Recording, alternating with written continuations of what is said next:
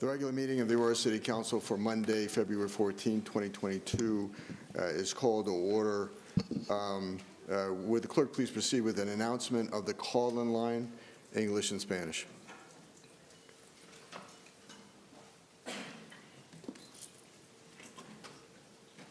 Good evening. City Council welcomes feedback from the public on both matters appearing on the agenda and during public invited to be heard. If you are on the phone and would like to speak and have not already spoken to an operator, please press star 3. Don't forget the star. For those watching on Channel 8, call 855-695-3475 and press star 3 when connected. You will hear a prompt confirming you are in line to speak to an operator and then be able to continue listening to the meeting. When the operator comes on the line, please be ready to give them your name and the agenda item you wish to speak on. Please keep in mind you must press star 3 before the city clerk reads the title of the item you wish to speak on. If you are not in the queue and the first public invited to be called is called by the clerk, you'll be placed in the queue for the public invited to be heard at the end of the meeting.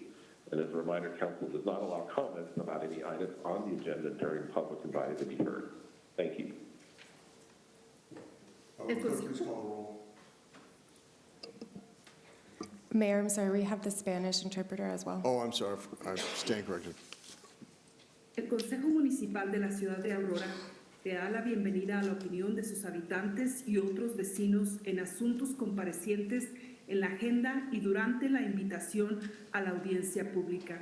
Por favor, llame al número de teléfono 877-820-7831 y al conectarse ingrese el código 254610 seguido de la tecla numeral.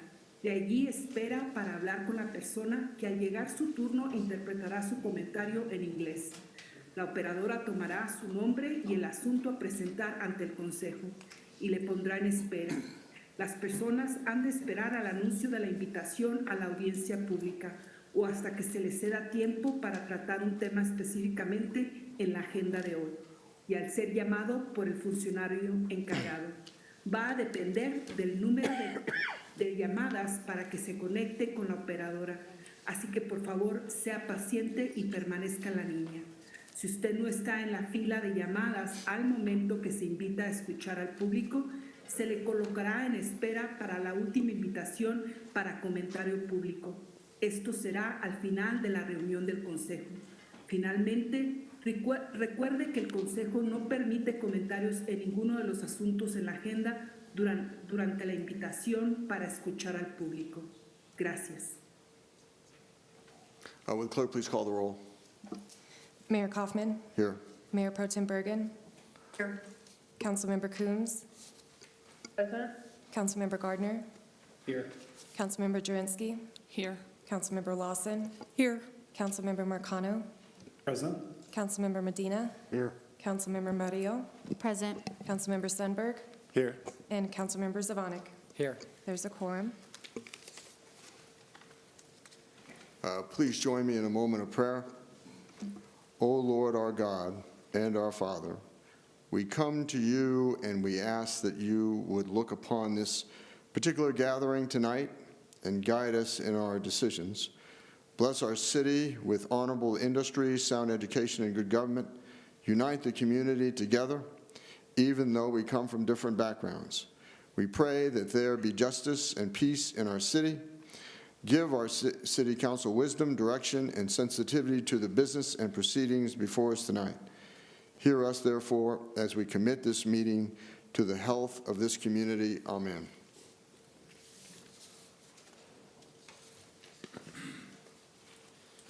Executive session updates. We discussed personnel matters. What's that? Oh. I stand corrected. Please stand and join me in the Pledge of Allegiance. I pledge allegiance to the flag of the United States of America and to the republic for which it stands, one nation, under God, indivisible, with liberty and justice for all. My thanks to Councilmember Lawson for steering me in the right direction. Executive session update, we discussed personnel issues and labor negotiations. Approval of the minutes for January 31st, 2022. Motion? Mayor, I motion to approve the minutes. Okay, Councilmember Sundberg moved to approve the minutes. Second? Second by Councilmember Zvonek. Discussion? Seeing no discussion, would the clerk please call the roll on the adoption of the minutes? The vote has been open for council members to vote, and Mayor Kaufman, how would you like to vote? Mayor votes aye. And I believe Councilmember Bergen and Councilmember Gardner. I voted online. Okay. Councilmember- Proclamation? Mayor, I'm Yes. sorry. Councilmember Lawson and Councilmember Coombs and Councilmember Drinsky, we need your vote, I'm sorry. And we can do it verbally if you need to. This is Coombs. I am having issues with East Drive. Okay, how would you like to vote for the minutes? Yes. Councilmember Drinsky, yes. Councilmember Coombs? Yes. Councilmember Lawson? Yes. The motion passes to approve the January 31st, 2022 meeting minutes. Okay, proclamation. Whereas without the story of African Americans, the story of America would be incomplete. Black History Month, first proposed by scholar Carter G. Woodson in 1926, seeks to rightfully restore the struggles and triumphs of African Americans into our national narrative. And whereas during February, our city pauses to reflect on the injustices and struggles fought and overcome by African Americans throughout our nation's history, and to pay tribute to the battles they have fought in the name of equality, such as the Underground Railroad, Emmett Till's murder, the Woolworth student and Montgomery bus boycotts, Bloody Sunday, and the March on Washington. And whereas, while this work is far from finished, Woodson's vision for Black History Month and all who have taken up his cause have helped tell the whole story of America and everyone who built it. And whereas African Americans have contributed to the rich fabric and diversity of the city of Aurora and have made significant strides in civil rights, law, medicine, technology, food, music, literature, education, sports, entertainment, journalism, and the arts. And whereas during this Black History Month, let us continue to draw inspiration from the past as we continue our journey toward a more perfect future. We must all commit ourselves to building an Aurora where we can remember the sacrifices and celebrate the contributions made by African Americans in our community, in Colorado and throughout our nation. Now, therefore, I, Mike Kaufman, Mayor of the City of Aurora, Colorado, do hereby proclaim the month of February 2022 as Black History Month. In witness whereof, I have hereunto set my hand and caused the seal of the City of Aurora, Colorado to be affixed on this first day of February 2022. Mike Kaufman, Mayor.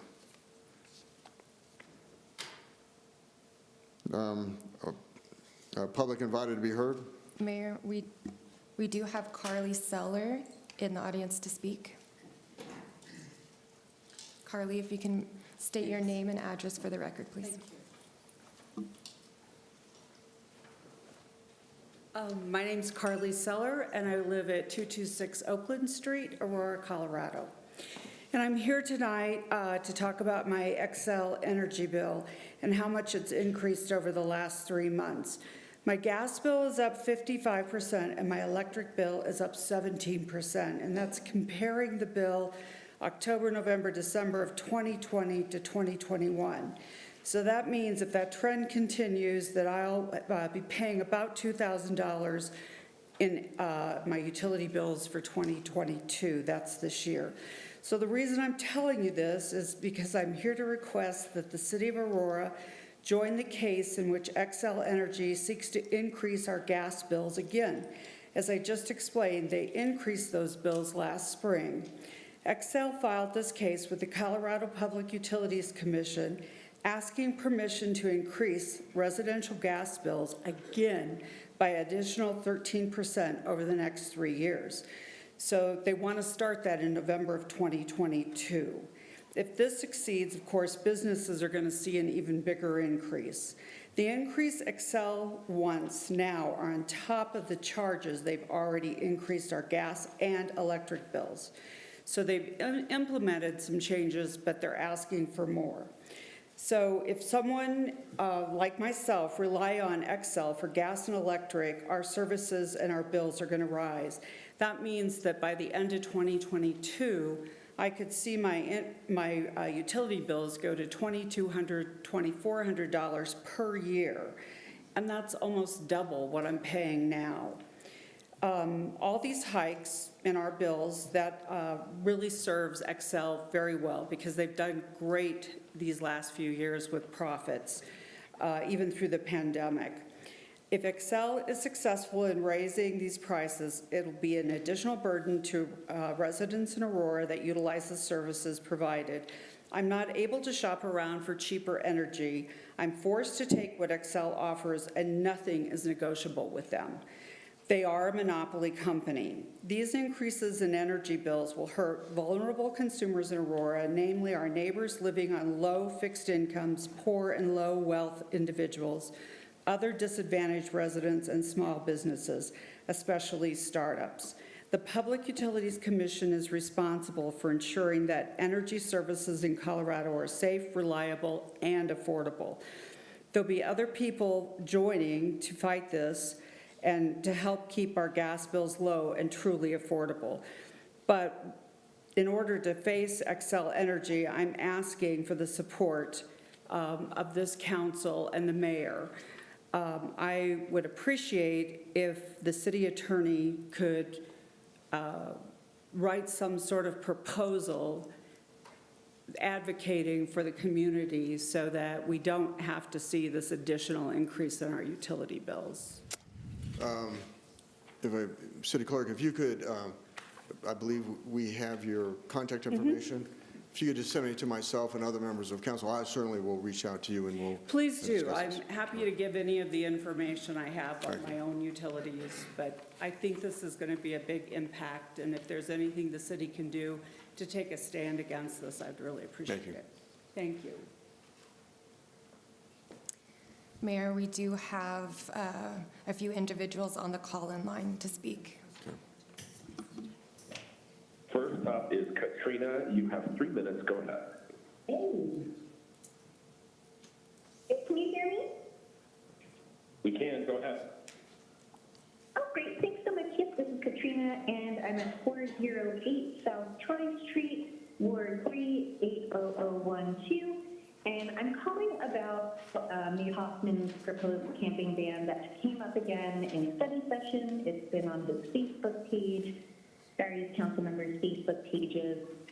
I know it's not on this city council session, but for when it does come up again, just want to reiterate that a lot of new council members ran on supporting police, conservative values of saving money, not wasting city money, and we know from our neighbors in Denver that camping bans don't work. They waste our taxpayer money. Our chief, Vanessa Wilson, still doesn't support this new version of the ban. We already have a patchwork of laws in place that do let police, if they have the resources, get people off public and private land. The difference that the mayor and some council members like Francois Bergen are hiding from the public and misleading us is that homeless people will still be jailed or fined up to $2,650, according to our very own Assistant City Attorney, Tim Joyce, with this newer ban. This is partly why our police chief does not support it. They don't have the capacity for this. It also says that Mike Hoffman is trying to make it sound like, oh, we'll just put them in safer environments with bathrooms and water, and that all sounds lovely and rosy, but those places don't exist. They're not going to be built when this passes. Nothing is going to change. We're just going to continue the cycle of homelessness that for decades we know gets worse when we jail and fine people for not having a place to live. We know that the only thing that works is providing housing. That's the only way for people to keep their jobs. So if we want to go with a working first model, which I think sounds wonderful, people need a place to live first. And kicking them out does not do anything except waste taxpayer money and just trap people in a really bad cycle. So thanks so much for listening to me, and have a great rest of your council meeting. Thank you. Thank you. Next is Danny. You have 3 minutes. Go ahead. Hey, City Council. Happy Valentine's Day. I would love to be spending the day drinking a bottle of red with my honey at Wood Paddle Pizza, Aurora's best pizza parlor. But instead I'm calling into this meeting to talk to my elected. So here we go. I live at 4236 South Bahama Street. And I want to give mad props to the people behind the Access Aurora app. During a recent snowstorm, there was like a lone goose with a broken wing, and it set down on my street, Bahama Street. And the poor thing, it couldn't join its sky brethren in their migration because it had a broken wing and it was scared and mad. My neighbor and I initially tried to help it, but a mad goose is really scary. So I reached out to the city via the Access Aurora app. I reported an injured animal on our street, and 15 minutes later, in the snow, Animal Services came and caught the goose using a blanket technique that was just amazing. I love this line of city services and technology. What innovation! Like, this is great, you guys. So, speaking of innovation, can we not spend our precious city resources on the zero-sum game of redistributing our homeless population every 7 days? Instead, can we spend our city's resources on the positive-sum game of innovation and growth? I don't believe that you all ran for office to put the city's boot on someone's neck, to push problems around instead of solving them. I think we can all probably agree that we love Aurora and that we want to live in a city that we're proud of. The last city council meeting that I was at last time, I talked about my experience doing volunteer with the group and supporting sexual assault survivors. The violent crime clearance rate last year in Aurora was 26%, 12% for sexual assault. The homeless victims not assisted were not raped by other homeless people, but by predators in our community who take advantage of an overstretched police force and vulnerable populations that are already castigated and demonized. Let's not spend our precious and increasingly dwindling law enforcement resources on shooing away the homeless from corners and bridges. We have much bigger problems in this city, y'all. I know you guys are in this position because you want to change things. I know you all share my love for Aurora, the best city in Colorado. Denver is a joke. And this is a city where neighbors help each other even when they're dealing with a scared and mad goose trying to fight them during a cold winter night. I love this city. I know we can do better, and I hope you can do better too, council members. Thank you. Thank you. Next is Janice. You have 3 minutes. Go ahead.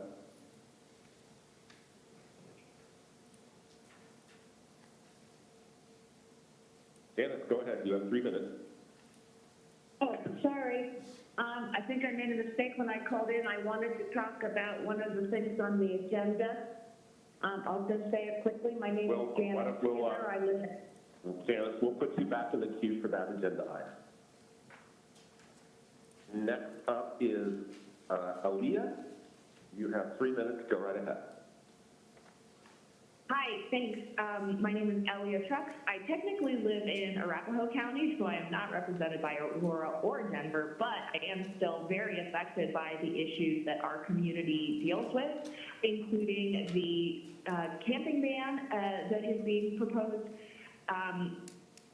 Really, if we want to think about the health of our community and our neighbors, we can't keep playing this shell game where we just move the unhoused population from place to place. It's a waste of taxpayer dollars, and it only puts people in more danger. this year, more people have been to the hospital for frostbite and amputation because people lost access to sources of warmth and shelter. I just urge the City Council to really consider the needs of our neighbors and please rethink this decision and put that money towards something that can help. Thanks. Thank you. Next is Emily. You have 3 minutes.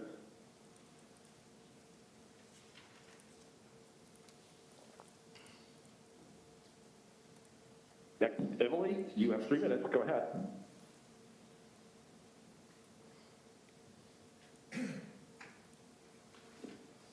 Last call, Emily. Are you there? All right. That concludes the people in line, Mayor. Okay. Mayor. Councilmember Mario. Yes, I was just hoping that we could get verbal clarification. I've been notified by a constituent that they were unclear that they were able to speak at public invited to be heard, or that the call-in line was not limited to just the public invited to be heard, that they can also speak on agenda items. The call-in line, they can speak on agenda items. They just need a call-in before it is announced by the city clerk, and then they'll put them in the queue until that item is being read. Okay, and then just one point of clarification. On the agenda, the East Bank discussion is listed as 9A and 16A. Which items should folks request to speak on if they're calling in? 16A, so 9A is just the approval of the appellant presentation for 15 minutes. So that needs During that 16A time period? during the 16A time period, yes. Okay, wonderful. Thank you. Okay. Next item is the adoption of the agenda. And with that, City Attorney, is that a separate vote in terms of the East Bank appeal? That can be combined, Your Honor. All combined? Okay, very well. Motion to approve the agenda, and that motion will be then with or without the appeal for the East Bank project. Motion. Mayor. Councilmember Marcano. Councilmember McConnell. Thank you, sir. Move to approve the agenda with the appeal for East Bank. Very well. Is there a second? Second, Bergen.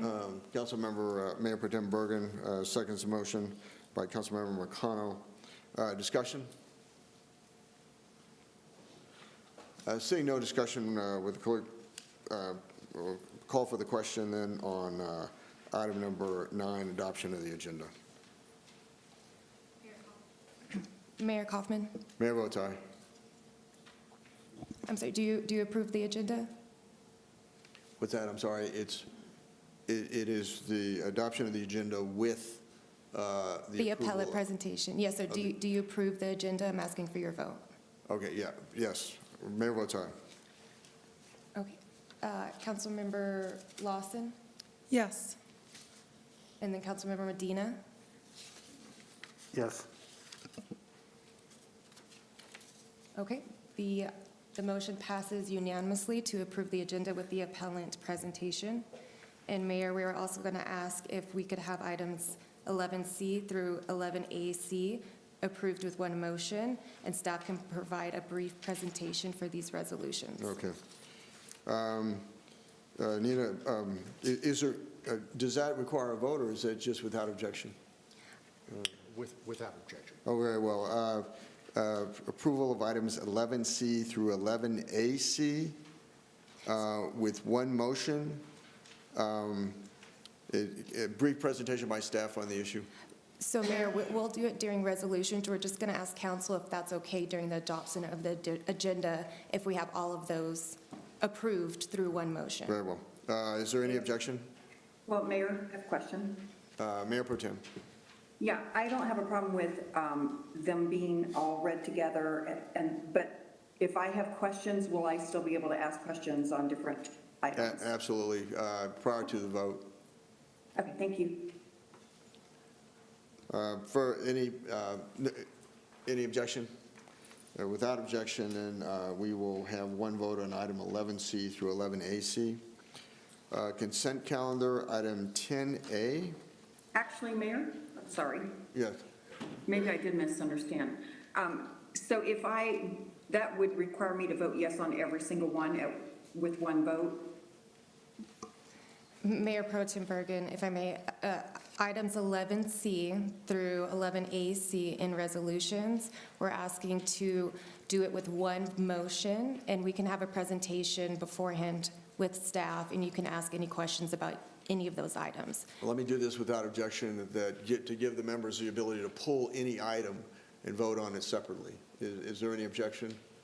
Seeing none, without objection, every member will have the ability to pull any of these items out and to vote on them separately. Adoption of the consent calendar, item 10A through 10J, with a waiver of reconsideration on item number 10B, 10E, 10F, and 10G. A motion.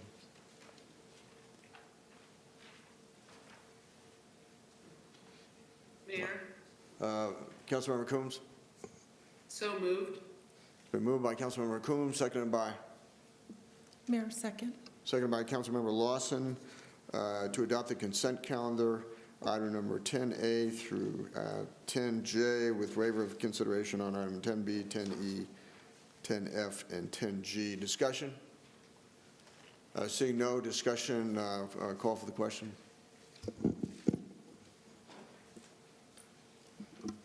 The vote has been open to the council members and e-scribe. Mayor Kaufman, how would you like to vote? Mayor votes aye. Councilmember Lawson Yes. and Councilmember Medina. Yes. The motion passes unanimously to approve the consent calendar. Council will stand in recess for the time is now 5:59. We will stand in recess until 7:05 to give staff time to do an announcement of the call-in line. Council is in recess. Thank you, members of the public who are on the phone line and wish to speak on a resolution or ordinance and have not already spoken to an operator. Please press *3 before that item is called by the clerk. For those watching on Channel 8, call 855-695-3475 to be connected, and then press *3. As you heard, council is taking a short break to allow any additional speakers to sign up. Please be patient and stay on the line until the operator is able to take down your information. Thank you.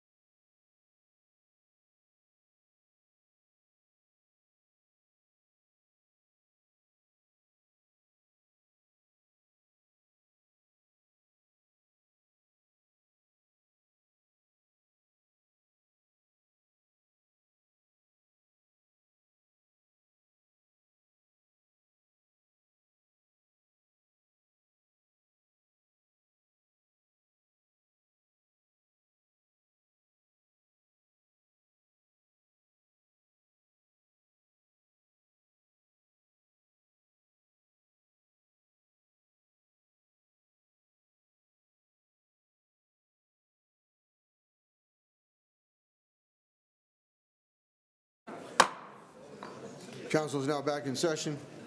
Will the clerk please read the title to item number 11A?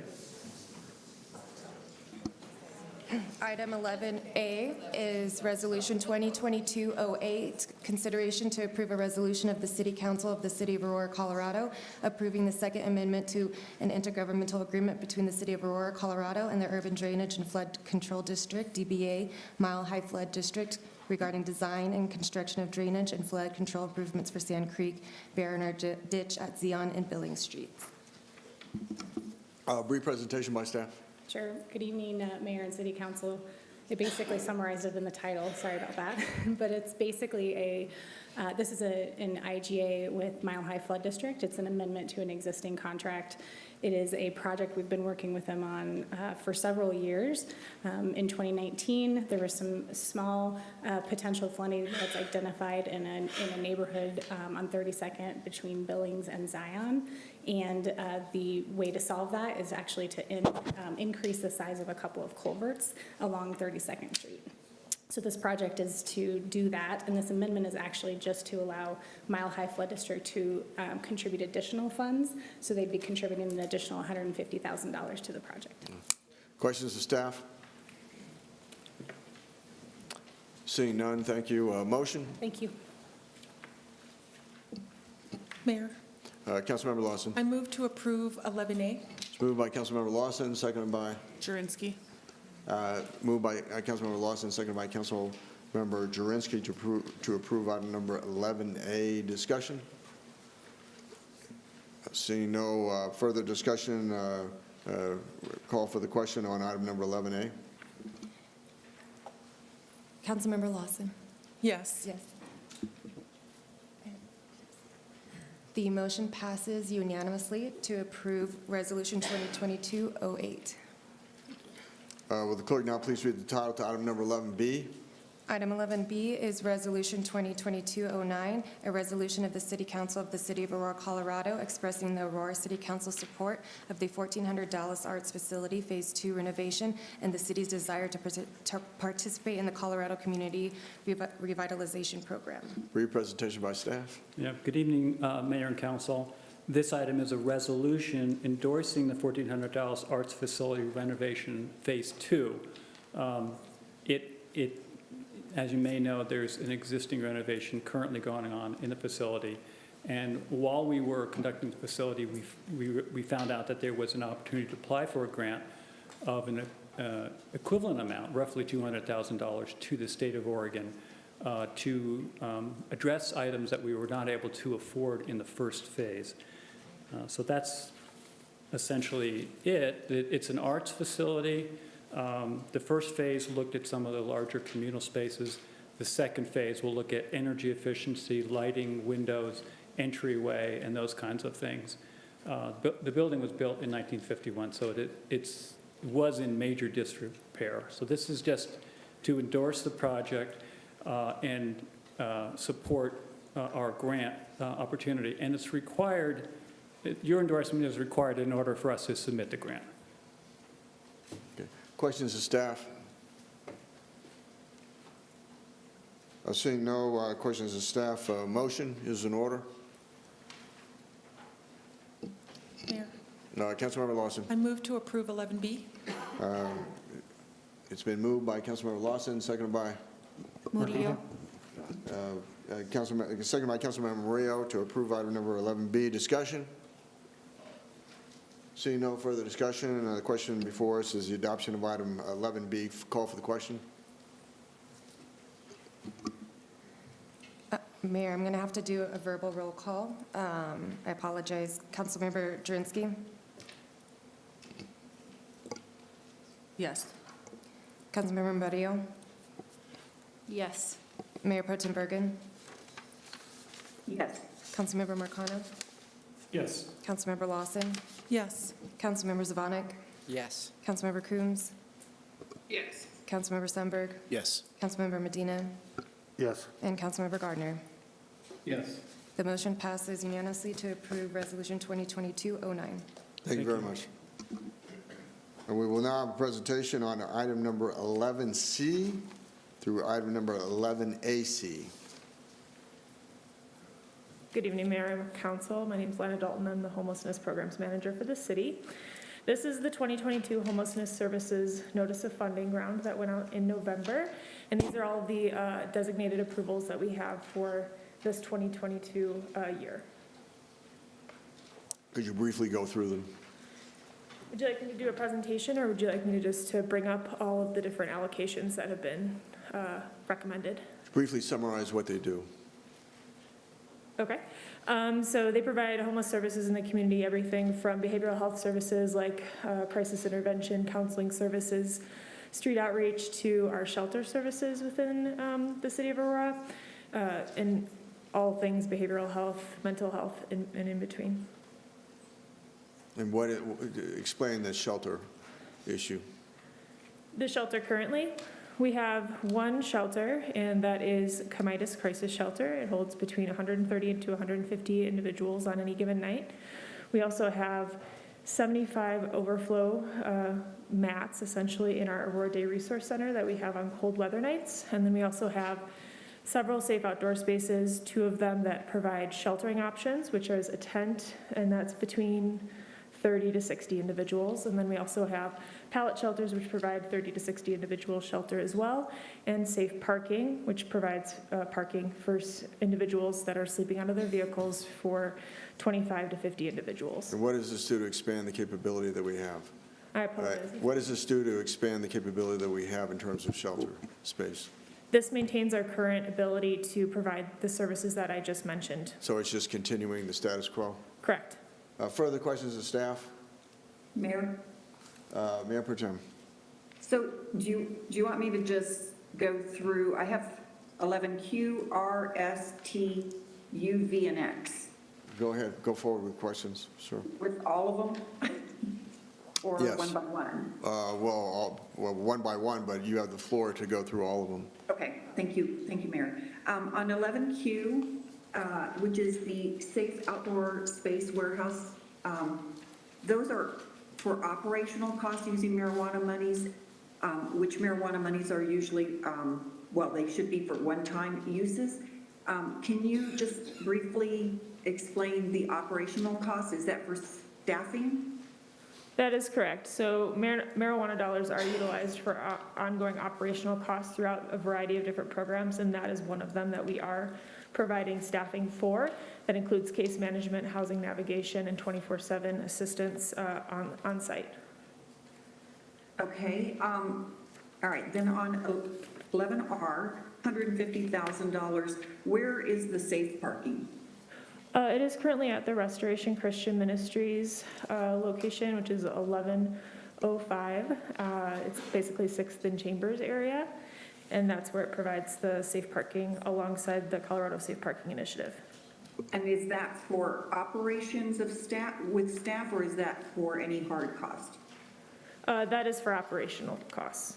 Operational cost, okay. 11S, $50,000, and that is for second chance housing navigation. Again, it says to operate the program, so I assume that's for staff? That is correct. That's for staff. Okay. Then 11T, $150,000, that goes to second chance also. I think that was for rental assistance program, but is that also for staffing?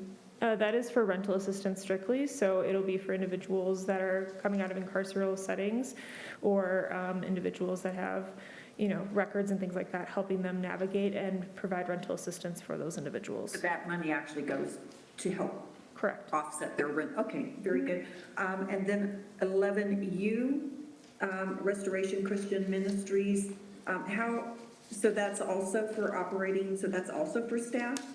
So no, that is actually for infrastructure costs, and so we have the safe, go ahead. Oh, sorry, no, I didn't mean to interrupt. Go ahead. So those are for the safe outdoor spaces where we have the tents. It's to set up specific things, really like fencing, again, security, things of that nature. Okay, and then I'm almost done.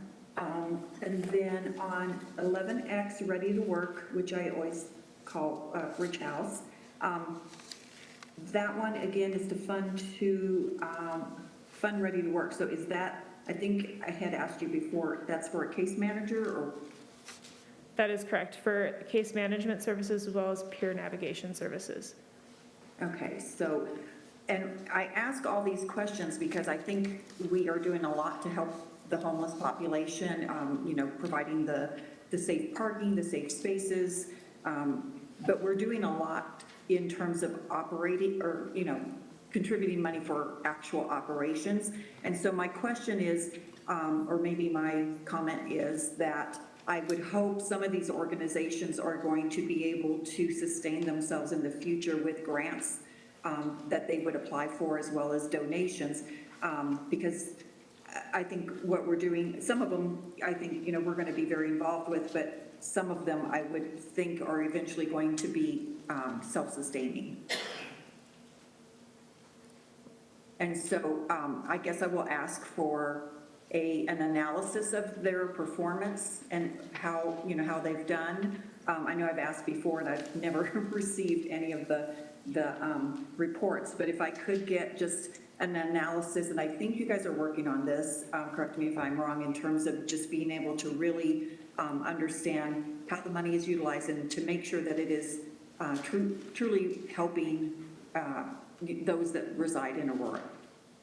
Absolutely. In response to that, I would say this is the first year that it is a requirement for any agency to put into the Homeless Management Information System, also known as HMIS, and that is where we collect our homeless information regionally. And so that is a requirement. So the hope is at the end of this year, we'll be able to put together a state of homelessness report as it relates to Aurora specifically and have that data to support that. Okay, thank you so much. Further questions of staff? Mayor? Councilmember Zvonek. Yeah, just to follow up on that question, I noticed in the agreement that it does have the performance reporting, and it sounds like there's a system that's going to allow for that to happen. Is there going to be, and I don't see it in here, a date by which you're going to present it to council, once you get these reports back? So the annual reports will be due January 15th of 2023. And so my hope is to compile that data within the next 2 months after that and do a report in the first quarter of next year. Okay, and just to follow, because it does say that there's quarterly reports. Am I reading this wrong? Nope, that is correct. That's accurate. Is it possible for us to get those as they become available, the quarterly reports, so we can have more constant check-ins as opposed to seeing it once a year? Absolutely. Okay, thank you. That's all. Further questions of staff? Seeing none, well, I think you stand by just in case. Motion? Mayor, Councilmember Lawson. I move to approve 11C to 11AE. 11AC? AC, I'm sorry. 11AC. Corrected. It's been moved by Councilmember Lawson, seconded by? Zvonek. Second by Councilmember Zvonek to approve item number 11C through 11AC. Discussion? Seeing no further discussion, call for the question. It has been open to the council members and e-scribe to vote. Councilmember Lawson? Yes. Yes. And Councilmember Coombs? Yes. The motion passes unanimously to approve items 11C through item 11AC. Thank you. Clerk, now, will the clerk please read the title to item number 11AD? Item 11AD is Resolution 2022-37, a resolution of the City Council of the City of Aurora, Colorado, approving the IGA between the City of Aurora, Colorado and the counties of Adams and Arapahoe, Colorado for the provision of a Veteran Service Office position. Brief presentation by staff. Good evening, mayors, members of council. Roberto Venegas, Deputy City Manager.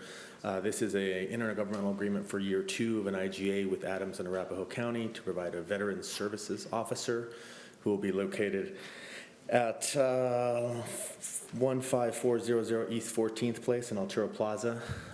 The city is committing to providing technical and equipment for this individual that is hired by, or the salary is paid by Adams and Arapahoe 50/50. So this is year 2 of the program. Councilmember Bergen had some questions about some metrics, which I sent to you via email in terms of the program and number of veterans served in the first year, which is 2020-21. We had 1,416 unduplicated veterans served, 627 of which, or 43%, were veterans from the city of Aurora, and a successful claim rate of 73%. So that's basically working through the claims process with the particular veteran to a resolution. So a good number at 73%. We'll continue to track those metrics in year 2. Questions of staff? Seeing none, a motion is in order. Mayor, I move to approve 11AD. It's been moved by Councilmember Lawson, seconded by Bergen. Councilmember Medina to approve item number 11AD. Discussion? Seeing no further discussion, call for the question on the adoption of item number 11AD. Councilmember Lawson? Yes. The motion passes unanimously to approve Resolution 2022-37. Clerk, now please read the title to item number 11AE. Item 11AE is Resolution 2022-38, a resolution of the City Council of the City of Aurora, Colorado, approving the IGA between the City of Aurora and the Padre Tech Metropolitan District to use water from the Whitney Irrigating Ditch Company shares. Presentation by staff. Good evening, Mayor and Council. Marshall Brown, General Manager of Aurora Water. This item is related to the lease back of 8 shares of water rights in the Whitney Ditch. Back in December 2020, the city acquired 119 shares in this ditch. It's pretty common when we acquire water that we acquire the water before we actually need it. So we'll typically lease the water back to entities that we've acquired it from or other entities in close proximity. These water rights, we leased back 111 shares to the seller to be used for continued agricultural purposes until we need the water. The remaining 8 shares we're proposing to lease back to this Pooter Tech Metropolitan District in Fort Collins, where they will use those shares until we need the water at a future date. The lease term is for 1 year, renewable when agreeable by both parties, again, until we need the water supply. Questions of staff? Seeing none, a motion is now in order.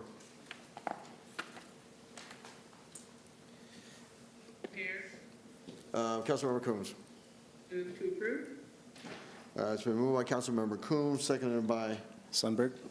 Councilmember Sundberg to approve item number 11AE. Discussion? Seeing no further discussion, the question before us is the adoption of item number 11AE. Call for the question. Councilmember Lawson? Yes. The motion passes unanimously to approve Resolution 2022-38. Thank you. Would the clerk now please read the title to item number 12A? Mayor, if we could have an announcement of the call-in line and a 5-minute break. Oh, I stand corrected. The time is now 7:24. We will stand in recess until 7:30. Council is now in recess for the purpose of Thank you, members call-in of line. the public who would like to speak on an ordinance and have not already spoken to an operator, please press *3 before the item is called by the clerk. For those watching on Channel 8, please call 855-695-3475 to be connected, and then press *3. Council is taking a short break to allow additional speakers to sign up. Please be patient and stay on the line until the operator is able to take down your information. Thank you.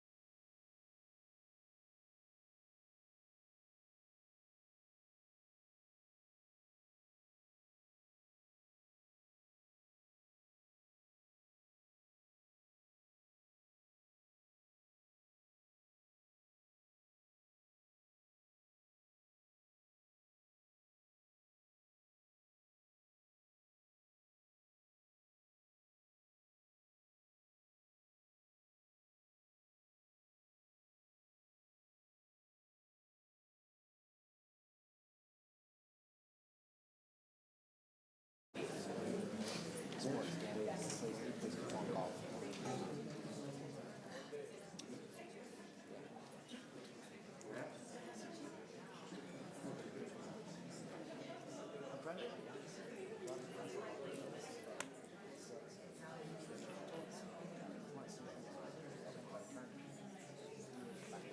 no outlets up here, is there?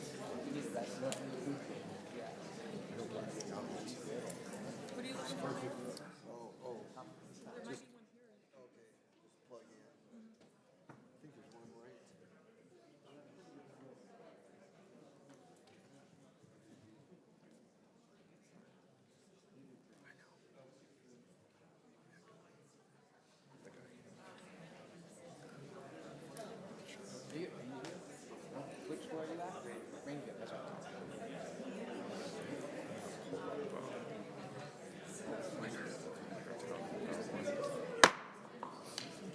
City Council is now back in session. Will clerk please read the title to item number 12A? Item 12A is a public hearing with related ordinance for ordinance 2022-04, an ordinance of the City of Aurora, Colorado, excluding certain property into the boundaries of Painted Prairie Business Improvement District Number 1 and including certain property into the boundaries of Painted Prairie Business Improvement District Number 1 and Number 2. Public hearing is now open. Presentation by staff. Good evening. The Painted Prairie Business Improvement District 1 and 2 were approved by council in 2017. Following the formation of the district, the developer and property owner modified development plans for the property and as such need to modify the boundaries of the bid. The request this evening is to include property which is intended for commercial development within the boundaries of the bid as described in the petitions in your packet. In addition, the bids must exclude any land classified as residential from their boundaries. Presentation by the applicant. We have outside counsel here for questions, but there's no formal presentation. Okay. Mayor, we do have one individual in the public that would like to speak. Very well. We have Megan Murphy here for questions only. So I don't know if Megan would like to come up and speak, but you filled out a speaker slip. I did, but I don't, just for questions. Okay, all right. Thank you so much. Okay, thank you. All right. Questions from council? Of the staff or the applicant? Seeing none, public hearing is now closed. Motion is in order.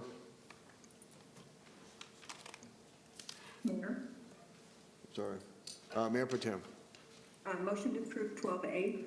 Been moved by Mayor Pro Tem, seconded by Councilmember Lawson to approve item number 12A. Discussion?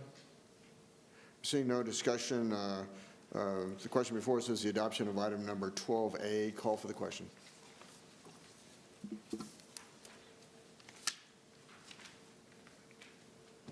Councilmember Coombs, I'm sorry, I don't see your vote. Yes. The motion passes unanimously to approve ordinance 2022-04. Will clerk now please read the title to item number 12B?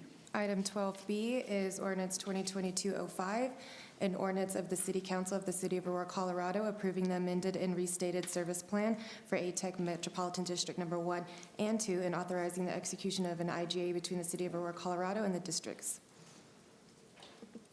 Public hearing is now open. Presentation by staff. An amended and restated service plan for the ATEC Metropolitan Districts Number 1 and 2 are being proposed. These districts, along with the Aurora Highlands Metropolitan Districts Number 1 to 5, First Creek Ranch Metropolitan District, and the Aerotropolis Area Coordinating Metropolitan District will serve the Aurora Highlands and Aerotropolis Technology and Energy Corridor. These districts are located generally east and west of E470 and south of 48th Avenue. The districts will serve a combined total of 41,823 residents and will include single-family attached and detached residential uses, high-density multifamily uses, mixed uses, and commercial and industrial uses. The proposed service plan do deviate from the city's model and incorporate the same modifications as found in the previously approved service plans for the existing districts. We do have outside counsel here for questions as well. Presentation by the applicant. It's outside counsel. No formal presentation, but here No for formal questions. presentation. Questions from council members to staff of the applicant. Mayor, Councilmember Coombs. Yeah, so less a question and more a comment. This addition of this metro district brings the total amount of money being authorized for these metro districts to $40 billion to be paid back for over longer than the useful life of the infrastructure that they're intended to build. And so at the time when these metro districts were proposed, as a constituent, I expressed the same concerns as I'm expressing now, which is, again, at that time it was $36 billion. Now this brings it up to $40 billion that we are enabling developers to borrow and to charge the taxes to the future taxpayers without a vote by those taxpayers. So that's $40 billion that we are enabling taxpayers to end up having to pay without having a say in doing so. One person voted in the elections enabling the existence of these metro districts, and that was a representative of the developer, was the one person who voted. And so that's deeply concerning. In addition, that, as people who live in metro districts know, increases your tax bill very significantly. And it makes it much harder for us to have citywide and sometimes even statewide taxes that will cover citywide and statewide infrastructure, construction, and maintenance. And what this really does is it, A, incentivizes sprawl, because it is required that in order to have a metro district, that you're covering an area that the city that you're building in isn't otherwise going to build the infrastructure. That's part of the justification for having a metro district. So we're saying, we're not going to build there, but sure, you go ahead and charge the taxpayers for 40 years after the infrastructure is built for these roads. So that incentivizes sprawl beyond the infrastructure that the city is already going to construct.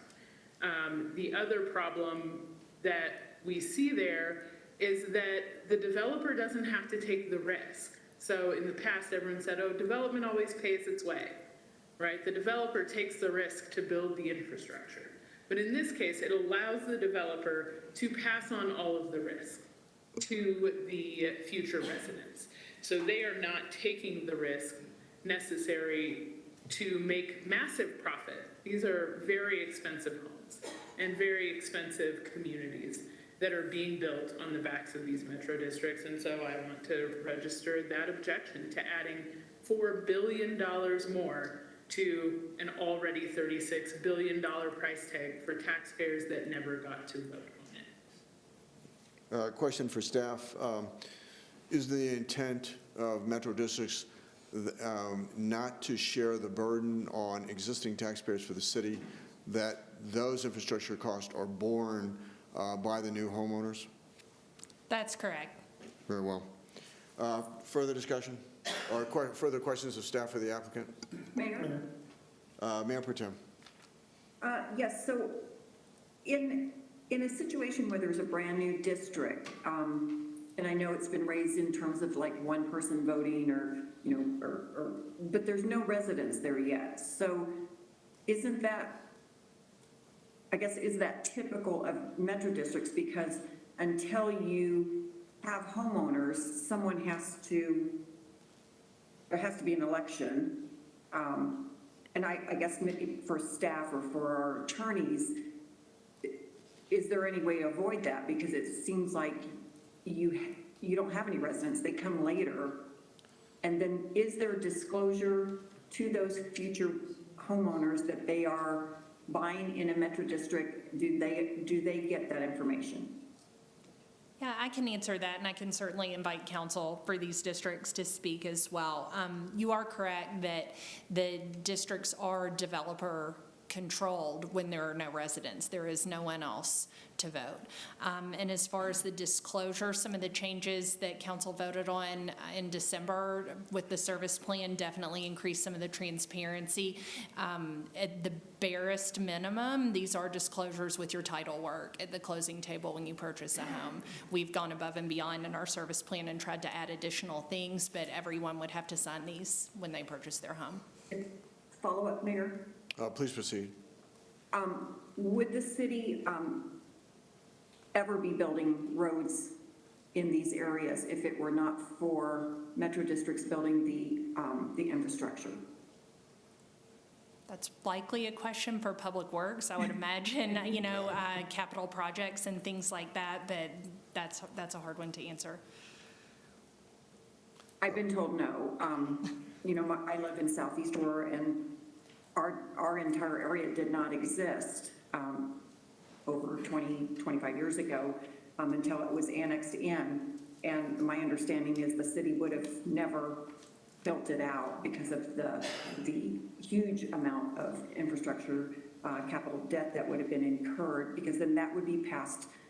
If they built, for example, if they built the roads out in any of these areas, that burden, wouldn't that be then passed on to the taxpayers all throughout the whole city rather than just those that choose to live within that district?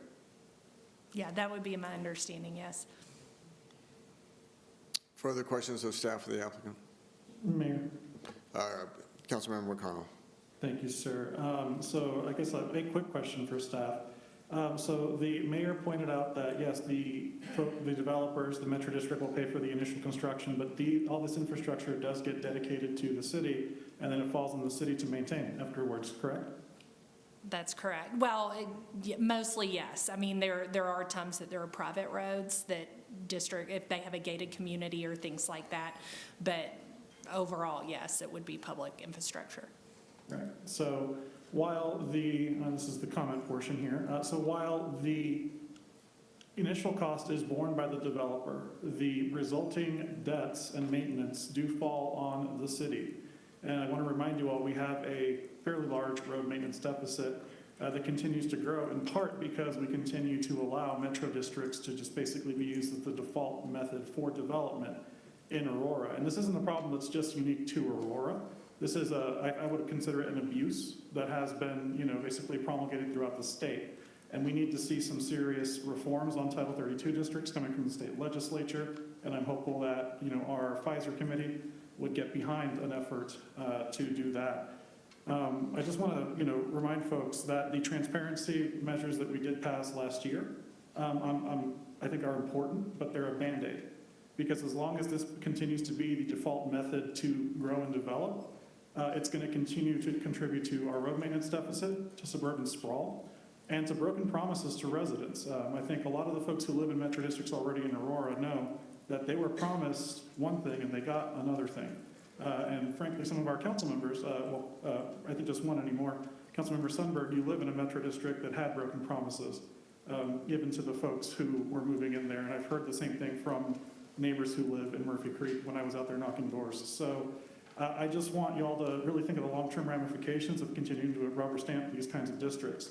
We're going to end up with a larger infrastructure deficit. Even though, yes, we added some transparency measures to this, we're getting into a situation where folks need housing. They're going to get into these things. We're going to have, without fully understanding the financial ramifications of doing so. And this isn't even getting into some of the more nefarious, potentially nefarious actions that we've seen in other metro districts throughout the state where, the developers were making money not just off of the development, but also off of the bonds issued to cover the cost of that development. So without serious reforms on Title 32 districts in the state of Colorado, I cannot in good conscience support any more debt being issued through this or any more of these coming online in the city of Aurora. A question to staff, and that is that how many communities have adopted the type of uniform standards that Aurora has adopted? I'm sorry, did you say how? The uniform standards in terms of metro districts. As far as service plans? Yes. And things like that, I think I would probably defer to our city's legal counsel on that. I mean, it's my understanding that there's several in the metro area that have service plans, but I don't know the number. Sure. But since the adoption of the service plans, when there was an expose in the media about problems in metro districts, Aurora was never mentioned post the adoption of the Uniform Service Plan approval process.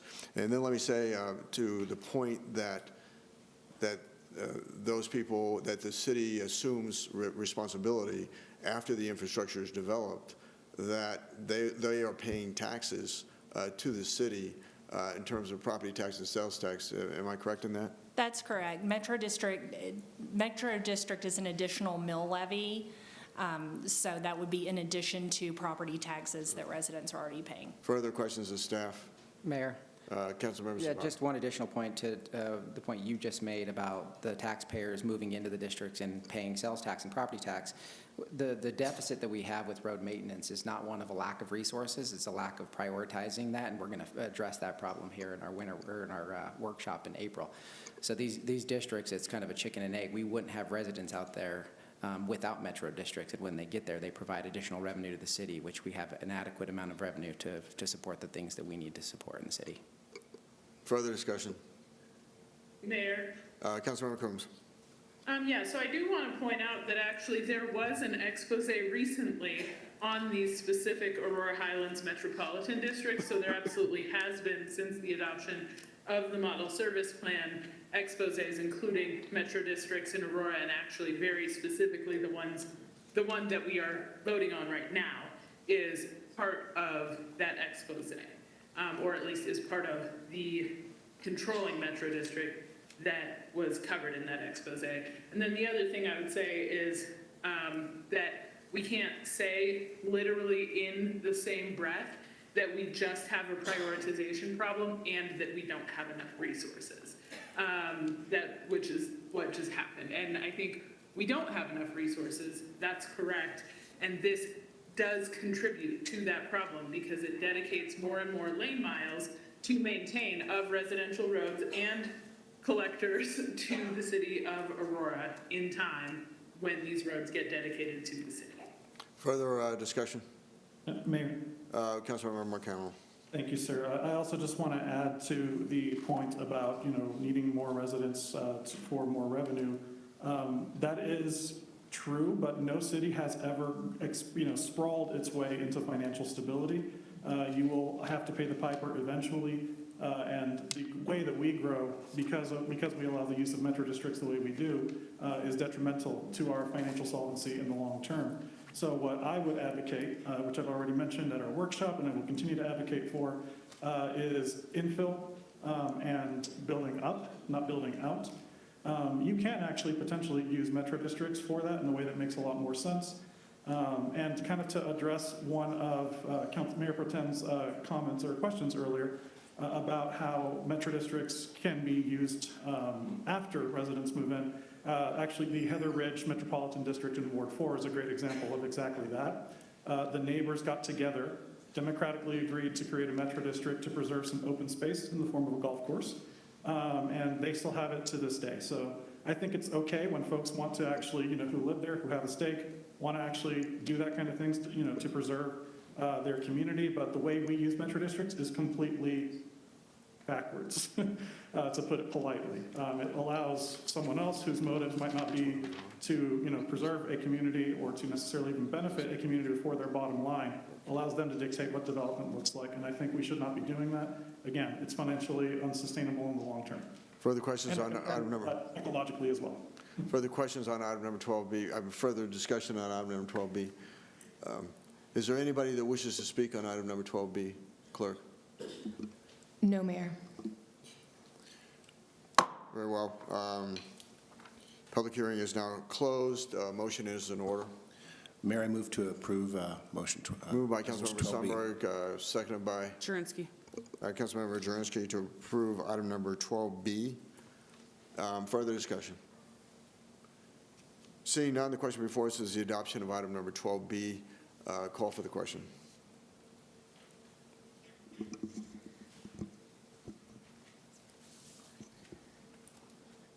The motion passes with 8 yeses and 2 noes. Councilmember Marcano and Councilmember Coombe as no. Will the clerk now please read the title to item number 12C? Item 12C is ordinance 2022-06, an ordinance of the City Council of the City of Aurora, Colorado, accepting designation as the approving authority for the First Creek Ranch Metropolitan District, approving the consolidated second amended and restated service plan for the Aurora Highlands Metropolitan District numbers 1 through 5 and First Creek Ranch Metropolitan District to be known as that Aurora Highlands Metropolitan District number 6, and authorizing the execution of IJ between the City of Aurora, Colorado, and the districts. Public hearing is now open. Presentation by staff. This is a second amended and restated service plan for the Aurora Highlands Metropolitan District to accept designation as the approving authority for the First Creek Metropolitan District, amend and restate the existing service plans for the Aurora Highlands District numbers 1 to 3, and approve service plans for the new districts, Aurora Highlands numbers 4 and 5, as well as First Creek Ranch Metropolitan District. These districts, along with the ATEC districts and the Aerotropolis Area Coordinating Districts, will serve the Aurora Highlands Development and the Aerotropolis Technology and Energy Corridor, serving a combined total of 41,823 residents, include single-family attached and detached residential uses, high-density multifamily uses, mixed uses, and commercial and industrial uses. These proposed service plans do deviate from the city's model and incorporate the same modifications as found in the previously approved service plans for the existing districts. A presentation by the applicant. We have counsel here for questions. Does anybody wish to speak on this issue? No, Mayor. Questions by council members to staff of the applicant? Seeing none, public hearing is now closed. Motion is in order. Mayor, I motion to approve item 12C. Been moved by Councilmember Jurenski, seconded by Sundberg. Seconded by Councilmember Sundberg to approve item number 12C. Discussion? Seeing no further discussion, the question before us is the adoption of item number 12C. Call for the question.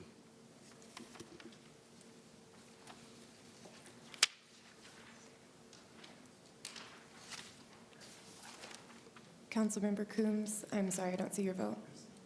Oh, I see it now. Thank you. The motion passes to approve ordinance 2022-06 with 1 no from Councilmember Marcano. Would the clerk now please read the title to item number 12D? Item 12D is ordinance 2022-07 for an ordinance of the City Council of the City of Aurora, Colorado, approving the second amended and restated service plan for Aerotropolis Area Coordinating Metropolitan District and authorizing the execution of an IGA between the City of Aurora, Colorado and the district. Public hearing is now open. Presentation by staff. A second amended and restated service plan for the Aerotropolis Area Coordinating Metropolitan District is being proposed. This district, along with the Aurora Highlands Metropolitan Districts numbers 1 to 5, First Creek Ranch Metropolitan District, and the ATEC Metropolitan Districts 1 and 2 will serve the Aurora Highlands Development and the Aerotropolis Technology and Energy Corridor. The districts will serve a combined total of 41,823 residents and will include single-family attached and detached residential uses, high-density multifamily uses, mixed uses, and commercial and industrial uses. The proposed plans do deviate from the city's model service plan and incorporate the same modifications as found in the previously approved service plans for the existing districts. Presentation by the applicant. We have counsel here for questions. Does anybody wish to be heard? No, Mayor. Questions of council to staff of the applicant? Seeing none, public hearing is now closed. Motion is in order. Mayor, I motion to approve item 12D. Moved by Councilmember Jurenski, seconded by? Zvonek. Seconded by Councilmember Zvonek to approve item number 12D. Question before us is the adoption of item number 12D. Call for the question.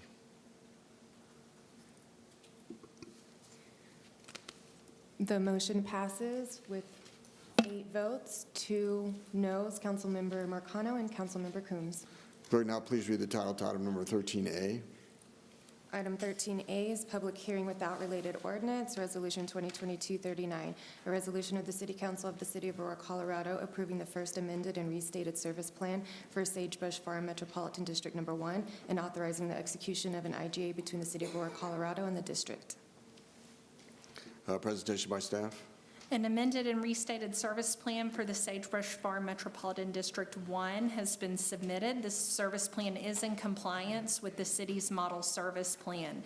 This district is located generally south of East 56th Avenue, north of 48th, and east of Harvest Road and west of Powhatan Road. The district will serve commercial and industrial developments. The service area for all 6 Sagebrush districts is approximately 477 acres. Presentation by the applicant. We have outside counsel here for questions. Does anybody wish to be heard No, on Mayor. item number 13A? No, Mayor. Questions by council to the staff or to the applicant? Seeing none, Mayor, sorry, I was having trouble with unmuting. please proceed. So again, when we look at this set of metropolitan districts, it shows the total debt capacity of being over $4 billion. And again, this is a situation where this is an area where we would not have developed. And actually, I think allowing developers to skirt the risk and only receive the profit and the reward on the backs of future taxpayers is a problem, and that we're incentivizing sprawl, and I don't support that. Further questions of, further discussion? Seeing no further discussion, the question before us is the adoption of item number 13A. Call for the question. Mayor, Councilmember Bergen, I think. I'm sorry, did we got a motion? Councilmember, who moved? Did I Mayor, jump ahead? Councilmember Bergen had a question. Okay, very well. Motion is in order. Did I already get a motion? No, I believe you have a question. Yeah, Okay, Councilmember Bergen has a question. I'm sorry. Mayor Pro Tem Bergen? I was just going to ask on Did I get a motion? the Millavie timeframe on this one. What was the rationale? I'm sorry, can you repeat that? Yes, what was the rationale on the 50-year term? I would defer to outside counsel to answer that question. Oh, never mind. No, I'm reading this wrong. It's 40 years, so I'm good with, I don't need to have a response. Okay. Further discussion? Seeing none, a motion is in order. Mayor, I motion to approve. Moved by item Councilmember 13. Jurenski, seconded by Sundberg. Councilmember Sundberg to approve item number, is it 13B? 13A. I'm sorry, 13A. Item number 13A. Seeing no further discussion, the question before us is the adoption of item number 13A. Call for the question. The motion passes with 6 yes votes, 4 no votes from Councilmember Medina, Councilmember Marcano, Councilmember Coombs, and Councilmember Murillo. Will clerk now please read the title to item number 13B? Item 13B is public hearing for Resolution 2022-40, a resolution of the City Council of the City of Aurora, Colorado, approving the first amended and restated service plan for Sagebrush Farm Metropolitan District Number 2 and authorizing the execution of an IGA between the City of Aurora, Colorado and the district. Public hearing is now open. Presentation by staff. An amended and restated service plan for the Sagebrush Farm Metropolitan District Number 2 has been submitted. This proposed service plan is in compliance with the city's model. This district will serve commercial and industrial developments, and the service area for all 6 districts is 477 acres in size. Presentation by the applicant. We have outside counsel here for questions. Does anybody wish to be heard on this issue? No, Mayor. Questions by members of council to the staff of the applicant? Mayor, Councilmember Coombs. So this is part of or is connected to the previous item, so the $170 million for this is part of the total debt limit of $4 billion that these districts carry. Further discussion? I'm sorry, questions of staff of the applicant? Seeing none. Public hearing is closed. A motion is in order. Mayor, motion to approve item 13B. It's moved by Councilmember Zvonek, seconded by Jurenski. Councilmember Jurenski to approve item number 13B. Discussion? Seeing no further discussion, the question before us is the adoption of item number 13B. Call for the question.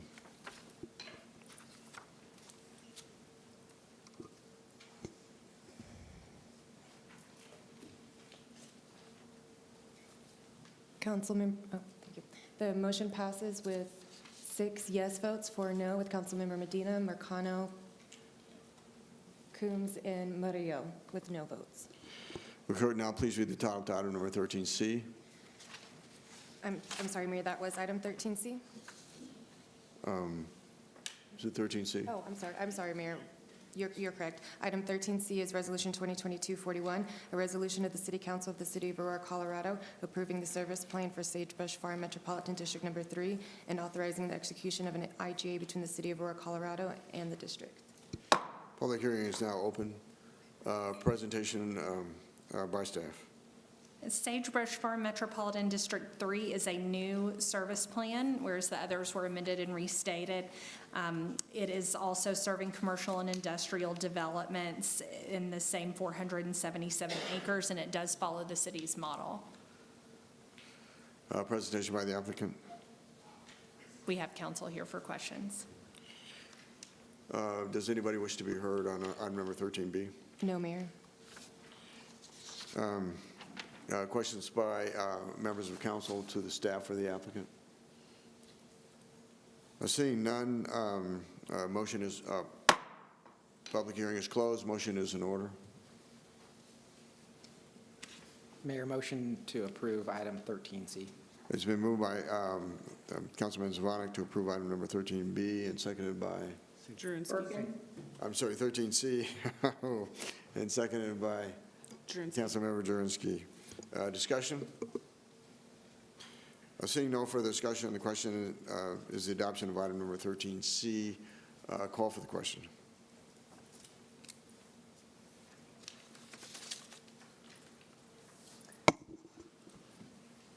The motion passes with 6 yes votes, 4 no votes from Councilmember Medina, Marcano, Coombs, and Murillo. Would the clerk now please read the title to item number 13D? Item 13D is Resolution 2022-42, a resolution of the City Council of the City of Aurora, Colorado, approving the service plan for Sagebrush Farm Metropolitan District Number 4 and authorizing the execution of an IGA between the City of Aurora, Colorado and the district. Public hearing is now open. Presentation by staff. A new service plan for the Sagebrush Farm Metropolitan District 4 has been submitted. This proposed service plan is in compliance with the city's model. This district will serve commercial and industrial developments with a total of 477 acres of service area. Presentation by the applicant. Just here for questions. Does anybody wish to be heard on item number 13D? No, Mayor. Questions of members of council to the staff or the applicant? Mayor, Councilmember Coombs.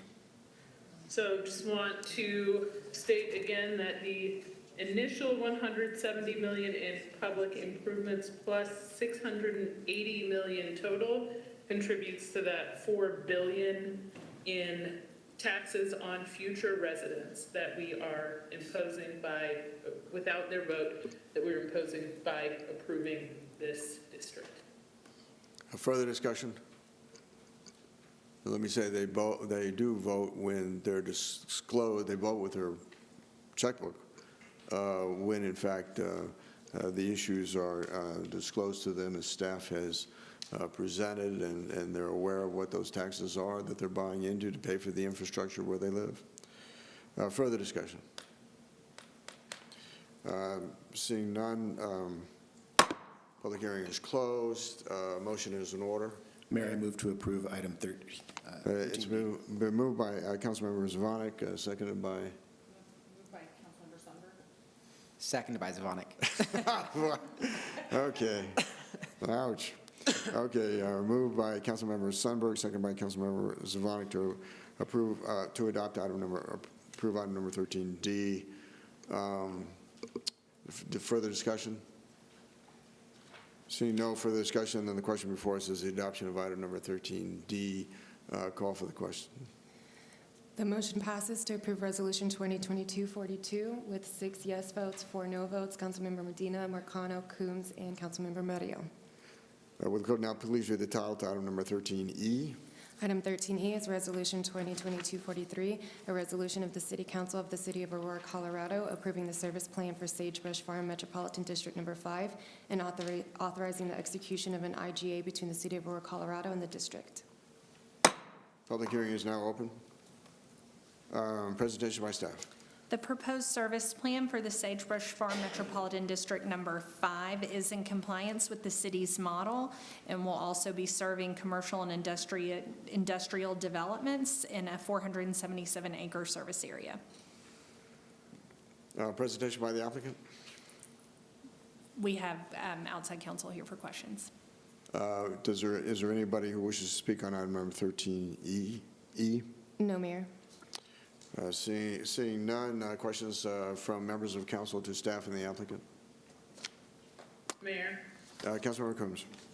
just want to reiterate that again, the 170 million in initial improvements plus 680 million in total debt limit contributes to that $4 billion in taxes that people often don't know and don't understand that they're moving into metro districts, as was clear from some of the exposés, and also don't have a say in how the districts operate for a very long time.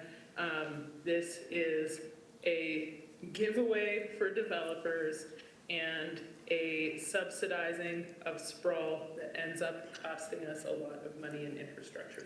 Let me remind members of council of procedure, and that is that the question that I raised was that members of council will have an opportunity to ask staff and the applicant. Then a motion will be made, and then it will open it up to discussion. Are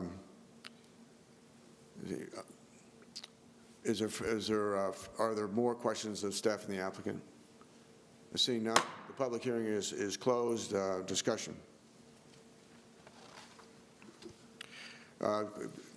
When somebody buys a home in one of these metro districts, the taxes are disclosed, are they not?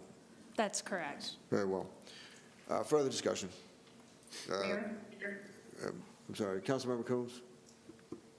Yeah, the taxes are disclosed and often in a stack of documents that people are just trying to get through in order to buy their new home, and they often don't really understand. I know that we have tried to increase transparency, and I appreciate the efforts of staff in trying to do that, but the reality remains that people don't typically know how high their taxes are going to be, even if they sign off on being in a metro district. I talk to people who live in various metro districts in the city of Aurora, and some of them didn't know at all. Some of them, as Councilmember Marcano pointed out, are simply upset because they didn't get what they were being told they were going to get from those metro districts. And so there are multiple issues here. But nonetheless, there is both a lack of transparency and a lack of voice that residents have while paying these millions and billions of dollars in taxes. Further discussion on item number 13E. Mayor Jurenski. Councilmember Jurenski. Councilmember Jurenski, then Mayor Pro Tem. Sure. I would just like to say to that point, I think what maybe some people don't know, there's another layer of protection in place for buyers, and that's even on new home builds, but that is a real estate agent. And buyers have the right and should be represented by a real estate agent. And these types of things like taxes, metro districts would be told to them. So there is that layer of protection. Further discussion. Mayor? I'm sorry, Mayor Pro Tem. Thank you. You know, I understand that not everybody is educated on metro districts, so I think it is important that they have that information before they make a very serious commitment to buying a home with, the mortgage payment and maintenance of homes and so forth that follow that. But we also have a housing crisis, and we need more housing. And so you hear that all the time. And how is it going to be built if we don't have metro districts that are paying for the infrastructure and building the homes? I guess the alternative is somebody buying land and then having to build it themselves, and then the city having to put in the water pipelines and the roads, which I don't think we have, the capital to do that. So as much as I appreciate that people need to understand what they're getting into, I think that's an educational campaign that maybe we could do. But again, we have a housing crisis and we need homes. Councilmember McConnell. Thank you, sir. So I want to let you all know that when I was looking for a home with my wife, one of the places that we looked in Aurora originally was actually in a metro district. And when we asked for clarification as to what that meant, we were basically told, oh, it's like an HOA. And it's in reality much more complicated than an HOA. And I actually have a friend of mine who reached out to me actually just a couple nights ago, who is going to probably be a future Ward 5 resident, who asked me about metro districts and told me that his realtor told him the same thing. That's still apparently the line, that it's kind of like an HOA. It's a lot more than that. So I agree that realtors probably could be the line of defense, but I think they also need better education than what they currently have and need to be more transparent with potential buyers. And also, with regards to our housing crisis, I agree we need more homes straight up. I don't think we need more $750,000 homes, but that's another discussion. But I also want to say that developers all over the rest of this country are able to build without special districts and metro districts. I don't see why Colorado is unique in that they can't. I think the issue is that we have this tool that is being, again, in my opinion, abused by developers and has become kind of like the default way to build here, when that was not ever really the intent. When you look at the legislative history of metropolitan districts, it was to have a tool to avert some risk during an economic downturn, not to be used as the default way to build anything, basically commercial or residential space in Colorado. So again, I cannot in good conscience support these kinds of districts until they are heavily, heavily reformed. Further discussion? Seeing none, let me just say this, in that I will be reviewing the disclosure requirements, and if I find them insufficient, then I will put forward a proposal to change them. The public hearing is closed. Motion is in order. Mayor, motion to approve item 13E. It's been moved by Councilmember Zvonek, seconded by Jurenski. Councilmember Jurenski to approve item number 13E. Further discussion? Seeing none, the motion before us is the adoption of item number 13E. Call for the question. The motion passes to approve Resolution 2022-43 with 6 yes votes, 4 no votes from Councilmember Medina, Marcano, Coombs, and Murillo. Will clerk now please read the title to item number 13F? Item 13F is Resolution 2022-44, a resolution of the City Council of the City of Aurora, Colorado, approving the service plan for Sagebrush Farm Metropolitan District Number 6 and authorizing the execution of an IGA between the City of Aurora, Colorado and the district. Public hearing is now open. Presentation by staff. The proposed service plan for Sagebrush Farm Metropolitan District Number 6 is in compliance with the Aurora City Model Service Plan, and the district will serve commercial and industrial developments in that 477-acre service area. Presentation by the applicant. We have counsel here for questions. Does anybody wish to be heard on item number 13F? No, Mayor.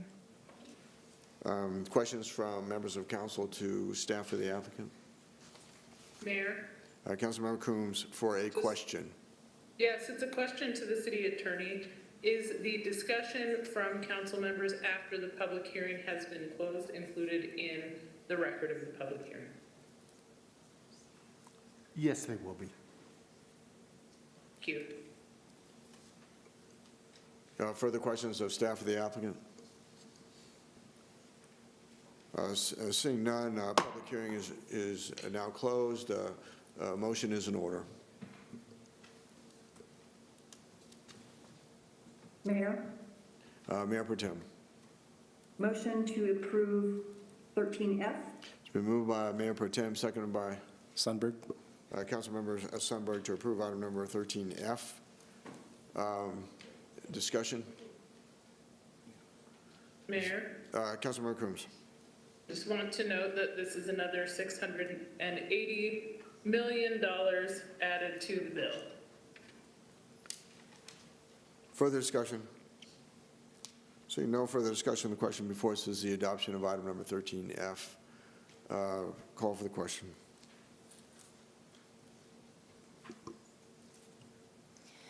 The motion passes to approve Resolution 2022-44 with 6 yes votes, 4 no votes from council members Medina, Marcano, Coombs, and Murillo. Will clerk now please read the title to item number 13G? Item 13G is Resolution 2022-45, a resolution of the City Council of the City of Aurora, Colorado, approving the service plan for the Grand Avenue Metropolitan District and authorizing the execution of an intergovernmental agreement between the City of Aurora, Colorado, and the district. Public hearing is now open. Presentation by staff. The proposed Grand Avenue Metropolitan District is located near North Akron Street and East 13th Avenue, and as well as North Akron Street and East 14th Avenue. This district will serve a residential development. It is approximately 3.81 acres in size, and the population of the district at build-out is estimated to be approximately 153 residents. This service plan is in compliance with the city's model. Presentation by the applicant. We have counsel here for questions. Does anybody wish to speak on item number 13G? Yes, Mayor, we have one person in person, Dan Kravs. He's with the applicant? Okay, never mind. Questions of members of council to staff or the applicant? Seeing none, the public hearing is now closed. Motion is in order. Mayor, motion to approve item 13G. It's moved by Councilmember Zvonek, seconded by Jurenski. Councilmember Jurenski to approve item number 13G. Discussion. Mayor, Councilmember Coombs. so this is less than the others. I believe it's $3.6 million, but serving only 153 residents. Further discussion? Seeing no further discussion, question before us is the adoption of item number 13G. Call for the question.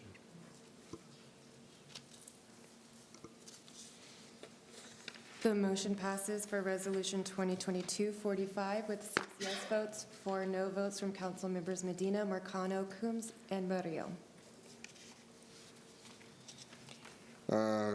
Would the clerk now please read the title to item number 13H? Item 13H is Resolution 2022-46, a resolution of the City Council of the City of Aurora, Colorado, approving the First Amendment to the Service Plan for Bowitt Metropolitan Districts Number 1 and 2. Public hearing is now open. Presentation by staff. The service plans for the Bowitt Metropolitan Districts Numbers 1 and 2 were approved by council in 2019. The districts are requesting a boundary adjustment to amend and expand the district service area to include the inclusion area boundaries as indicated in Exhibit C2. These districts will serve commercial and residential developments. The area to be included is approximately 151 acres, and the population at build-out is anticipated to be 2,600 residents. Presentation by the applicant. We have counsel here for questions. Does anybody wish to speak on item number 13H? No, Mayor. Are there any questions from members of council to staff or the applicant? Mayor? Councilmember Coombs for a question. Yes, it's a question.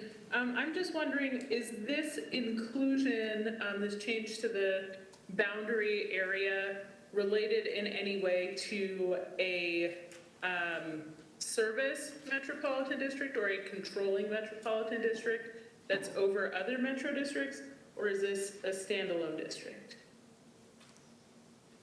I'm not sure I understand the question. So the original BOIP districts were formed, and the developer and property owners of that site have acquired this additional piece of property. And so instead of they were basically just adding their new property into the existing district. Or is your question more about a controlling district versus a service area?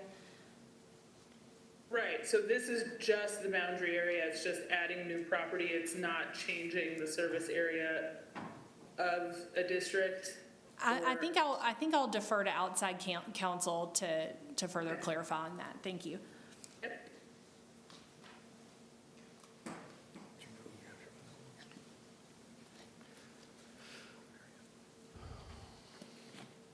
Hi,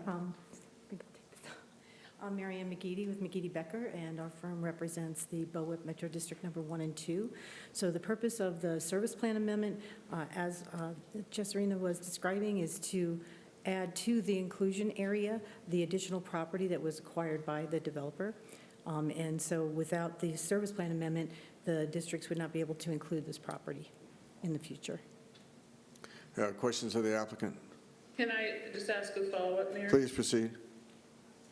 So does that impact in any way the ability of the residents of this district to be on the board and to have a say in what ends up happening in the district? No. As the district becomes potentially resident controlled?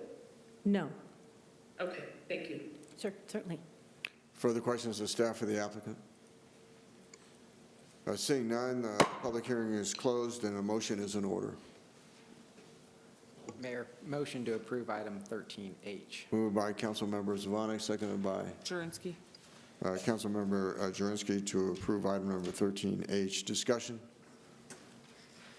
Seeing no further discussion, the question before us is the adoption of item number 13H. Call for the question.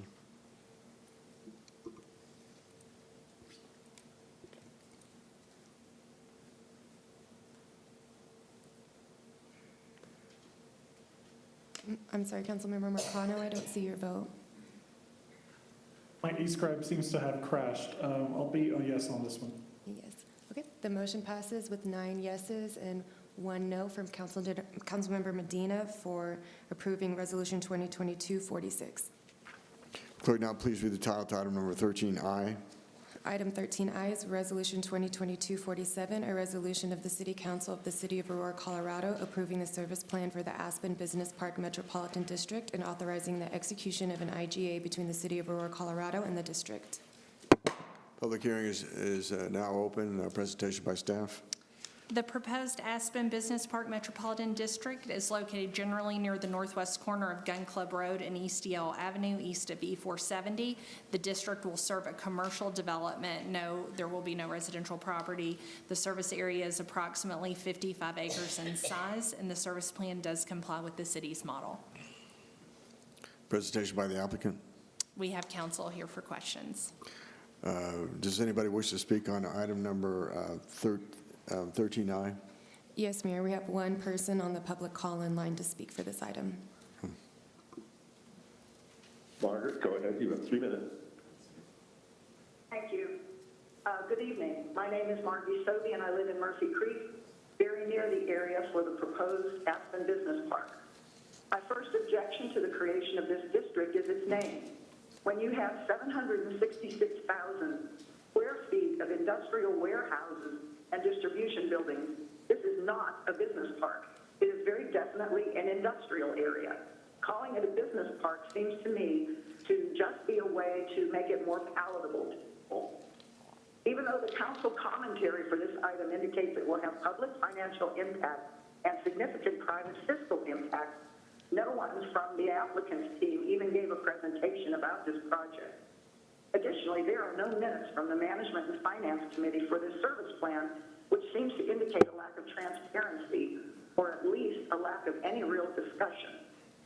I recognize that this service plan is not intended for residential development, but I still have serious concerns about its location. It is in the area of Dad's landfill and the Lowry landfill Superfund site. Construction activities at this site could very easily cause more contamination of the water aquifers, and this would be a very serious thing. Also, even if a portion of the west side of Gun Club Road is expanded to 3 lanes, there is still too much traffic on that road, and all the added truck traffic from this development will cause excessive congestion.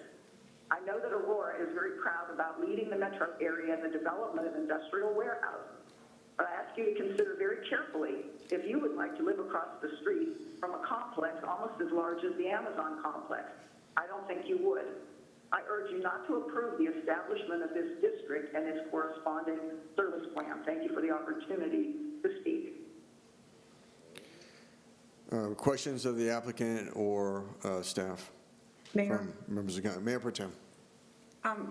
Is this, so it is going to be no residential industrial in an area that I think, is it zoned for this? Yes, we can double check that, but It's not zoned residential, it's zoned, let me just double check that. I was trying to find it.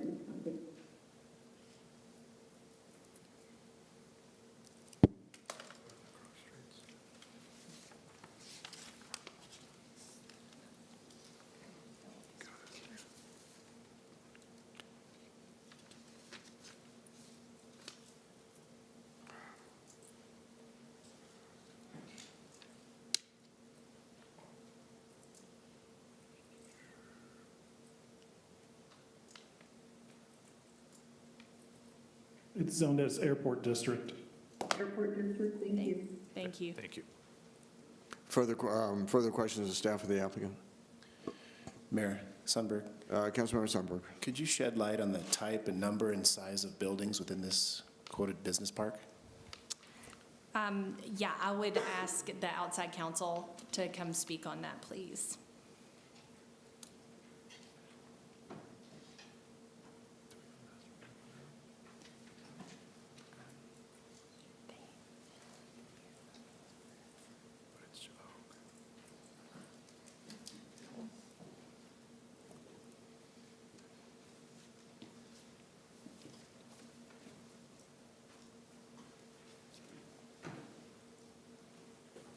Hi, I'm Jim Cochran with Aspen Capital Partners. Could you repeat the question so I can answer it efficiently?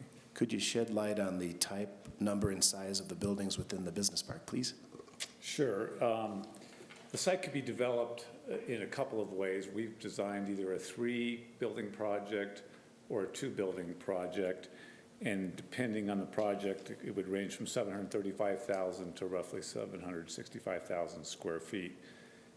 These buildings would be industrial in nature, used to support largely warehouse operations, so 5 to 10% office component within the buildings, and the rest would be warehouse and supported by loading doors for trailer traffic, given the high demand for e-commerce in the city and the distribution of goods. Further questions of staff of the applicant? Mr. Sundberg, do you wish to continue? Could you please shed light on the height of the buildings? Yes, they would probably range from minimum clear height once you're in the building, of 32 to 36 foot clear. Further questions of staff of the applicant? Question for staff. Mayor Pro Tem. So we're approving the Metro District, but the site plan has yet to come, and that would also have to go through our normal process, correct? That's correct. Okay, so if there was any, variances on height or anything, that would come before us? Yeah, that would go through normal planning process, and adjustments would go to Planning Commission per usual. Okay, thank you. Further discussion? Further questions of staff of the applicant? Mayor Jurenski, Councilmember Jurenski. I would just like to know, have you already spoken to any businesses that have expressed interest in this area? Not specifically, no, because we're just in the early stages. But we the market would suggest there's tremendous demand for this type of space in these type of size ranges. Further questions of staff or the applicant? Seeing none, thank you very much. Is there anybody who wishes to speak on item number 13I? Mayor, we already had the public call in line for that item. I'm sorry, do we? We don't have anybody else. Okay, very well.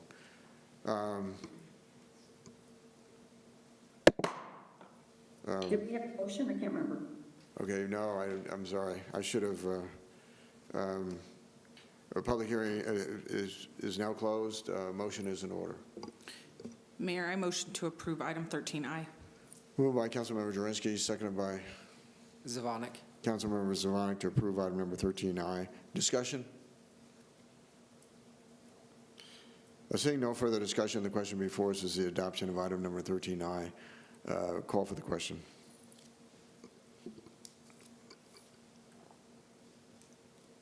Councilmember Marcano? Yes. The motion passes unanimously to approve Resolution 2022-47. Clerk now will please read the title to item number 13J. Item 13J is Resolution 2022-48, a resolution of the City Council of the City of Aurora, Colorado, approving the service plan for Yale Metropolitan Districts number 1, 2, and 3, and authorizing the execution of an IGA between the City of Aurora, Colorado, and the districts. Public hearing is now open. Presentation by staff. The proposed Yale Metropolitan Districts numbers 1 to 3 are located generally south of East Jewell Avenue, east of South Glen Club Road, and west of Harvest Road. The district will serve both commercial and residential developments. The service area is approximately 243 acres in size. The population at build-out is estimated to be 1,830 residents, and the proposed service plan is in compliance with the city's model. Presentation by the applicant. We have counsel here for questions. Does anybody wish to speak on item number 13J? Yes, Mayor, we have one person on the public call-in line. Okay. Margaret, you are live. You have 3 minutes. Go ahead. Thank you. Good evening. My name is Margie Sobey, and I live in Murphy Creek on the north side of Jewell. Council members Coons and Marcano made some excellent points regarding the Aurora Highlands Metro District and Metro Districts in general, and these same excellent points pertain to these Yale districts as well. And I'm very sorry that they are being silenced by being told they can only ask questions and not make comments. Councilmember Bergen mentioned that developers need to make decisions initially as no homeowners exist. However, because of that, it is important that the city protect the future homeowners from the developers, and allowing developers to authorize $40 billion of debt is not protecting the homeowners. While developers are initially in power and before homeowners are on the board, developers take steps to increase the debt and then prohibit future homeowners from being able to change that debt. This is definitely taxation without representation, and it is rampant in new metro districts. Developers also lie to homeowners by telling them they are not allowed to serve on the board until the community is 75% built out. As has been said, although real estate agents should be a good source of accurate information, they are not. This is probably because if they are honest with new home buyers, they will lose sales in metro districts, and disclosure during closing is way too late, regardless of how complete the disclosure is or how large the font is. This Yale service plan calls for the exclusion of both residential and commercial property from existing Murphy Creek districts in order to create 3 new mixed-use districts. The landowner for Murphy Creek has repeatedly said there is no commercial or retail interest in Murphy Creek, so in my opinion, allowing the commercial district to be changed to mixed use is just an easier way for the landowner to sell off the land for residential use only without any requirement for commercial. During last week's study session, Councilmember Sundberg mentioned that Murphy Creek District 3 was paying for infrastructure on the south side of Jewell and asked how or if that would be repaid to Metro District 3. The Yale District's legal counsel stated that the infrastructure currently in place on the south side of Jewell is benefiting all the current Murphy Creek Districts 1 through 5, and that is why we are paying for it. I would like to ask council to ask more questions so I can understand exactly how incomplete and disconnected water and sewer lines on the south side of Jewel are benefiting the homeowners in District 3 on the north side of Jewel. And finally, I would like to say that my district has 1,191 homes trying to repay about $34 million of debt. And this Yale project would have about 610 homes trying to repay $150 million of debt. I urge you not to approve the establishment of these districts in the corresponding service plan. Thank you for the opportunity to speak. Questions of members of City Council to the staff or the applicant? Mayor Pro Tem. Did I hear correctly that there were planning on 1,800 residential units? It is 1,830 residents. Okay, and then also, do we know, it is aligned next to Gun Club Road. Would the developer be responsible for any improvements to Gun Club on their portion? Yeah, it's in their public improvement plan for Murphy Creek overall, those improvements to Gun Club Road. Okay, I mean, because usually they're, whatever's adjacent, they would be responsible. Okay, okay, thank you. Further questions of staff or the applicant? Seeing none, the public hearing is now closed. Motion is in order.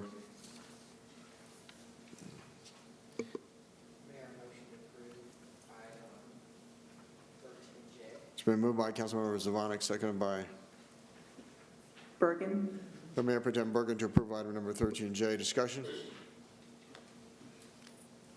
Seeing no discussion, the question, Councilmember Coombs. Sorry about the mute button again.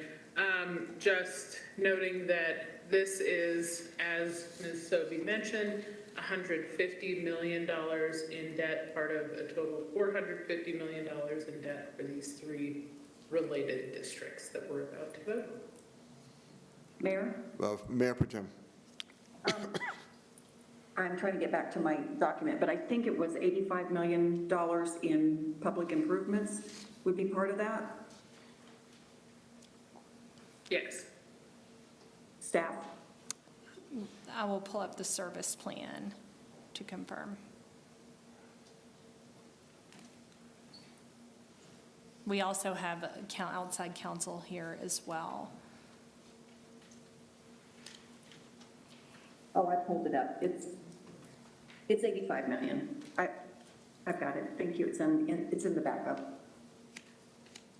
Further discussion? Mayor? Councilmember Coombs.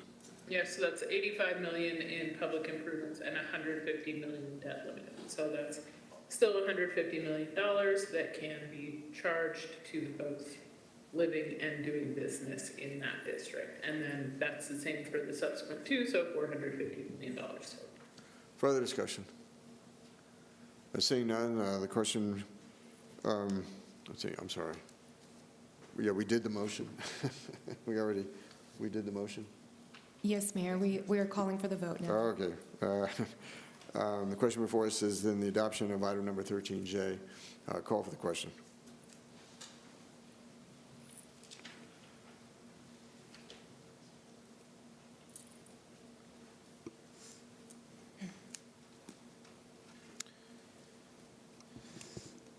I'm sorry, Councilmember Sundberg, I don't see your vote on here.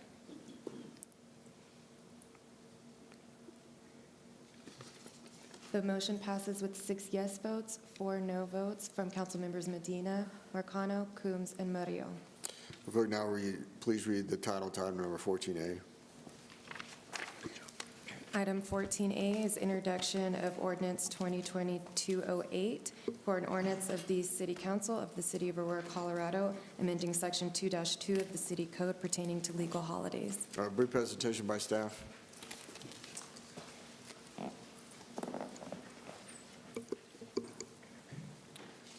Good evening, Mayor, Mayor Pro Tem, council members.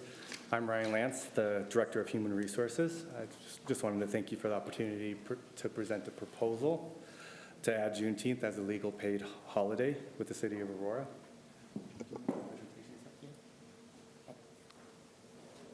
Okay. Questions of staff? Sorry. Oh, The presentation is up now. Okay. So after passing the U.S. Senate unanimously on June 17th, 2001, Juneteenth National Independence Day was signed into law by the federal government. Juneteenth, also known as Emancipation Day, Freedom Day, and Black Independence Day, commemorates the fulfillment of freedom and emancipation of enslaved African Americans in the United States.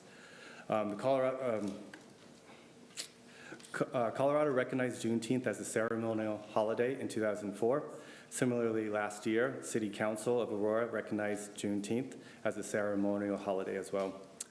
There are no obligations for public or private employers to designate Juneteenth as a paid holiday. On the next few slides, I'll show you what the federal government, state government, and City of Aurora are currently recognizing as legal paid holidays. So for the federal government, they do recognize 11 holidays. It's going to be New Year's Day, Martin Luther King, President's, Memorial Day, Juneteenth, Independence, Labor, Columbus, Veterans, Thanksgiving, and then Christmas. It is worth noting as one of the catalysts for suggesting to add Juneteenth as a holiday is the fact that the federal government formally designated Juneteenth as a national holiday. Any future national holidays would similarly be considered and potentially brought to the attention of city management and council. For the state of Colorado, there are 10 paid holidays. One difference is you're going to see Cabrini Day replaces Columbus Day, and then the state of Colorado does not include Juneteenth or the day after Thanksgiving. For City of Aurora paid holidays, you can see that we have 10 holidays. We do offer the day after Thanksgiving, but we do not celebrate Cabrini Day or Columbus Day. For your reference, you could see on the slides here, we did do some survey with Colorado communities, cities, counties, but also you can see here nationally. So listed here, you can see that there are 35 cities and counties that are currently in Colorado that are recognizing Juneteenth. And then there are 11 cities that have yet to decide, 15 cities are currently discussing it, and then 53 have decided not to recognize it for 2022. A lot of these municipalities are still waiting to see what other cities and counties are doing before they make that decision. So this is a proposal for council's consideration and decision to add Juneteenth as a city paid holiday. This does require an ordinance amending city code pertaining to legal holidays. The cost to add as a city paid holiday is estimated to be $246,000 to keep the city's 24/7 critical operations continuing. Now, on the bottom of the screen, there's a lot of reasons for support and reasons for the proposal. It both impacts, as you see up here, the community and employees, but you can also see just independently the honoring and recognizing of Juneteenth. On the first note, this consideration of closing a majority of services for a day does have an impact on the community, and I will say we don't take this proposal lightly, understanding that it does impact that community. I would like to mention that this is a national holiday already, so Federal Reserve banks, as well as a good amount of other banks are closed on this, on Juneteenth, and more cities, as you can see, are starting to close within the state of Colorado on this day. So we are really moving as a state with a lot of these municipalities to having this as a more common paid holiday. If I can, just speaking from a human resources perspective, where I see the totality of the workforce management, I do know working in public sector is a very intentional type of work. It requires specific types of employees, truly public servants, as you guys are. And we do have, attraction and retention is really tough within public sector, especially as we compete against private sector. What I can tell you is that I see many of our employees sacrifice so much for the city of Aurora, similar to the sacrifices that you guys do as public servants. And I know that many employees, they work a lot of hours, and they still can't keep up with the level of services because this community is continuing to grow. But providing this additional holiday does allow employees really that permission to kind of shut it down, and because the city's closed, and spend time with their families and work on their own personal wellness. The other thing, just in terms of the actual holiday itself, is similar to the proclamation that you saw earlier, celebrating Black History Month. Commemorating Juneteenth as a holiday is an affirmation of our commitment as a municipality to understanding the past and solving the future and the challenges of the future. It is an acknowledgement of the past challenges and triumphs of African American people and a gesture of our continued alliance in the fight for liberation and healing. Aurora is one of the most diverse cities in the country, and as such, we should be leaders in honoring this significant moment in American history. So being at the forefront of celebrating African American culture, this is an outwardly display, but also let's match it up with the city's inwardly commitment to creating a diverse, equitable, and inclusive community. So commemorating Juneteenth as a city holiday is a show of solidarity and offers hope for an inclusive community and future. So really just requesting support to adding Juneteenth National Independence Day as an 11th city holiday, and just open up for any questions. Questions of staff, I'll ask the first question. So what was the average in the private sector in terms of how many paid holidays? We don't necessarily average, but we do see 6 as a minimum threshold for the private sector. Are we here to serve the people, or are the people here to serve us? Because we will have 11 after this. Correct, we would have 11, which would be one less than federal. I just asked you a question. Yep. And the question is, are we here to serve the people, or are the people here to serve us? We are here to serve the people. It doesn't sound like it. Further discussion. And first of all, I support the Juneteenth holiday, but I think the job of our public employees are very important, and taking another day out of work at this point in time is not appropriate. Further discussion. Mayor? Councilmember Lawson. I just had a question. So I think I mentioned this in the study session. So Juneteenth last year fell on a Saturday, and then this year it falls on a Sunday. And I think you addressed my question. You said council. So is the city manager going to decide if it's going to be taken on a Friday, Saturday, or whatever? Because you said it would be council, which I don't think that that's correct. So what's the answer to that? Yeah, per policy, if a holiday falls on a Sunday, then it would be celebrated on Monday. Okay, and then my point is, as well, for this year, for the Juneteenth holiday, which I do support, I mean, we have a council meeting, so I guess, is that what you were stating, that we would have to have that discussion about amending the calendar? Correct. Okay, thank you. Further discussion. Or Mayor. questions of staff? Councilmember Moreno. Sorry, that was Marcano.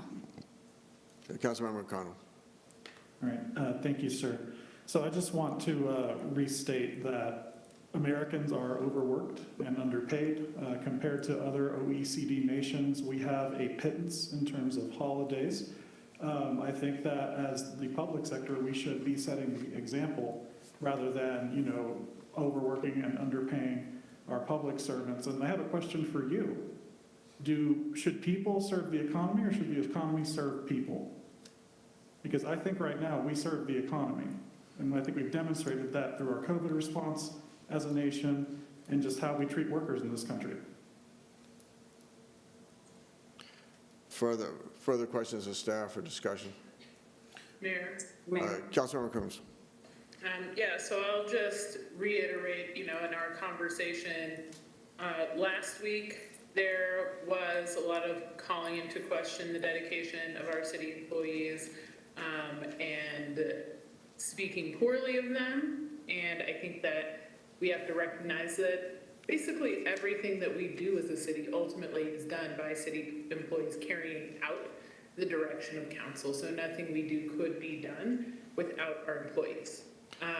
And I also want to point out that badgering our city employees when they're trying to give a presentation and asking them to make value statements, which we typically ask them not to do in answer to council members, is very disrespectful to the city employees in question. So I don't think that that's fair. I think we should demonstrate respect for the work that they do and the fact that we cannot do what we do without them, and support this paid holiday. 11 paid holidays is not too much, and it does not mean that the people are serving us at that point. Our city employees work very hard, and as I mentioned before, often after typical hours. Further discussion? Mayor Jurenski. Councilmember Jordanski. I think it's very important for Juneteenth, to be celebrated. We are the single most diverse city in this state. The state has 10 paid holidays, in honor of the taxpayers in Aurora, I just think that we should stick with that and stick with 10. Further discussion? Mayor? Mayor Pro Tem. Yes, I support the holiday. I think it's really important, but I am not, supporting it being a paid holiday unless we could substitute it in place of maybe the day after Thanksgiving or for taking PTO time. I think that would be a more fiscally responsible way to do it. But I do support the holiday. Just my concern is really just adding more holidays. And we do value our employees very much in the city of Aurora. They do great work. It does, however, for residents, it does take away a day that they might be able to get business done. So I think, you have to look at both sides. Further discussion? Motion is in order. Mayor? Councilmember Marcano. Thank you, sir. Move to approve 14A. It's moved by Councilmember Marcano, seconded by.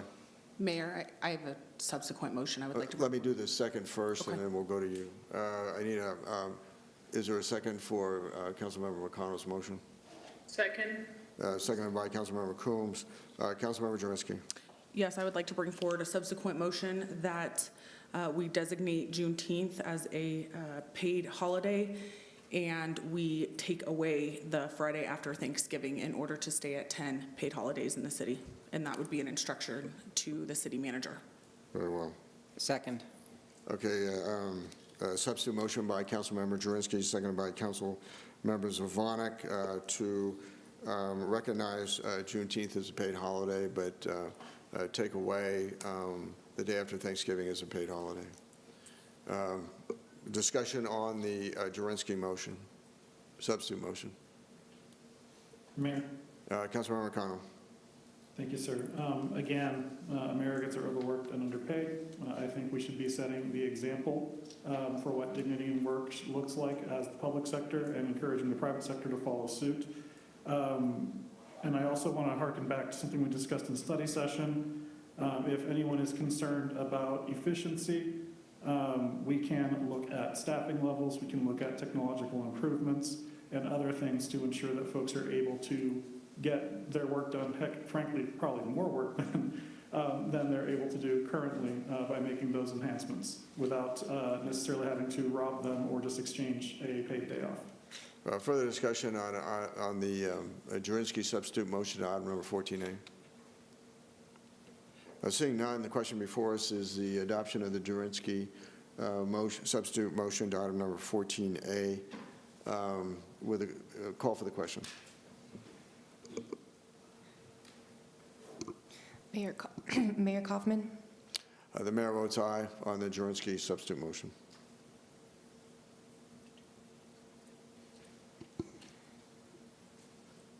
Oh, you know what? I'm so sorry, Mayor. This is an ordinance, and it's, actually, Councilmember Lawson, I don't have your vote. Okay, actually, you can, there's a tie, so Mayor, you can vote to break the tie, so that would be a yes. Mayor Kaufman. Mayor votes aye. He's okay. Break the tie? Yeah, okay, the motion passes to approve June 19th as a legal holiday and take the Friday after Thanksgiving. Will the clerk please read the title to item number 14B? Item 14B is ordinance 2022-09, an ordinance of the City Council of the City of Aurora, Colorado, amending sections 11427 of the city code related to storage of trash containers. A brief presentation by staff. Good morning, good evening, Mayor and City Council. I said good morning last time, too. My name is Sandra Youngman, Manager of Code Enforcement. This is a request to amend Chapter 114, the Solid Waste Ordinance, asking to remove the screening requirement for the trash cans and designate a specific distance from the principal building where the trash cans be stored. Still requires the trash cans or containers to be stored behind the front plane of the principal building. And this will also correct the department name from Neighborhood Services to Housing and Community Services. The benefits of this change would be to ease the burden for the residents for trash can screening requirements, but still keeps the importance of trash can placement and continues with keeping the aesthetics of the neighborhood. Also will simplify enforcement for code enforcement of trash can placement. Questions to staff? Seeing none, discussion? I'm sorry, motion is in order on item number 14B. Mayor, I motion to approve item 14B. Moved by Councilmember Drensky, seconded by Councilmember Medina to approve item number 14B. Discussion? Seeing no discussion, the question before us is the adoption of item number 14B. Call for the question. Thank you. Thank you.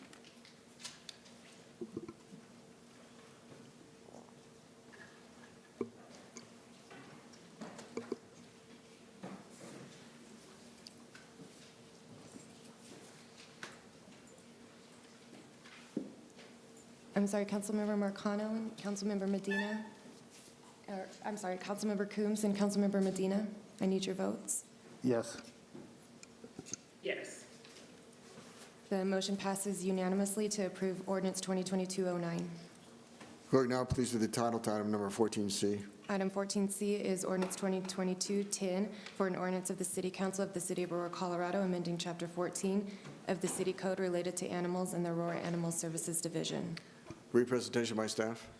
Good evening, Council and Mayor. I'm Anthony Youngblood, the Manager of Animal Services.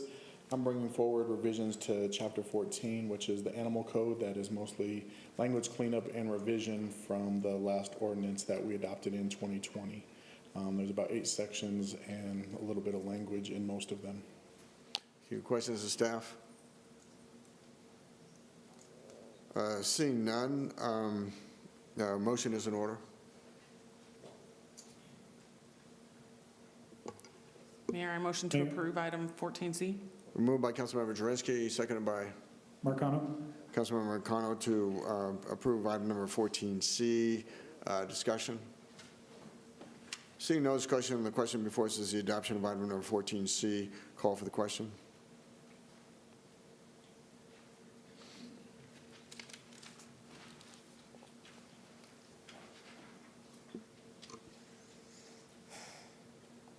Councilmember Coombs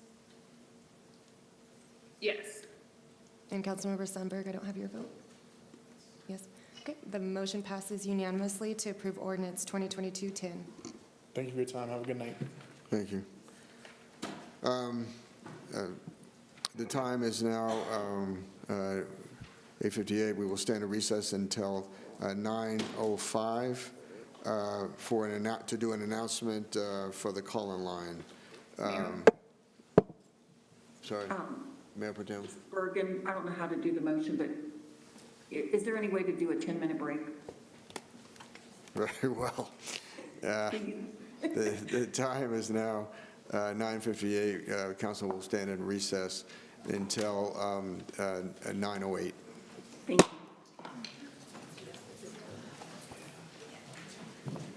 Members of the public who would like to speak on an ordinance and have not already spoken to an operator, star 3 for that item is called by the clerk. Have masks off. Those watching on channel 8, call 855-695-3475. Be connected. And then press star 3. Council is taking a 10-minute break to allow for city municipal speakers to sign up. Please be patient and stay on the line until the operator is able to take down your information. Thank you.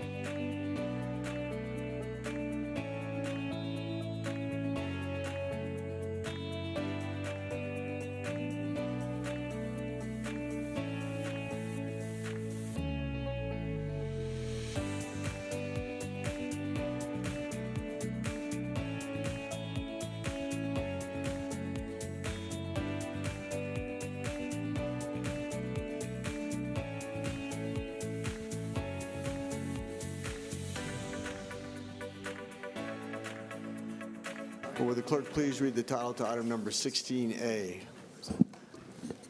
Item 16A is public hearing and appeal of the January 12th, 2022 Planning Commission's approval of the East Bank Shopping Center residential site plan with adjustments. Public hearing is now open. Staff introduction.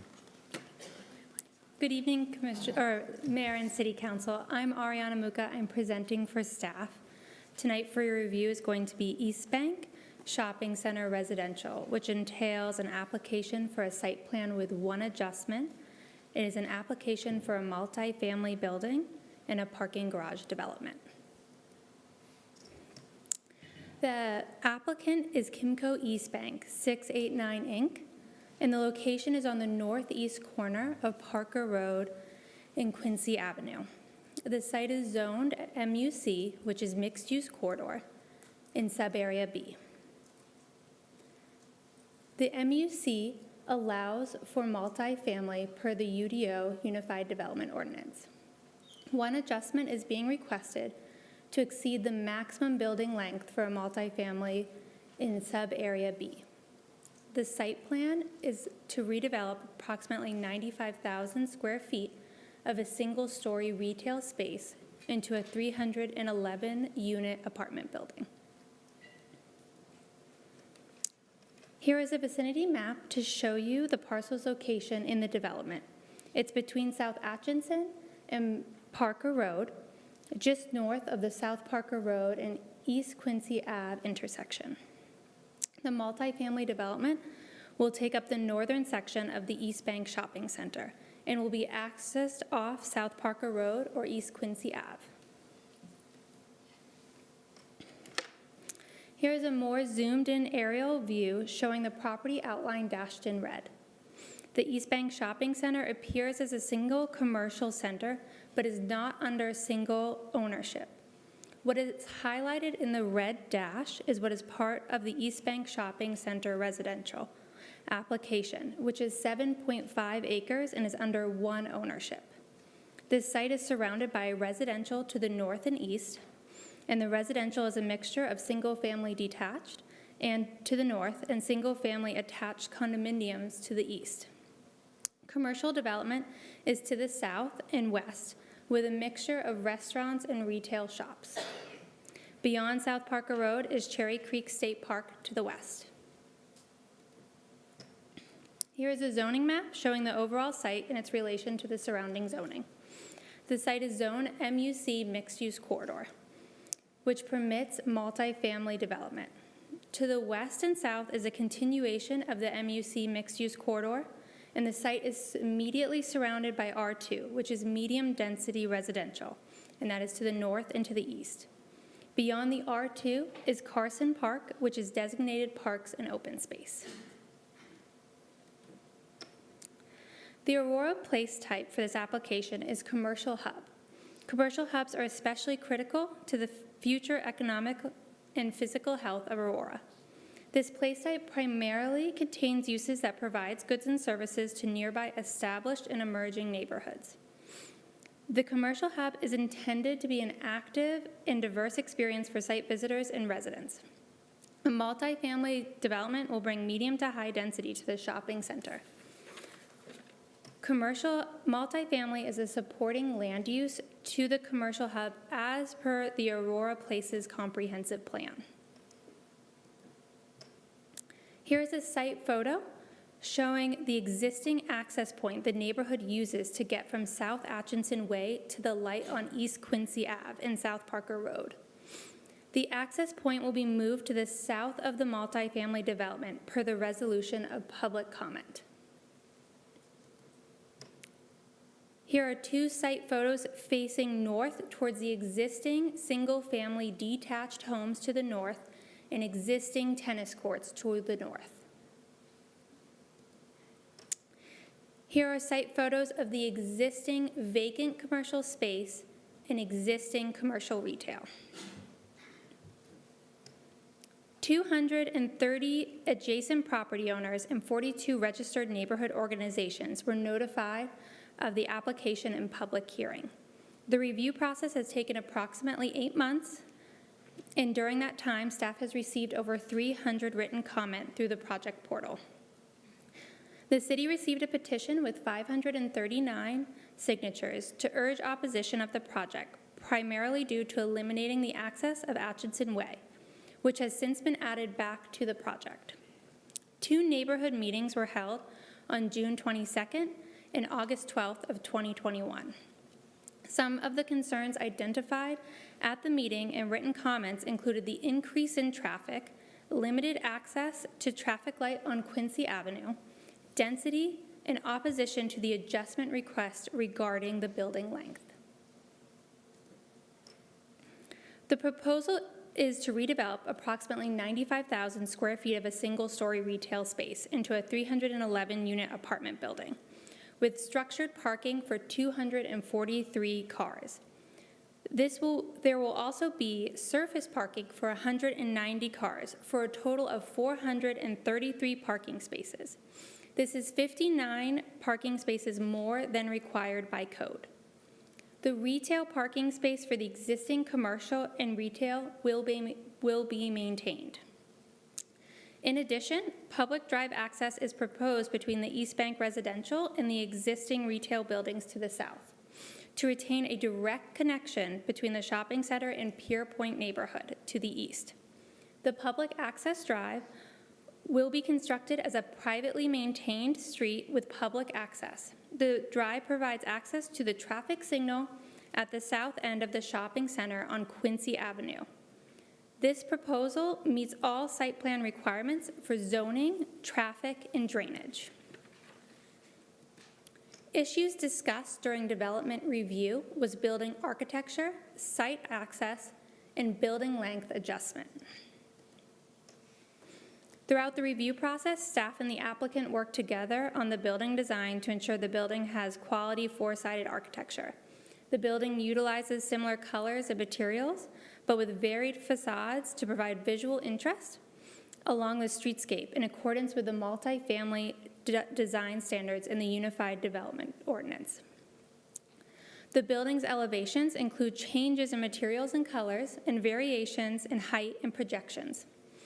The primary materials on the facades include brick, stucco, cementous panels and sidings. Metal canopies and lighting are used to highlight key building entrances, and the color scheme has primarily neutral tones to create a familiar residential quality.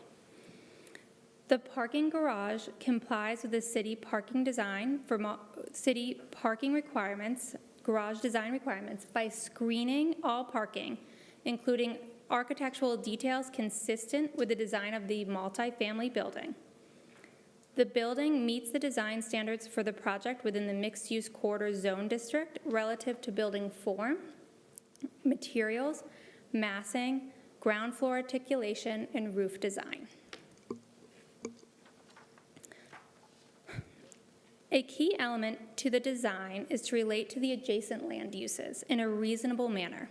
The north end of the proposed building is adjacent to a single-family development. There is a 100-foot height setback from the north property line to reduce impacts to the existing homes. The 100-foot setback to the north is indicated by the dashed red line. To repeat, anything north of the dashed red line has no structures within the 100-foot setback over 38 feet tall. On the top side of this slide, South Atchison Way separates the proposed apartment building from the residential community to the east. The right-of-way width of Atchison is 70 feet, with the existing residential building set back 100 feet from Atchison Way, for a total of a 170-foot buffer between the attached single-family condominiums and the multifamily proposal. Here is a northwest and north elevation. Here is a northeast elevation and east elevation, building elevation. The vehicular connection from South Atchison Way through the shopping center to the traffic signal on East Quincy Ave was a key issue throughout the review process. Currently, vehicles wanting to use the traffic signal at Quincy Avenue at the south end of that shopping center may get to the traffic signal by entering the north end of the shopping center along South Atchison Way. There is a demand to use this signal because there is no signal at the intersection of South Atchison Way and East Quincy Avenue. The first submittal of this application proposed to close this access point from Atchison Way into the plaza. The closure was identified as a major concern through the community concerns, comments, and neighborhood meetings.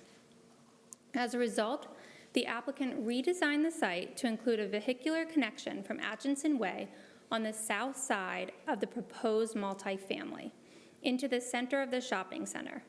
The drive from Atchison Way provides access to the shopping center and the traffic signal on Quincy Avenue and access points onto Parker Road. The redesign of this drive access would include some improvements to the existing access, which was not designed for regular public use. The proposed access would provide a sidewalk connection to the shopping center and better visibility at the intersection and traffic flow into the site. Staff supports the redesigned access from Atchison Way. One adjustment from the Unified Development Ordinance is requested as part of the site plan related to maximum building length in subarea B. The adjustment request is from section 146-4.8.4.1.d.1.b, which states the maximum building length of any multifamily in subarea B is to be 200 feet. The UDO states that the building design standards aim to promote a pedestrian-friendly street edge and scale to buildings. New buildings shall be implement building and roof articulation methods to avoid long flat walls and provide visual interest in architecture. High-quality materials are encouraged to enhance the architectural character and promote overall building longevity. Buildings shall respond to a context with a hierarchy of facade design. The applicant requests to exceed the maximum building length by approximately 410 feet to have a 610-foot-long building. As mitigation for this request, the applicant has proposed to break up the size of the building using a variety of architectural approaches to create a perception of different massing along the length of the building with an emphasis on providing a pedestrian-friendly environment. Here is some rendered imagery provided by the applicant displaying the increase in building architecture and pedestrian scale design.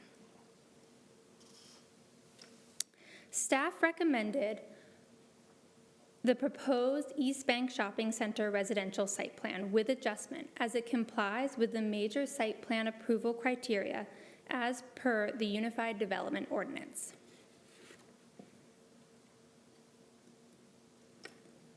At a public hearing on January 12, 2022, the City of Aurora Planning Commission voted unanimously to approve a phased site plan to construct a 311-unit multifamily 4-story apartment building and parking garage. The approval includes an adjustment to allow for a longer building on Atchison Way. Does the City Council wish to uphold or modify or overturn the Planning Commission's decision to approve the site plan? And there will be an applicant presentation to follow and an appellant.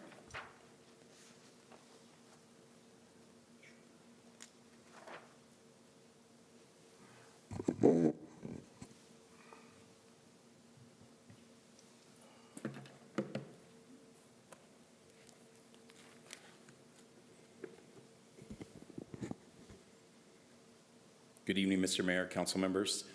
My name is Marcus Pochner. I know we are pulling up our application and we'll get started in just a moment.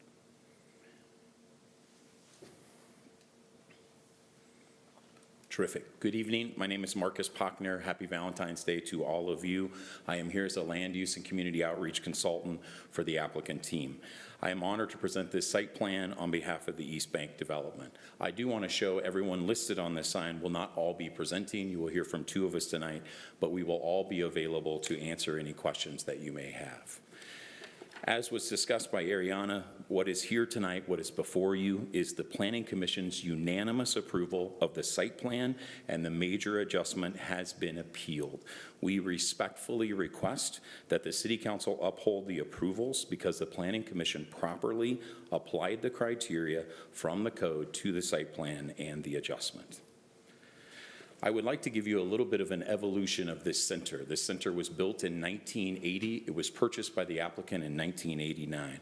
Many of you know this site very well.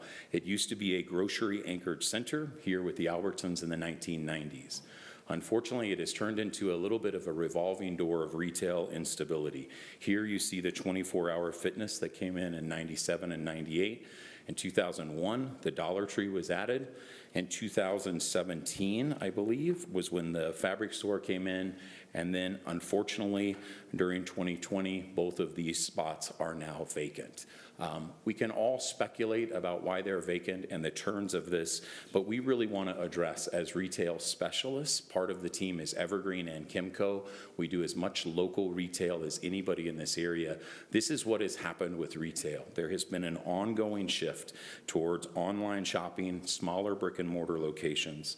One thing that is very important to know about this site and why it will not change, it does not have a 360-degree trade area. As you know, the remarkable park on the west side of the site will never have homes, nor should it ever. So it only has a 180-degree radius for customers, and it's also on the going to work side. So it will never have a grocery center here.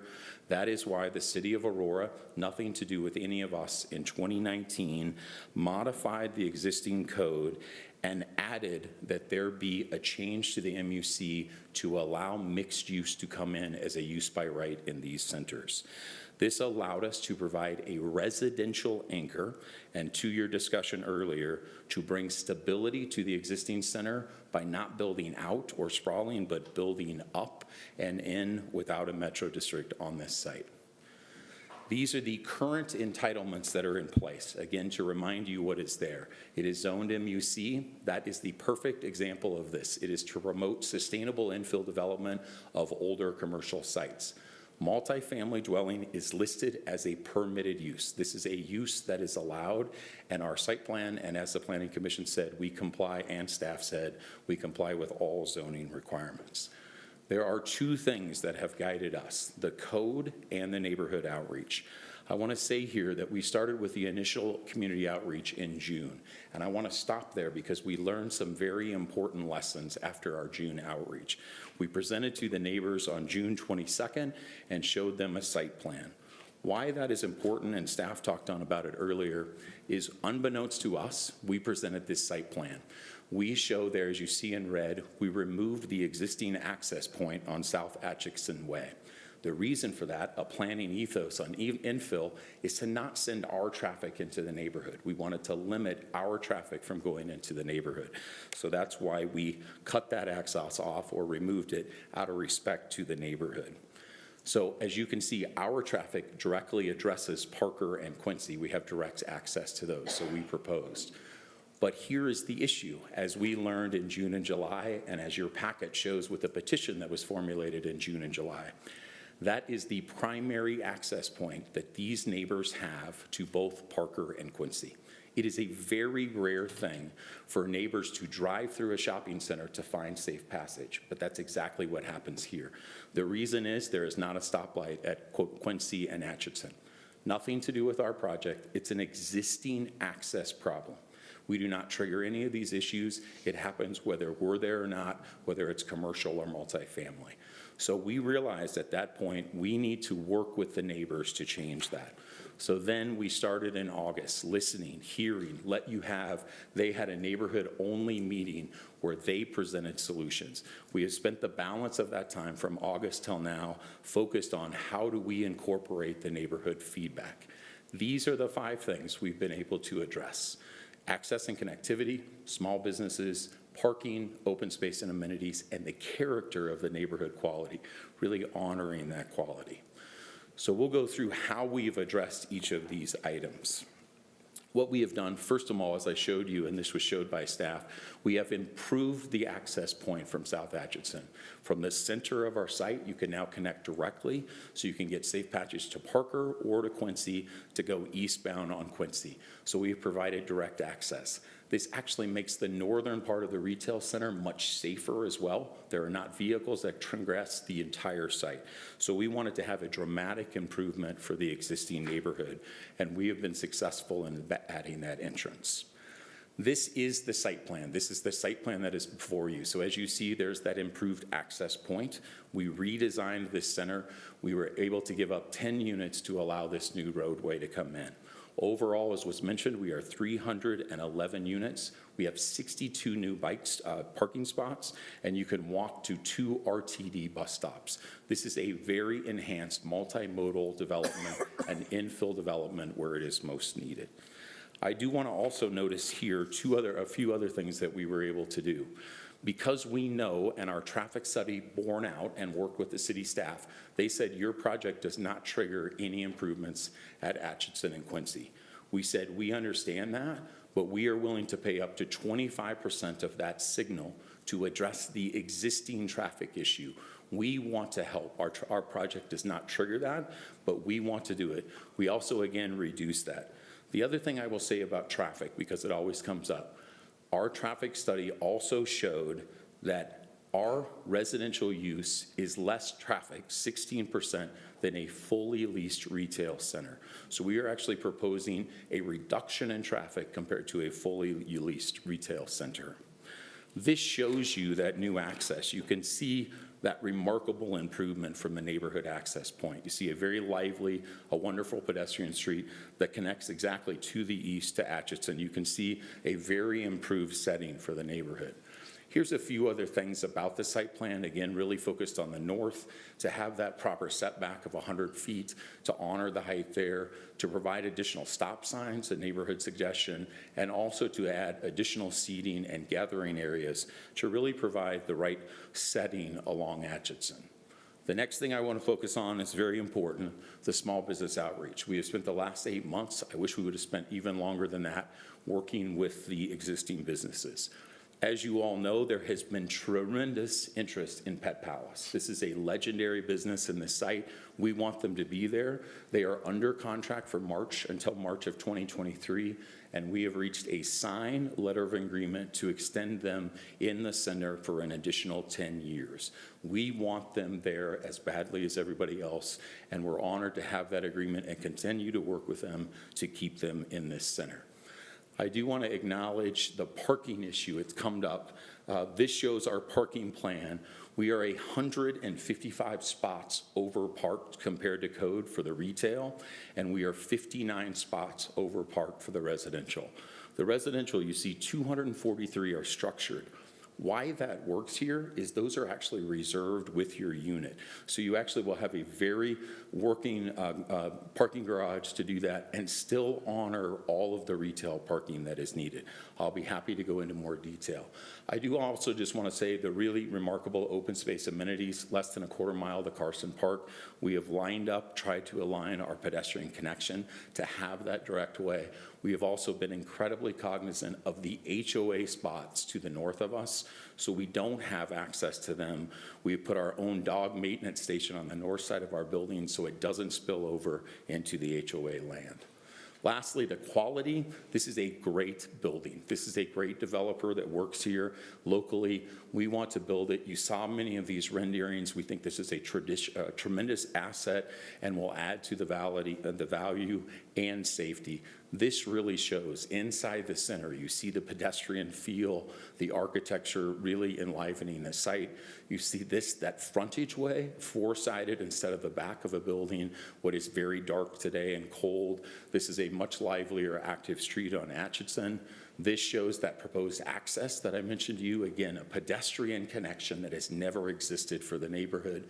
And finally, I will have Carolyn talk a little bit about the purpose of the hearing and mention the approval criteria that are before you tonight.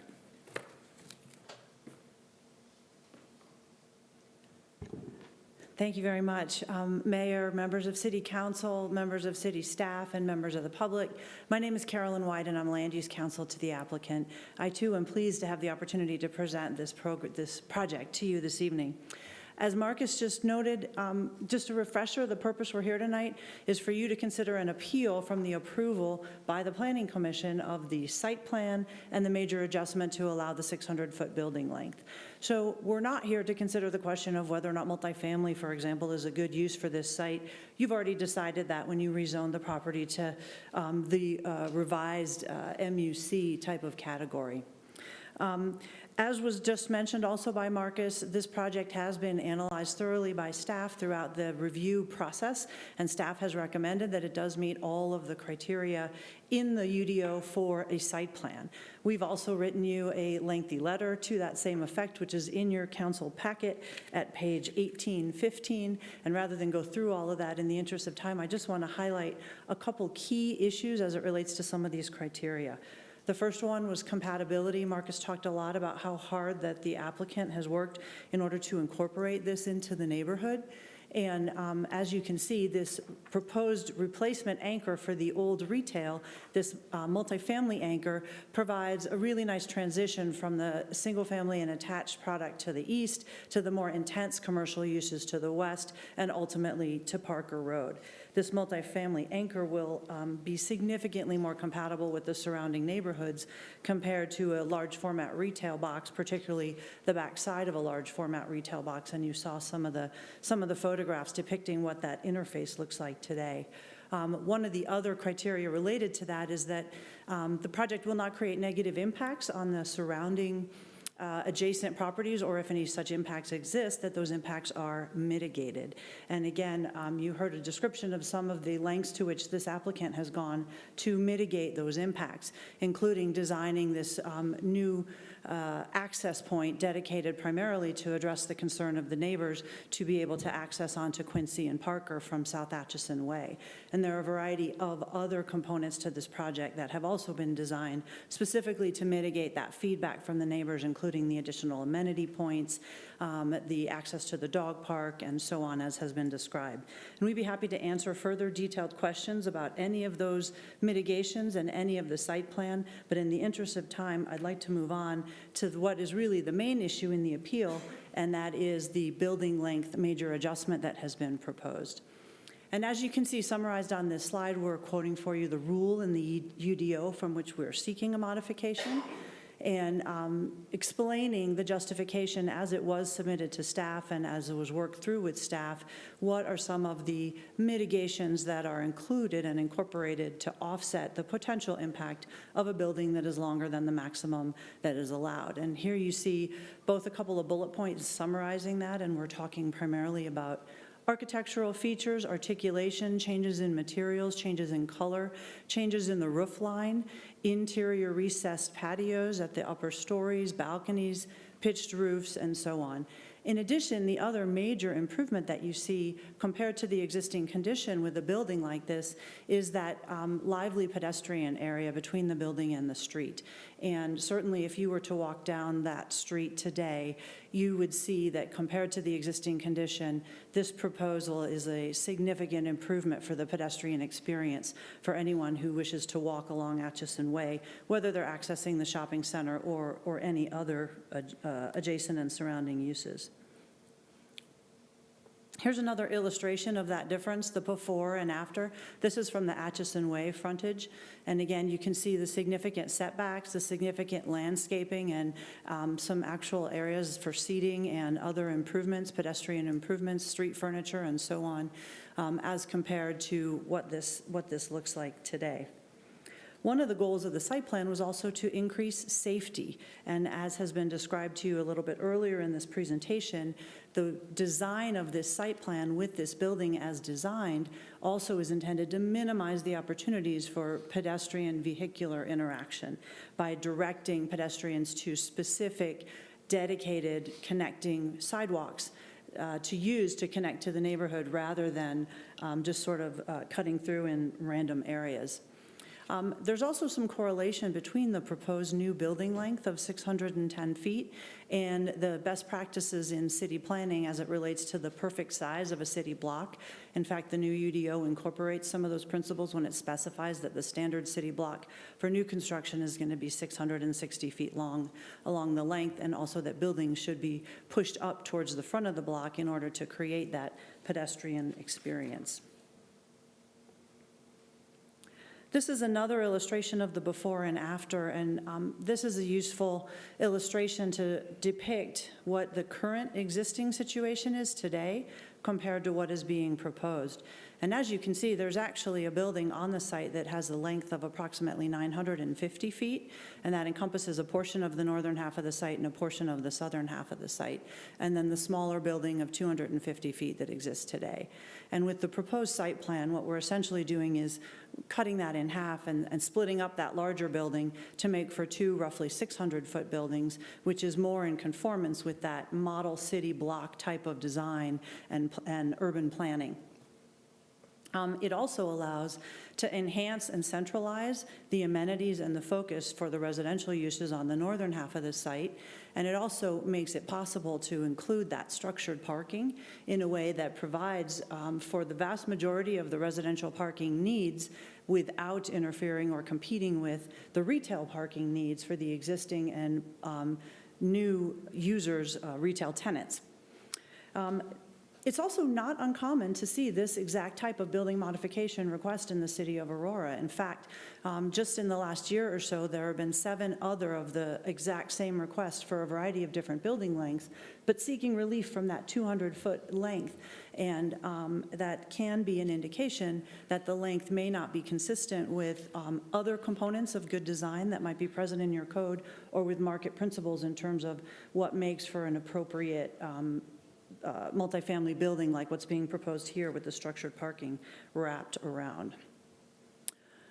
I've been looking at this 9:28 thinking that that meant I have 5 minutes left, but actually that's the time. So I just have another moment and I will wrap it up certainly. Briefly then, I just want to turn to the standards of approval for a major adjustment as is being requested and as is the subject of the appeal. This summarizes the standards for approval for a major adjustment, and again, staff has thoroughly analyzed this in the staff report with which we concur, and we also provided several pages of analysis in our letter, which I hope you had the opportunity to review. The main 2 that I would like to focus on just to highlight for you is the issue of no adverse impact, which also happens to be a standard in the site plan review, and we talked a little bit about that. This project provides excellent screening and buffering for the existing shopping center as it relates to the existing neighborhood, and provides that real buffer of a transitioning down use in between. It also provides a much improved interface between the existing neighborhood and the new construction. So not only does it not create any adverse impact, it significantly improves the situation compared to the existing condition. There are no major violations. All of these other criteria are met. We've talked just a little bit about quality, screening, buffering, and then parking and traffic, which obviously is one of the most easily quantifiable ways to measure impact. And there is extensive analysis in the packet about traffic, as was just presented to you. This proposal will not only decrease traffic net compared to the existing use, but also redirects traffic in a way that creates heightened safety both for the existing users and the new users, and also creates a very much improved access for the existing neighborhood. So again, these criteria have been met. This last slide, I'm just summarizing the conclusions in the staff report, which we also share, and ask that you reach the same conclusions and find that this application for a site plan and a major adjustment meets all the standards in the UDO for site plan and a major adjustment, and ask you to uphold the unanimous decision of Planning Commission to approve both of these applications. Thank you very much for your time and attention to our proposal this evening, and as was mentioned, our entire team is available to answer your questions as the hearing progresses. We look forward to the opportunity to speak to you again following public comment. Thank you. Now we will have a presentation by the appellant.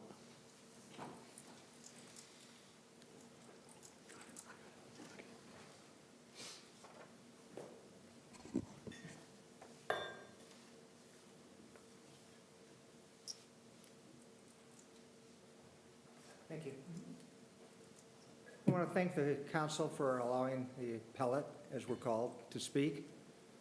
My name is Bill Van Sickle. I live in Pierpoint, Village 3.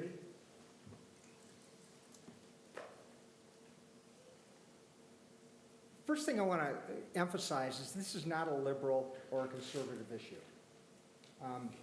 We have plenty of conservatives that have issues with this project. We have plenty of liberals that have issues with this project. And we hope the city council doesn't view this as a liberal conservative issue.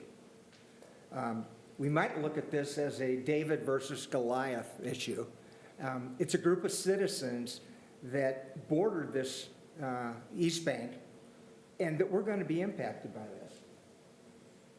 You know, there's a steep learning curve as far as learning how decisions are made with the city and learning how to deal with the city. I want to thank Ariana and I want to thank Carly Cupazano, the traffic manager, who has really helped us understand how the project moved through planning and development. However, once we got to the public hearing, we were kind of on our own. And we're learning as we go along. We did not do a very good job of representing or presenting our case to the Planning and Zoning Commission. You know, Kimco Evergreen and their consultant Marcus did a much better job than we did. However, they've been down this road a number of times. We haven't. So we hope that as we present to you tonight, that you'll give us a little slack. Perhaps understand that this is our first rodeo and it's not theirs. We actually want to see East Bank redeveloped. And let me talk about some of the things we agree with the developer. We certainly agree that the renderings of the apartments are significantly better than the vacant retail space that's there today. We actually would like to see apartments in this, knowing that they have the right to build apartments. We just don't know if it's the right way to go about developing this. There's been significant interest in this project. As Ariana mentioned, we have over 300 comments that we posted. There's well over 500 people who've signed a petition against this project. We held a community meeting. I appreciate the fact that Mayor Kaufman and a couple of the council members, the council members have attended this meeting. Again, there's been significant community interest in this project. Okay. I want to put this into perspective as to the impact this project has in relationship to the need for apartments in Aurora. I'm using the figure of the need for apartments in Aurora is 10,000 units. I've been told that that's probably low. But using that number of 10,000, adding 311 apartments, that's less than 0.1%. It really doesn't scratch the surface as far as the need for apartments in Aurora. However, 311 residential units is a 70+% increase in residential units in our community. It has significant impact to our community.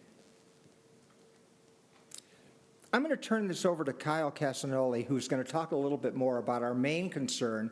I've been told by a number of council members that this is going to come down to whether this project meets the current UDO. Clearly it does not, or the developer would not be asking for an adjustment. You know, the UDO specifies that multifamily apartments should be 200 feet. Now, 200 feet may not be enough, but that's the present UDO. If 200 feet isn't enough, the council should change the UDO. Perhaps 300 feet is what should be required. Perhaps 400 feet. Perhaps 610 feet like the developer is requesting. But right now, the current UDO is 200 feet. And that's what we're asking the council to require the developer to abide by. So I'm going to turn this over to Kyle Casanoli, who will be speaking remotely through WebEx. Kyle, do you want to unmute? Can you hear me? Can everybody hear me? Can everyone hear me? Sure can. Okay, terrific, thank you. The first slide. Kyle, you might want to speak up a little bit. Okay. So the first slide, City of Aurora's Uniform Development Ordinance, massing and articulation. A, the intent, to create a built environment in which the massing buildings contributes to a sense of human scale with ground floor design, horizontal and vertical articulation, manipulation of building forms, use of various materials, fenestration, and architectural details. Why? To avoid long monolithic building shapes and surfaces. And clearly this building in its current design, as presented, is the epitome of a monolithic building. Exactly what the city's planning vision tries to avoid. Maximum building length, we've already talked about that. So next slide.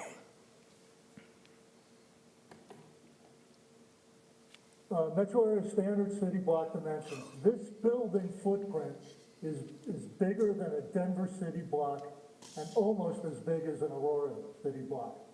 The East Bank developer adjustment request is 3 times the 200 standard at 610 feet. And I think Carolyn mentioned earlier that 7 projects have been granted adjustments. To my knowledge, none of those were 3 times the standard of 200 feet. So really, quite frankly, the applicant has not met the city's UDO 5.5 or D3, the flexibility and relief criteria. That criteria says that one, the adjustment will result in a perception of development quality as viewed from adjacent streets and abutting lots that is equal to or better than would have been required without the adjustment. I think you'll hear from people tonight who whose homes abut the project or adjacent or contiguous to the project, that it is not viewed as equal to or better than would have been required without the adjustment. 2, the adjustment will provide options for a more connected neighborhood layout or for an adjustment for a residential subdivision. The adjustment will result in a neighborhood layout and level of multimodal, not single modal with one pedestrian roadway, but multimodal connectivity equal or better than would have been required without the adjustment. Doesn't meet that. 3, the adjustment will result in equal or better screening and buffering of adjacent properties, and ground and roof mounted equipment would have been required without the adjustment. Again, if you ask the people who live and will abut this proposed project, it is not better or equal screening and buffering.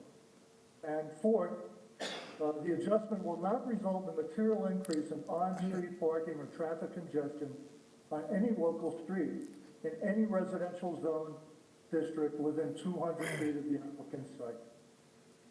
Frankly, and only one of these criteria need to be met in order to be granted the adjustment. Respectfully say that none of these criteria are met and that the developer's argument is without merit on each of these bullet points. Next slide. I believe I'm there. Oh, yes, okay. So in wrapping up, contradictions of urban planning and the proposed East Bank Shopping Center redevelopment. There's no affordable housing component to this multifamily apartment project. I think Marcus at the Planning Commission was asked by one of the planning commissioners whether there would be an affordable housing component to it. He said they were looking at it. Well, you know, the planning says that the developer is elected to pay an affordable housing development impact fee, which by definition segregates affordable housing. So because of that, it is not conducive to social or economic inclusion. Now, I think anybody in the planning department will tell you that good urban planning requires architectural design that weaves new projects into a neighborhood's existing physical and social fabric. This project clearly doesn't do that. And in fact, when you saw the first presentation of what they proposed, where they denied all access to the site from South Atchison Way, you can see that this project isolates residents from the surrounding neighborhood and produces what amounts to a gated community. So, in closing, I guess, the city's sustainable infill redevelopment, SIR, which I think Juan commented on earlier when he said, for infill sites, we want to go up, we don't want to go out. Well, this certainly goes out at 610 feet. So the zoning overlay intended to create a one-size-fits-all blanket zoning overlay for blighted commercial centers that were on major arterials. And granted, there is a lot of pressure for new housing and housing demand in the metro area, and certainly in Aurora. But the question is, does the city, by the way, in terms of developing the UDO, I might say thousands of planning department personnel hours were involved in promulgating this UDO. Probably hundreds of thousands of dollars were spent with consultants and such. And this is the city's vision. This is what the planning department wants for the future of Aurora's built environment. And so, we request respectfully that you deny the request and that you force the developer to comport with the spirit of the UDO, and especially with regard to connectivity and weaving this project into the community, as opposed from isolating the community from this project. And thank you very much for your attention. And it is St. Valentine's Day, so we ask you to consider our thoughts and not massacre our neighborhood. Thank you, Kyle. Again, I've been told by a number of city council members that this is going to come down to whether the project meets the UDO or not. Clearly it doesn't, or the developer would not be asking for this adjustment. I've also been told, though, that the city council has been reluctant to deny adjustments. I ask you to look at this not based on decisions the city council has made in the past. We agree that this area needs to be redeveloped. We also agree that apartments are probably the best way to redevelop this. However, the 610 feet, we would not disagree if they were building perhaps 2 units of smaller length. In fact, if they were coming to you and asking you to approve an adjustment to 2 buildings that are 250 feet, our community probably would not have a problem with that. A couple of points I want to make before I summarize this. One, you're going to hear people speak in favor of this project. And current tenants of East Bank, I can totally understand why they would approve of this project. However, you're probably going to hear people that do not live in this neighborhood saying that they approve of it.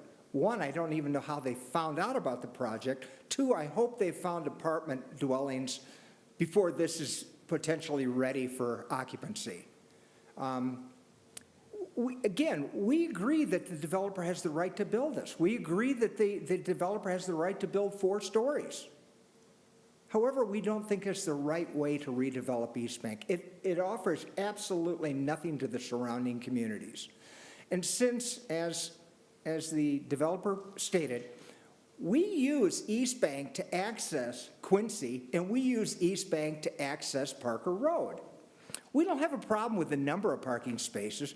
We have a problem with the additional traffic that this development is going to create within East Bank. The traffic studies that were done did not take into consideration the additional traffic within the center. And since we're using the center to access Quincy and to access Parker Road, this is going to create some significant log jams, and it's going to create significant disadvantages for people in our community attempting to get in and out of our community. Our community is almost landlocked, or I should say corridor locked. And Mr. Mayor, you came out and drove the ingress and egress through our community, and you called me and you indicated that you felt we have a problem. You know, we certainly have a problem accessing Quincy. You have to cross over if you're going east, you have to cross over 3 lanes of traffic and merge into 3 lanes of traffic. So going through the shopping center where there is a traffic light, we've been doing this for years. And the developer says, well, we've listened to the community and we've put in this easement. Well, I think the developer realized because we have been using East Bank as access to both Parker Road and Quincy, they really had to give us an easement to get in and out. And we appreciate that, but I believe that, you know, the developer realized that they can't take that easement away without providing us with another easement. Again, Kimco's requesting an adjustment to go from 200 to 610 feet. You know, that's 3 times the UDO. Again, if the UDO is not adequate, change it. Like I said, perhaps it needs to be 400 feet. Perhaps it needs to be 610 feet. But it's not 610 feet today. It's 210 feet today. And what we're requesting is that you require the developer to live within the specifications of the UDO. It's there for a reason. Okay? A couple of things, or one more thing. We will not have a number of people speaking against this project in respect for the city council's time. It doesn't behoove us to have 50 people come up and say the same thing I'm saying, that we're requesting the council to not, or we're requesting the council to deny the requested adjustment. Okay? However, we have sent somewhere in the area of 100 emails to the council expressing our concerns and asking the council to deny the adjustment request. And again, I understand that the adjustments have been on a pretty ongoing basis, have been given. I don't know if they were asking to go from 200 to 610 feet. I don't know if they were properties that were out east where they were built on a much larger piece of property than this. I don't know if they were asking for a height adjustment. You know, I can't speak, but I would ask you to look at this and don't make decisions based on prior decisions that have been made regarding adjustments. We support redevelopment of this center. We support apartments going into this center. And certainly the renderings that developers showed, it's a significant improvement over what's there now. We don't agree that, or we agree that what's there now needs to be replaced. We're not in disagreement with the developer when it comes to that. Again, what we're asking of the city council is to deny their request for an adjustment to go to 610 feet. Thank you for your time. If you have any questions, I'm going to have to bow out of here. I'm available for questions now, and Edna DeMont, she'll be here, and she'll be available for questions. Do you have any questions of me? I hope you can stick around just a little bit. So the next, we're going to do public comment, and then we'll go to questions from staff in accordance to the way we're set up to do public hearings. I will. Thank you. Okay, thank you. Is there anyone who wishes to comment on item number 16A? Yes, Mayor, we have Geraldine Santos. Geraldine, if you can state your name and address for the record, please.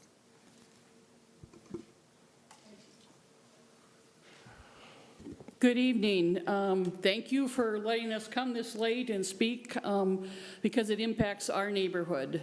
I live at 13550 East Oxford Place. I live in a condominium unit just east of where the proposal is. Currently, my unit, or my building, the condominium unit, is the largest unit in the neighborhood.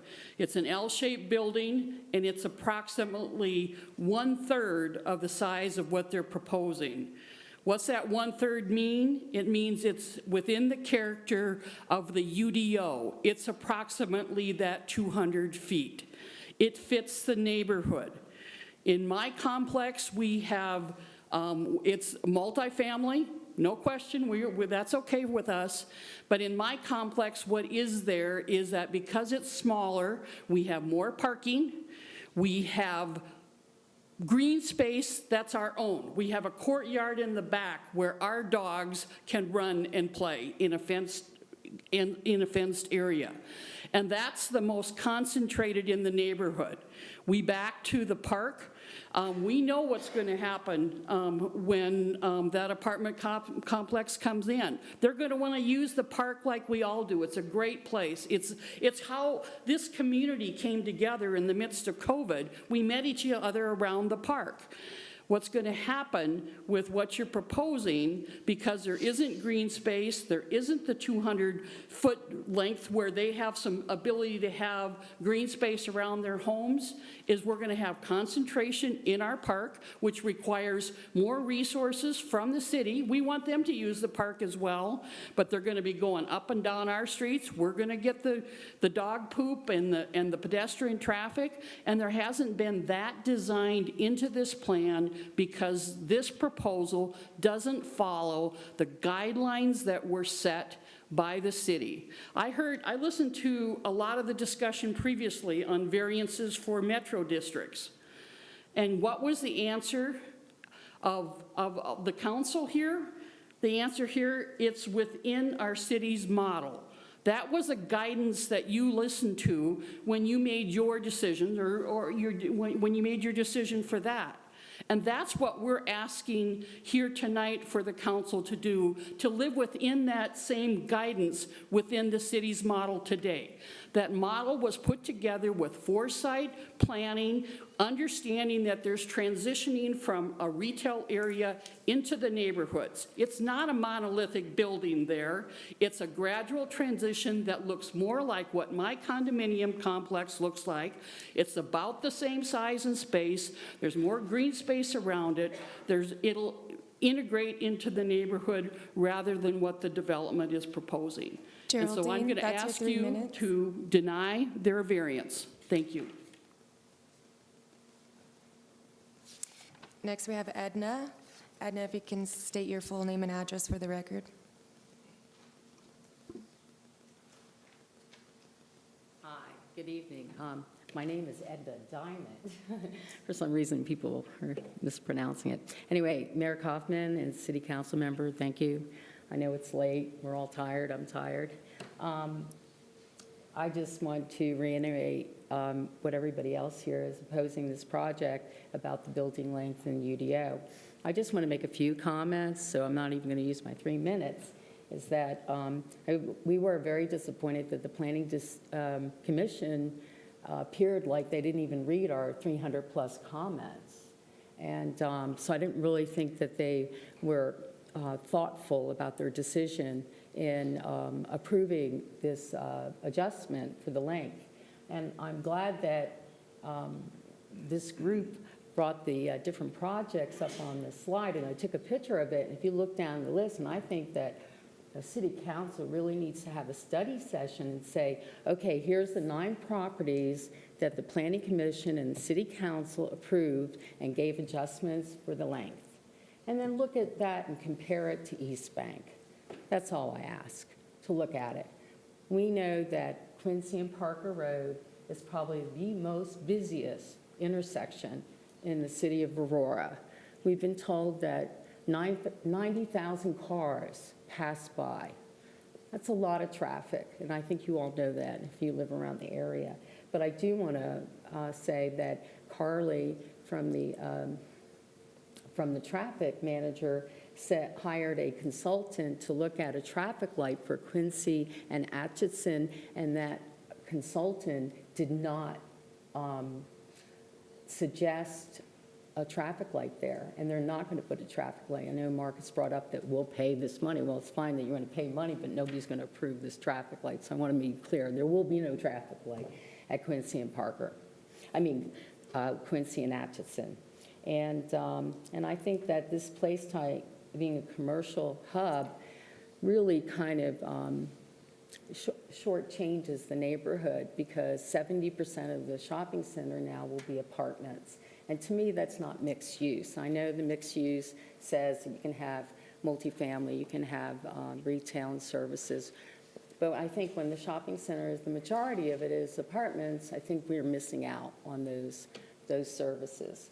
And so I hope that you all will take in consideration our concerns and look at the other projects and have a study, if that's possible, to look at the other projects and what actually were granted adjustments in the length and compare them to this. Thank you. Andrea, if you can state your full name and address for the record, please.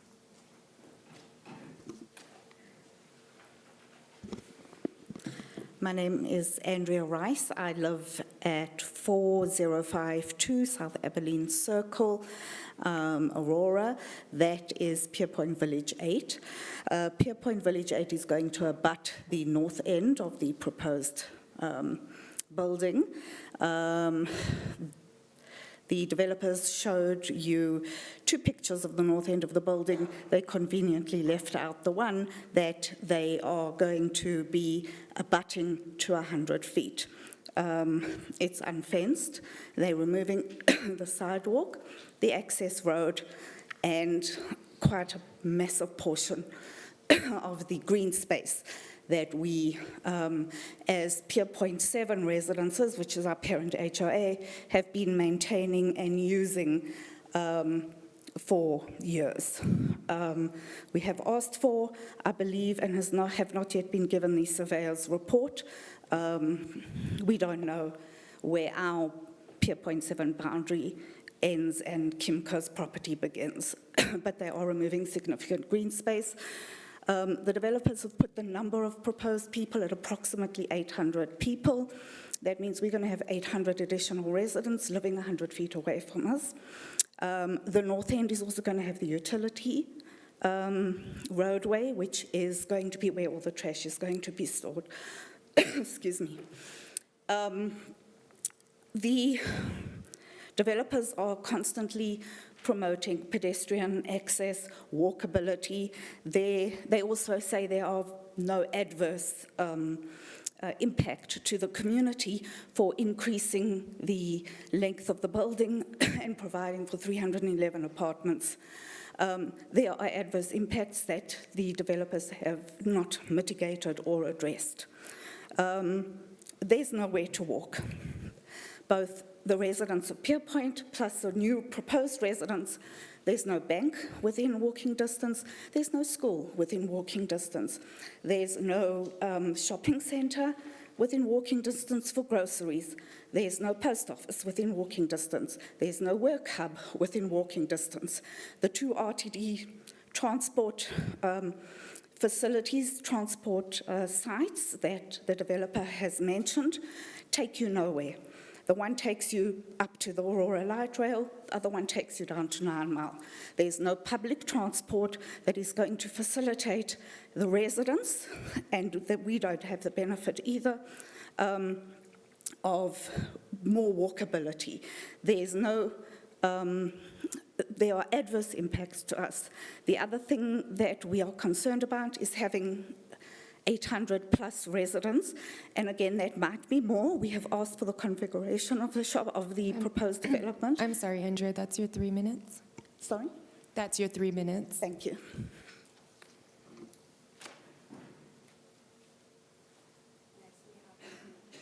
Next is Lynn. If you can state your full name and address for the record, please.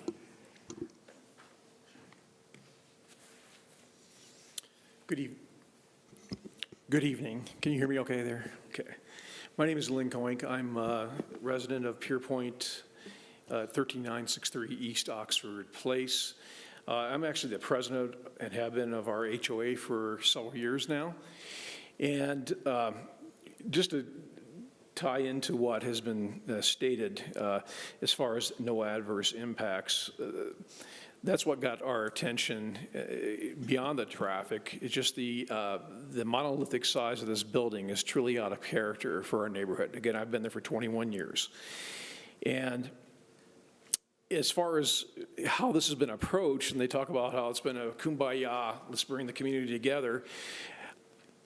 I, as the president of the HOA, wasn't even aware of anything going on until I happened to be told by one of our residents that they had a flyer on their door, one of only 3 in our neighborhood, about this proposal coming up. So I, last minute, was that very evening, I was able to jump onto the meeting finally. So, and that's been kind of the approach. I think we're an afterthought, and I think we were also told by different experts that oftentimes city planning dots the i's, crosses the t's, and that's understandable. So everything going through that is pretty much scientific in a sense. Did they meet the standards? However, as has been stated to beat a dead horse, the UDO was not met. It's been into a variance ×3, which again is completely out of character. Now the other point to make is that it is David against Goliath. We're up against a large firm from New York in Kimco, a top real estate, developer, also a law firm. And we do want this to be developed. However, Kimco's been there for over 30 years, and it's gone further and further into blight. And I've watched it for 21 years, and I just question their ability to manage an apartment complex in the long term, one. But mainly, we do want it to be developed. We just ask and implore the council to consider things beyond the simple approval of a plan and what the actual residents think. And as Bill said earlier, I'm just one of 5. There could be 50 to 100 behind me, but we just ask for your consideration and to come back with a different plan for us. We want them to be successful. We want this to be developed. It's just this doesn't fit our neighborhood. And the other thing about the traffic studies, I believe they're probably correct about overall retail being busier than apartments. But the big problem is in the morning. Kids going to high school, they have to go through that light. Now, you add 800 people, you're going to add several hundred cars leaving that center in the morning. It's not like middle of the day, shopping center is busy. We can get back in. Getting back in is not that difficult. It can be dangerous, but not that difficult. So that's one thing to consider as well, please. And I came here last minute because my wife normally was handling most of this for me as I was tidying up another project. So I know it was a little scattered, but I implore the council to consider the human impact and to reconsider the plan. Thank you. Okay, Mayor, we have Pet Palace. If you can state your full name and address for the record, please.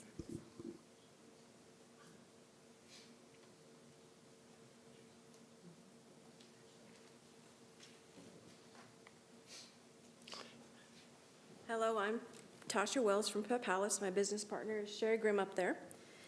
And to clarify, we do have a letter of an intent with Kimco, so we don't have a lease signed yet. Hopefully, we will work out everything that we need to work out. And I just want to take this time to say this has been a very stressful time for everyone involved with this project. We've been in business for almost 29 years in the center. And however this goes tonight, we want to say thank you to our neighbors and to all the city council, especially those that have checked in on us, and anyone else that has been concerned about protecting our small business, because I think that's what Aurora should really be about, is the people and the small businesses. And we just wanted to say thank you.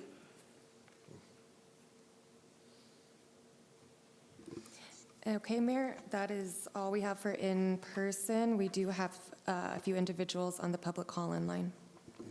Please proceed. Okay, first up is Alcia. Sorry, go ahead. You have 3 minutes. Elsie. Good evening. Good evening. I am Elsie Renton. I live with my husband and kids at 2050 South Fairplay Street in Aurora. I have lived in Aurora for most of my adult life and love the city, but we have a serious problem. We are in a housing crisis and all types of housing need to be provided. Most importantly, housing needs to be provided when it is consistent with the zoning and comprehensive plan that was written by Aurora stakeholders. We have lived with my husband's family while we have worked multiple jobs and saved money to buy a home. We looked for multi-family housing as an alternative to have attainable housing while we have saved to buy a home. Decent multi-family units were nearly impossible to find. We had to keep looking further and further outside of Aurora. I looked up and down the Parker Road corridor because it is near my work. We want housing at East Bank. I am a second-generation immigrant to Colorado. I dedicated my life to my family and to creating a better life for them. Most of the objections I have heard or read about this project are rather offensive. Multi-family housing does not create more crime. It does not hurt the surrounding property values. It does not change the character of the neighborhood. Hearing those comments has made me very uncomfortable because it feels like everyone is doing something entirely different but using better words. As a member of the City Council, I would ask you to please honor the code that is before you. This is a site plan, not a change in use or zoning. This is a site plan, a proposal that is building what the code says to build. Please set aside all the uncomfortable objections as they are simply objections to change and to progress. This is a shopping center that needs people, needs life and life. It needs new families with young kids. It needs Aurora residents to live and shop at East Bank. We all fight too hard to find housing. Please help us not have to fight for housing. This proposal is completely consistent with what the code asks the builder to create. We will find better housing. We don't want it to be further down Parker Road where we create the same traffic and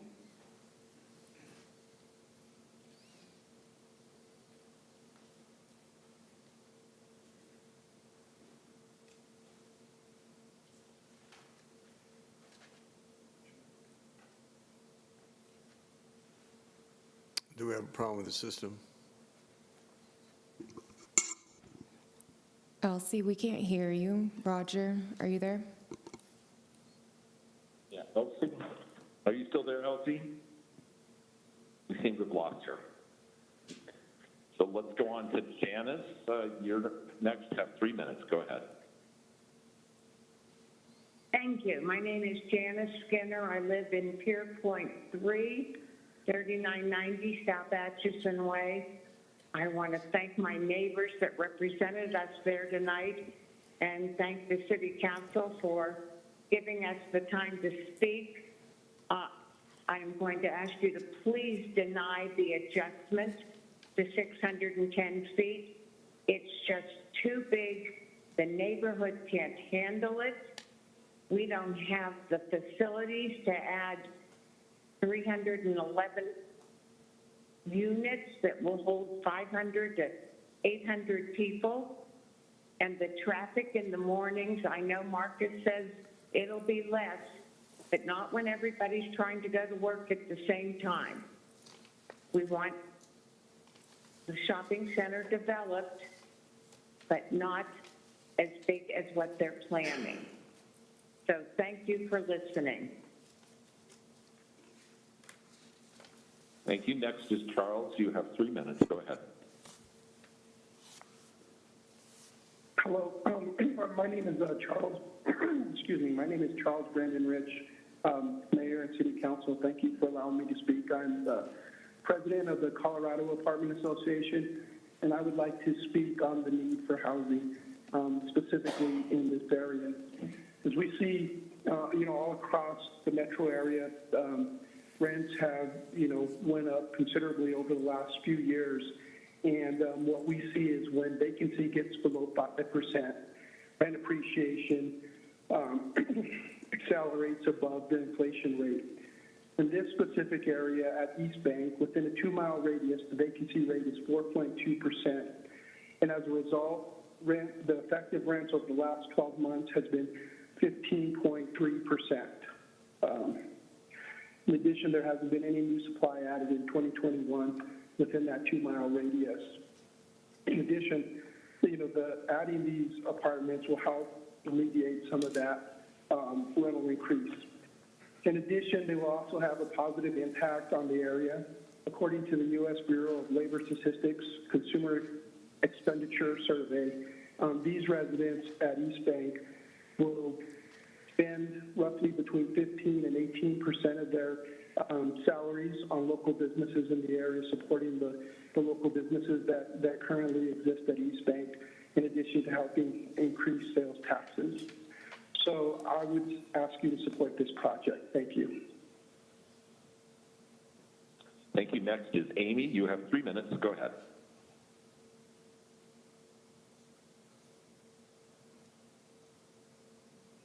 Amy, you're live. You have 3 minutes. Go ahead.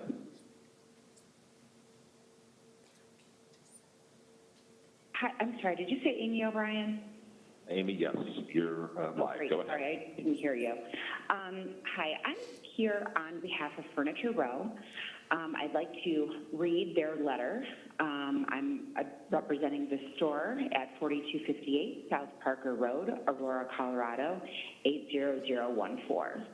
Dear Mayor Kaufman and City Council, I am Associate General Counsel for Furniture Row, Colorado. Furniture Row owns property adjacent to East Bank Shopping Center, where Furniture Row's affiliate companies operate the Furniture Row Retail Center. I'm writing to you in support of Kimco's application to develop apartments at East Bank Shopping Center. This project seeks to cure the property's chronic vacancy by providing a vibrant, mixed-use development that will benefit all businesses in the surrounding area with ample parking and a new customer base. We appreciate Kimco's efforts in welcoming feedback from the neighboring businesses. Respectfully, Richard P.R. Cohn, Associate General Counsel. Additionally, I'd like to add that we wrote this letter with an understanding of a site plan that adds a new access point from Atchison that brings in new neighborhood traffic to the center. Also, the traffic continues right in front of our store southward and leads directly to the light on Quincy that helps to bring the neighborhood to Quincy, as has been mentioned. Additionally, we completely agree that this new residential anchor will be of great benefit to the neighborhood and especially supporting our shopping center. Thank you so much for your time. Thank you. Next is Michael. You have 3 minutes. Go ahead.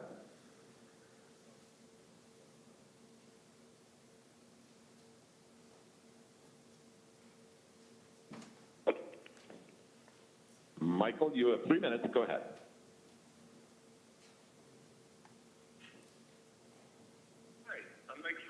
Owner of Mike's Davis Sports Cars for over 29 years, and Aurora resident for over 30 years. I am speaking in support of the East Bank development as both a business owner and resident. As a business owner, I'm looking forward to having a residential property acting as the anchor for this retail center. It has been a while since we've had a new population in this area, and it will be a great addition for my business and the businesses in the center as well. My business has many repeat customers, and this is a destination business. Having 300 new residents move in is easy advertising for a business like mine that provides a very healthy monthly sales tax revenue for the city of Aurora. I look forward to welcoming the new professionals and helping them with their sports memorabilia needs. As a resident, I'm always hopeful that a new project meets the needs for missing middle-level housing that Metro Denver needs so desperately. I used to live less than a mile away from the center, and I have an understanding of how unaffordable housing in this area can be. I moved into a different house in this area less than a year ago, and now I have a really good understanding of how unaffordable housing can be. The new project will revitalize this area and provide for housing and a new group of professionals to move in and enrich the population of Aurora. This is a perfect location for new residents with businesses, residents, and the Cherry Creek State Park Recreation just across the street. In spite of having to deal with the annoyances of construction and potential changes in parking thanks to my new neighbors, I am still a huge proponent of this project. Again, to reiterate, as a nearby resident and business owner in the center, I am in support of the East Bank development. As I understand it, it meets the code, it will help business, and it will bring much-needed rental housing options to the area. Thank you for your time and consideration of this much-needed project. All right, thank you. Next is Christopher. Go ahead, you have 3 minutes. Hi, my name is Christopher Burton. I live at 5010 East 6th Avenue, Denver. I am a partner at Legend Partners in Denver and have been in the commercial retail and land brokerage and development business for 36 years. My work is focused primarily in Colorado, but I also work in the surrounding states. I've seen a dramatic change in brick and mortar retail over my 36-year career, accelerated greatly by COVID in the last 2 years. Retail centers across Colorado and the country are trying to figure out how to reduce their retail footprint of their shopping centers, replacing empty boxes with multifamily, medical, schools, and any other use that will drive daily traffic to the remaining portion of the retail center. Rooftops drive retail and bring vitality to aging properties. Putting customers within walking distance of retail drives money being spent locally. I am working on 2 projects in Denver where landlords are proposing to demolish a portion of the retail center and replace that area with multifamily. East Bank Center in its current configuration is functionally obsolete. East Bank Center will not be able to secure a grocery store as the major grocery players have chosen sites north and south of East Bank Center. There are still multiple empty boxes, retail boxes along Parker Road corridor that have not been filled, many in better positioned centers with better co-tenants than East Bank. In my professional opinion, I believe this is an ideal site to add multifamily as a residential anchor to East Bank Center. Thank you. All right, thank you. Next is Zoe. Go ahead, you have 3 minutes. Hi, my name is Zoe Kujek, and I'm speaking on behalf of Circle K stores located at East Bank at 3200 South Parker Road. Circle K is in support of Kimco's application to develop apartments at East Bank Shopping Center. This project will provide benefits to the local businesses, the community, and is taking a responsible approach to redeveloping the existing site. This project addresses the community's traffic concerns by providing improved access to the site and existing traffic signals on Quincy Avenue. Kimco also plans to work with key businesses like ours to integrate and improve our businesses by introducing apartments to the property. As stated previously earlier, the East Bank Shopping Center has struggled with empty storefronts ever since Colorado Fabrics and 24-Hour Fitness was vacated. This project seeks to cure the property's continued vacancy and provide a mixed-use development that will benefit all remaining businesses with ample parking and a new customer base. The developer's commitment to improve traffic, access, and local businesses is a tremendous opportunity that should not be wasted. This project also provides significant economic development benefits, including both temporary and permanent job creation for our residents, enhanced new tax revenue for the city, and improved site security. It also represents an important opportunity to inject life into a property that has struggled for years. Most importantly, Kimco is incorporating constructive feedback from the community by designing the project to minimize impacts to the neighbors and improve the existing conditions for budding residents. I wholeheartedly support this application. Thank you. Crassus is next. Yes, hi. My name is Crassus. I live in Aurora. My address is 12178 East Expedition Drive. Like I said, I'm an Aurora resident, and I've grown up here in Aurora. I love my city and hope to continue to live here, and I would love to see the development of East Bank and the proposed apartments. I currently work 2 different jobs to pay for housing, and I do have an apartment today, but I would want a better place with better amenities. I will not be able to buy a home for a while, so I want to progress through better living situations until I can purchase a home. My friend's family lives near Pier Point, and we've been talking about this development since the first neighborhood meeting was held in the spring of last year. There are many neighbors that want to support this project, but they're concerned that certain neighbors will be upset if they speak up. My friend and I would both love to have more apartments here. This is a great location with many restaurants, businesses, and the state park. We want to live with new amenities and have the ability to go enjoy the open space across the street. Yes, Park and Quincy are busy roads, but this is really an empty place. People are driving by this location every day wondering why we can't build new apartments here instead of driving by the vacant stores. I know neighbors say that this would change the neighborhood, and I do agree with that, but I think it would change it in a very positive way. We are getting new apartments that would be very nice and add value to the neighborhood and to the businesses. I've heard a few people say at these meetings that this will increase negative aspects of the community, and I just find that hard to understand. It's vacant today with no activity, and that's where things like crime and other negative things occur. We want neighbors and activities, so I fully support the proposed development at East Bay. We need more affordable housing and apartments. Thank you. Thank you. Next is Juan. Go ahead. You have 3 minutes. Good evening. I'm Juan Nieves. I live here in Aurora at 1148 South Stable Boulevard. With my 2 kids, I run a small business and I've painted many homes and buildings in the immediate area. I used to work out at the 24-hour fitness at the proposed site for this project, new development. I have listened to the discussions tonight, and I want to be sure to go on record that I support the proposed site plan. I spend too much of my time working to try and remodel and rebuild aging housing stock, and believe we must build more new apartments. I would estimate that I have lived in 5 different buildings in Aurora. I work nearly 60 hours a week to provide for my family to create a better life for them in the future. We need to build appropriate density when we are right next to major roadways so that we can get to and from work. We need to build in empty or old shopping centers so that we have new opportunity. This will not change the neighborhood. It is actually a very dense neighborhood with many condos. The proposed apartments are a significant upgrade and provide easy access to Parker Road. I support this project because we need more new places to live in Aurora. We need to support the neighborhood businesses. We should all approve this proposed development, allow the project to be built, and go drink margaritas at Casa Vallarta to celebrate. Please support this site plan. Thank you. Thank you. Next is Jasper. Go ahead. You have 3 minutes. Good evening, council members, and happy Valentine's Day.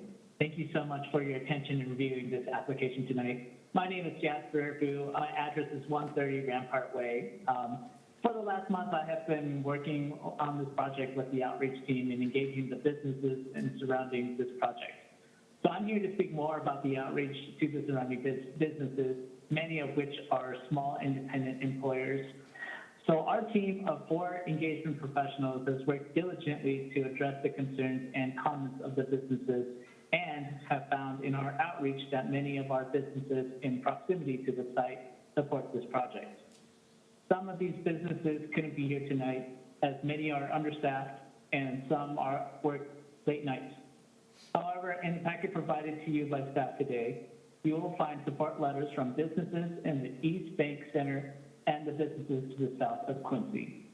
These businesses include McDonald's, Any Garment Cleaning, Affordable Flooring, Nature Box Pet Store, Mark Anthony Flower Shop, Zap Laser Hair Removal, Jet Pizza, Bethlehem Handicrafts, Perfect Alternatives, Furniture Row, Mike Stadium Sports Cards, 7-Eleven. And the reason these businesses have written letters of support to include in our packet tonight is, 1, the potential for new customers living close to their businesses, and 2, they are excited that this investment in the area will inspire future similar investments from both the public and private sector. So I just want to close and thank you again for your review and consideration of the project, and have a great night. That's all the phone line participants.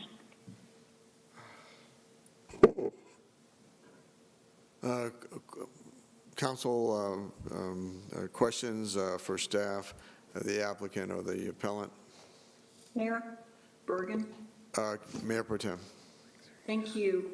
And thank you to everyone that called in and was because they're in person. My question is to staff. You already mentioned that all the requirements were met in terms of code and so forth, other than the adjustment being requested, which is what we're talking about tonight. Can you explain a little bit more about what goes into that decision that staff made and then the planning commission made? Because I read, the code that it looks like there are some variables to the 200-foot building length that are included. So it's not just that, you mentioned, it was mentioned earlier, 7 other developments were approved with more than the 200 feet. So can you talk about what else is considered? Staff? Yeah, I can. Can you hear me? Great. Yes. So in our Unified Development Ordinance, we have a section that's 5.4.4. It's flexibility and relief, and it's directly related to adjustments. And that was put into our code to allow for flexibility for how we're developing the city. So it's not just allowing for these adjustments. And in that criteria, there's a certain criteria that needs to be met to allow for an adjustment. And during the pre-application process, and as the applicant goes through the development process, these adjustments are quite stringent, and talked with staff on how it meets this flexibility and relief criteria. And staff did deem that this application did meet it and recommended it to Planning and Zoning Commission for approval. Okay, so that would be the articulation, where the building goes in a little bit, comes out, jets out, the vertical, the actual materials as well on the building? So that's what staff asks to improve on the adjustment. The applicant can ask for the adjustment based on the flexibility and relief. So that way, staff isn't necessarily always controlling yes or no. So if the applicant wants the adjustment, we work with them if they meet the flexibility and relief criteria, and that's why we bring it forward. So they met that flexibility and relief criteria, then we brought the adjustment forward, and that's when the discussion for horizontal and vertical articulation, pedestrian streetscapes, and all of that began. Okay, and then Mayor, can I ask the Please proceed. applicant questions? Yes. Okay, so I heard that some of the neighbors were saying that they don't mind apartments being in there. Was there ever a different plan proposed? Because I'm hearing a lot about the monolithic, building, but I mean, I'm looking at the new plan, I'm looking at the way it is currently. Right now, with Furniture Row and the buildings that are there, that's very monolithic. So I was just wondering, was there ever a different plan for multifamily presented? Mayor, council member. Yeah, sorry. Mayor Pro Tem, council members, Carolyn White speaking on behalf of the applicant. I'd like to just answer part of the question about the monolithic and then ask my colleague Diana Rael, who is a genuine UDO code expert, to go a little further and talk about the specific question that you asked. But as it relates to monolithic, that particular criterion that was shown on the screen earlier, it says you're supposed to avoid buildings which are monolithic, and then it lists a variety of different ways that you can do that, such as building articulation and vertical relief and changes in materials and so on. And so monolithic, the definition of monolithic isn't just large. The definition of monolithic is large and everything's the same. And in fact, I have the definition and can read it if we need to. So the question of, was there ever a site plan that showed something different than what's being proposed today? The answer is yes. Originally, the site plan that we showed you was presented to the neighbors and was adjusted in response, as Marcus described.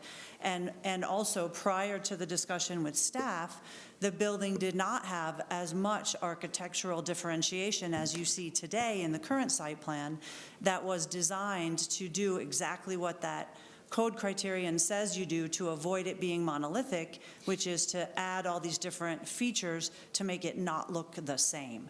So maybe I could just ask Diana to explain a little bit more about the evolution of the site plan in that regard. Yes, Mayor, members of City Council, Diana Rayel from Norris Design. I want to talk about a couple things. I did spend 5 years working on the code with staff. I wasn't a high-paid consultant. I volunteered my time, but I feel like I know the code pretty well, and I use it every day. So in the code, in the UDO, in section 146-4.3.9b, the code does discuss allowable block length in sub-area B, which is where we are for this project, and it allows a block length of 700 feet and a perimeter block length of 2,800 feet. So that is all four sides around a typical block. In both of those circumstances, we are under that, those block dimensions and perimeter dimensions. The second thing I want to talk about is the building length. The current code does limit the building length to 200, but what I would offer is that when we considered that requirement, when we were working on the code, we were thinking about a lot of three-story walk-up buildings that were really the building trend at the time when we began the code 7 years ago, 7 years ago. Aurora was getting a large amount of three-story walk-up building type designs with perimeter circulation drives and parking. What you're seeing today and why we've come with, this is one of 7 adjustments that have come before Planning Commission and now to you at City Council, is that we are starting to see more urban format buildings. We're seeing buildings that really are presented to the street. They are more urban. They are pushed up to the street, and what it allows you to do, it allows you to put things like structured parking internal to the buildings. It allows you to put in amenity spaces interior to the buildings, but it does change configurations of those historically three-story walk-up multifamily buildings. I would also offer that when we worked on the code and we adopted the code, we sort of always said, well, if there's something that comes up that we see over and over and over again as an adjustment, or something that maybe we found something that doesn't necessarily work with today's building configurations, we would discuss that. So I have a few other projects that are coming along, and I've actually proactively reached out to the planning department to set something up to discuss this particular section of the code, because it seems to be the one item that continues to come before us as an adjustment. And just to talk adjustments, it's not a strict line in the sand. I think as we've talked, if there's a way to mitigate and offer fair compensation for those adjustments, they should be considered. I think with that, I'll wrap it up. And then just 2 very quick, can you address buffering, green space, and then the letter of intent? Is there a letter of intent? I think it was mentioned there is a letter of intent, but that there's not an actual signed lease. Would the letter of intent, is that something that will change ever from that to the lease? Sure, Mayor Pro Tem, thank you for the question. I'll be happy to address the first issue, which was the green space and the buffering. That has actually been something that we have looked at. I want to say up front, the neighbors have done a remarkable job. They have influenced the design of every edge of this building. So 2 things that we did specifically is there was a request to make it more street-friendly and more pedestrian-friendly on Atchison, that buffering. So as you saw, we are 137 feet set back from the adjacent buildings. By the way, an existing building in Pierpoint of 350 feet in length. We are set back from that. We want to have pedestrian scale to honor that as well. Specifically on the north side of our building, as we transition to the neighbors, we put in at their request an open space that we can have our dogs stationed there so our pets don't go to their HOA space. That was an exact request from the neighborhood. So we have looked at the open space and we have adjusted all sides of it. Additionally, on the south side, inside the center, we added gathering places, picnic tables, and benches and bikes to really embrace the pedestrian experience for those neighbors as well, those neighbors that surround us. The second question, Councilwoman, the request about is there a signed agreement agreement. There is a signed letter of intent. You are correct. That is a 10-year extension. I just want to be clear that I didn't say anything wrong, or I hope I didn't. I want to repeat it. Pet Palace is under contract until March of next year with a lease. We want to extend that. They have been wonderful partners. We have worked very hard, and we have gone through all the terms, Councilwoman, in what that means. We want to continue to work with them. Again, we want them to stay in that center. I would agree it's been a very intense time. There's been a lot of feedback from all sides, and we've all tried to work through that. So, Councilwoman, we do have a fully executed letter of agreement for a 10-year extension. Thank you. Further questions? Mayor. Councilmember Zvonek. Yeah, question for staff. Are there requirements in the UDO currently that don't allow for a variance?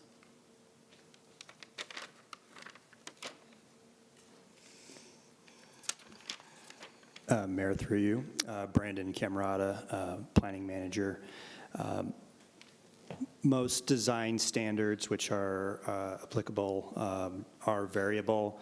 Probably the things that are not variable would be land use. So for example, if you're in an industrial zone, you can't get an adjustment to put a residential use if it's not a permitted use. But for design standards, such as how long something is, how tall something is, you can pursue an adjustment. And what would be the reason to deny a variance like the one that's being requested on length like this? Again, Brandon Camerata, we take each adjustment request on its own merits and utilize the criteria that are provided as best we can. And that's also why the major adjustments are pushed to Planning Commission in all cases, so that there is a public opportunity to vet those. So those are kind of examples of the layers that are created to address an adjustment. Mayor, and if I could, just a couple more. Please proceed. So the reason I'm asking this is that the question seems to be of whether or not the variance complies with the UDO, and it seems as though that given that the UDO allows for the variance to be requested, that the 200 feet was set not to be determinative, but to potentially be asked for a variance, and so therefore it would in fact, and this may be a question for the city attorney, it still would in fact be compliant with the UDO, given that the UDO allows for the variance to begin with. Is that right? That is correct. That is correct, okay. Okay, and so then, go ahead. And you asked a former question of when would a variance not be allowed? It's if it would harm, usually such as if it goes straight up and it blocks off somebody's light, they can get into lawsuits of, your building goes up, blocks all the light of another building, get into lawsuits with that.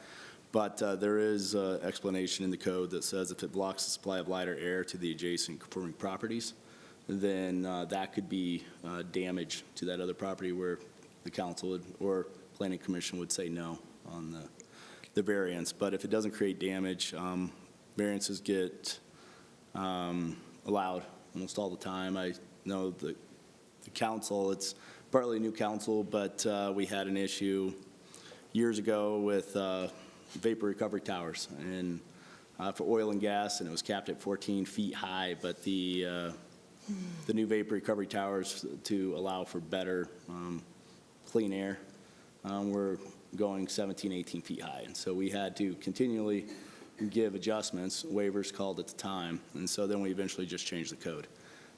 But we have so many different areas in the code that we can't update constantly, so that's why the flexibility and hardship variances in the code. Got it. And one final question along the lines of litigation is what type, if any, legal exposure could we be putting the city in if we don't uphold the decision, given that the applicants have been in compliance with the code, and as we just described with UDO saying that they do in fact have the opportunity to apply for the variance. So I think it seems pretty clear that they're in line with the code. So do we create legal liability for the city if we weren't to uphold? Legal liability would be what would be called a Rule 106 hearing, where they would challenge and state that the council decided in an arbitrary or capricious manner And what that generally means is that you decide without criteria. You could just say, hey, I don't like apartment buildings, so I'm just going to say no, because I don't believe apartment buildings should be, should exist. That would probably be arbitrary or capricious. But on this, as long as you go with the code and the requirements and you say yay or nay, then the council should be protected, the city should be protected in any type of suit. If the Rule 106 hearing does take place, it is, the council doesn't, or the district court that decides doesn't say you made an incorrect determination. It determines whether or not you use the code criteria to make your determination. So what I always do is direct back to the site plan criteria. Does it fit the site plan criteria? Does it fit the variance criteria? And staff thinks it does fit the variance criteria. However, council can, they're the fact finder, so they can make that decision. Okay, thanks. That's all, Mayor. Further questions? Mayor. Councilmember Lawson. I have some questions for the applicant. So my first question is, on the side of the Casa Volarte restaurant, did you talk to all of those businesses on that side? We sure have. And what have you offered them, and what kind of compromises have you done with them as well? Sure, Councilwoman, thank you for the question. That north retail is generally what we call it, that building.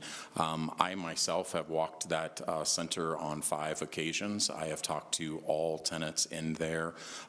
You heard from Mike's Stadium, which is on that corner right there on the north retail. I have been into Casa Vallarta 6 times. What we have done specifically, actually addressed an issue recently, is that Casa Vallarta is so popular, the cleaning store actually wanted dedicating parking right in front of their store, and they were given that by Kimco. That's an example of something not in this site plan, but an exact thing.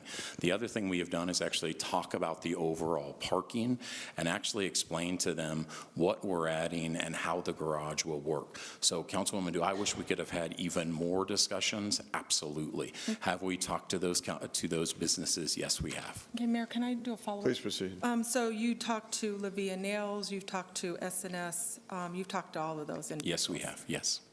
That does not mean that they've all, that they're all supporting, but Councilwoman, we've certainly talked to all of them, which I think is certainly part of the process, and what we would want to do is to get feedback. I will just say, whether in opposition or support, it's the substance of what is offered that has encouraged what we've done here.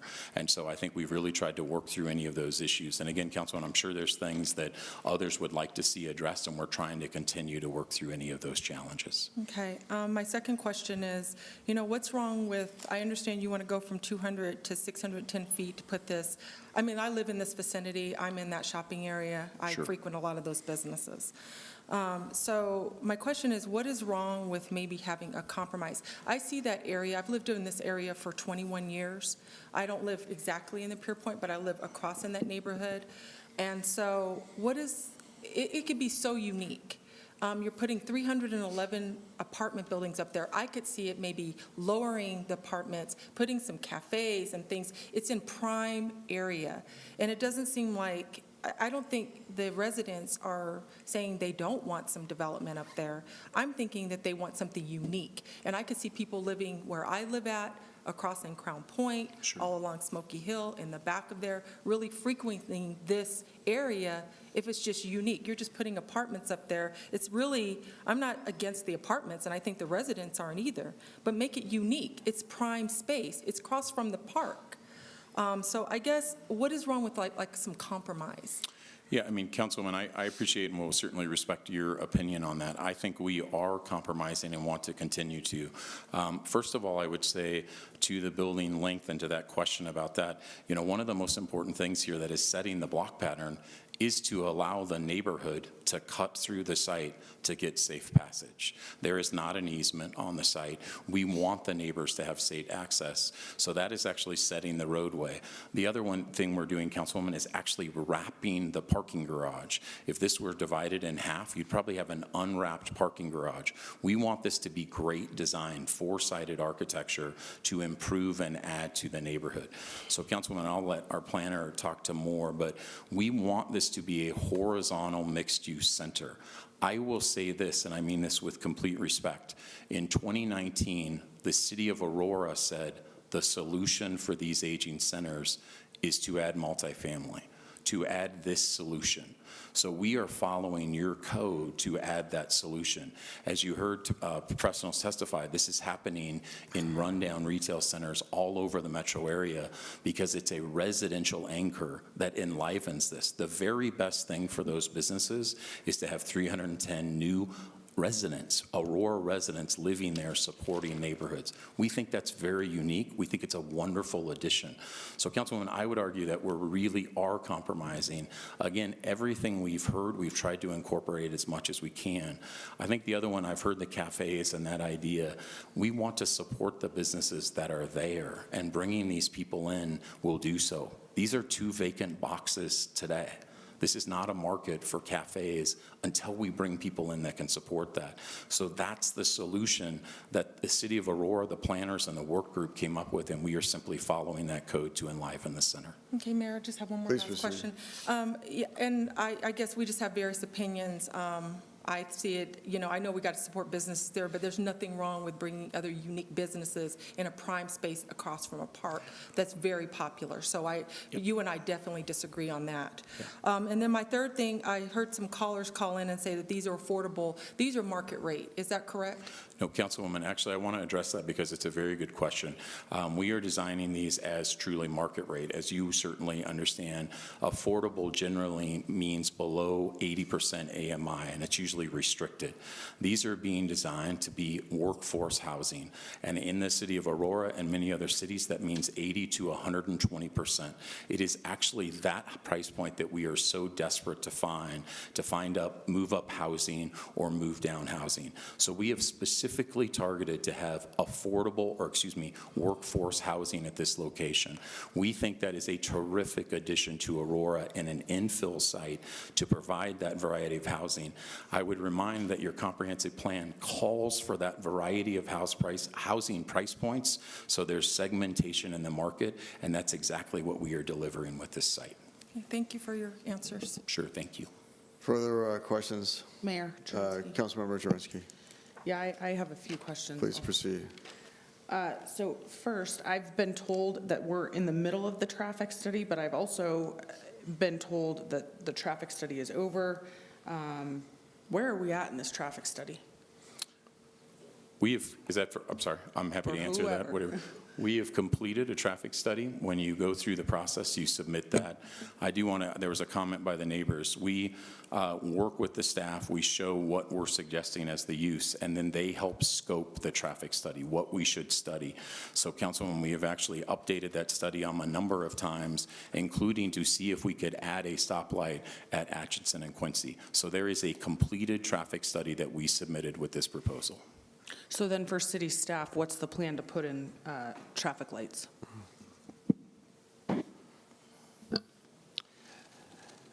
Brandon Camerata with the Planning Department. Yep, here's Carly to give more detail on that.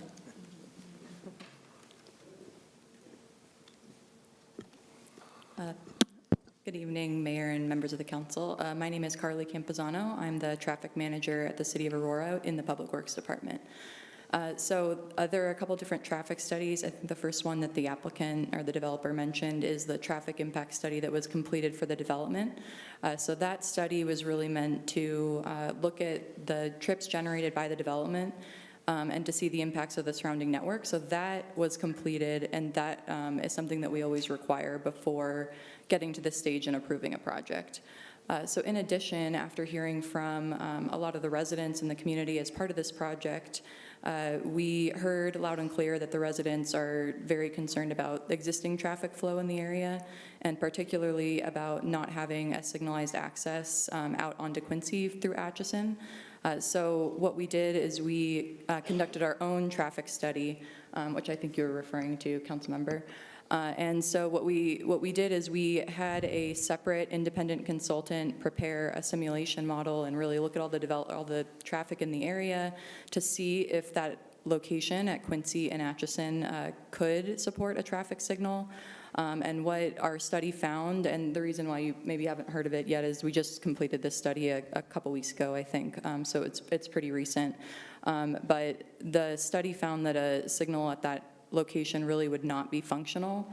Just with the existing queuing on Quincy, the reason why there isn't a signal there already is because of the spacing and the volumes. So our city standard for signal spacing is a minimum of 660 feet, and the distance from the East Bank signal on Quincy to the Quincy and Atchison intersection is only about 300 feet, so it's really not anywhere close to meeting our criteria. And what that means is if we put a signal there, it would make it very hard to progress traffic along Quincy, and traffic would queue through that intersection. And also, the applicant in their traffic study evaluated the signal for warrant criteria, and that's federal criteria that's spelled out very specifically in a federal document that all government agencies used. And that criteria, the traffic study estimated that a signal is not warranted at that location and is not expected to be warranted in the next 20 years. So that's a summary. I don't know if you have any other traffic questions. Do we have any idea what maybe some of the most dangerous intersections are in Aurora? The most dangerous is really a hard thing to quantify because we look at so many different criteria when we're looking at safety. So with safety, we really don't consider any roadway or any intersection safe or unsafe. When we're looking at safety data throughout the city, which is something we're doing regularly all the time as staff within the traffic engineering group, we're really looking for crashes that we consider correctable by a specific engineering measure.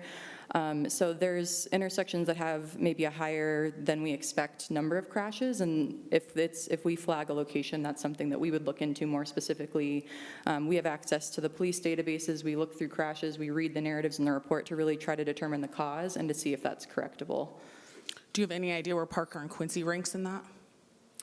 Parker and Quincy has a very high crash experience, definitely, yes. Sure, so I mean, in my opinion, if we are here tonight discussing approving a variance on the size of this building, why can't we approve a variance on this minimum of 660 feet between lives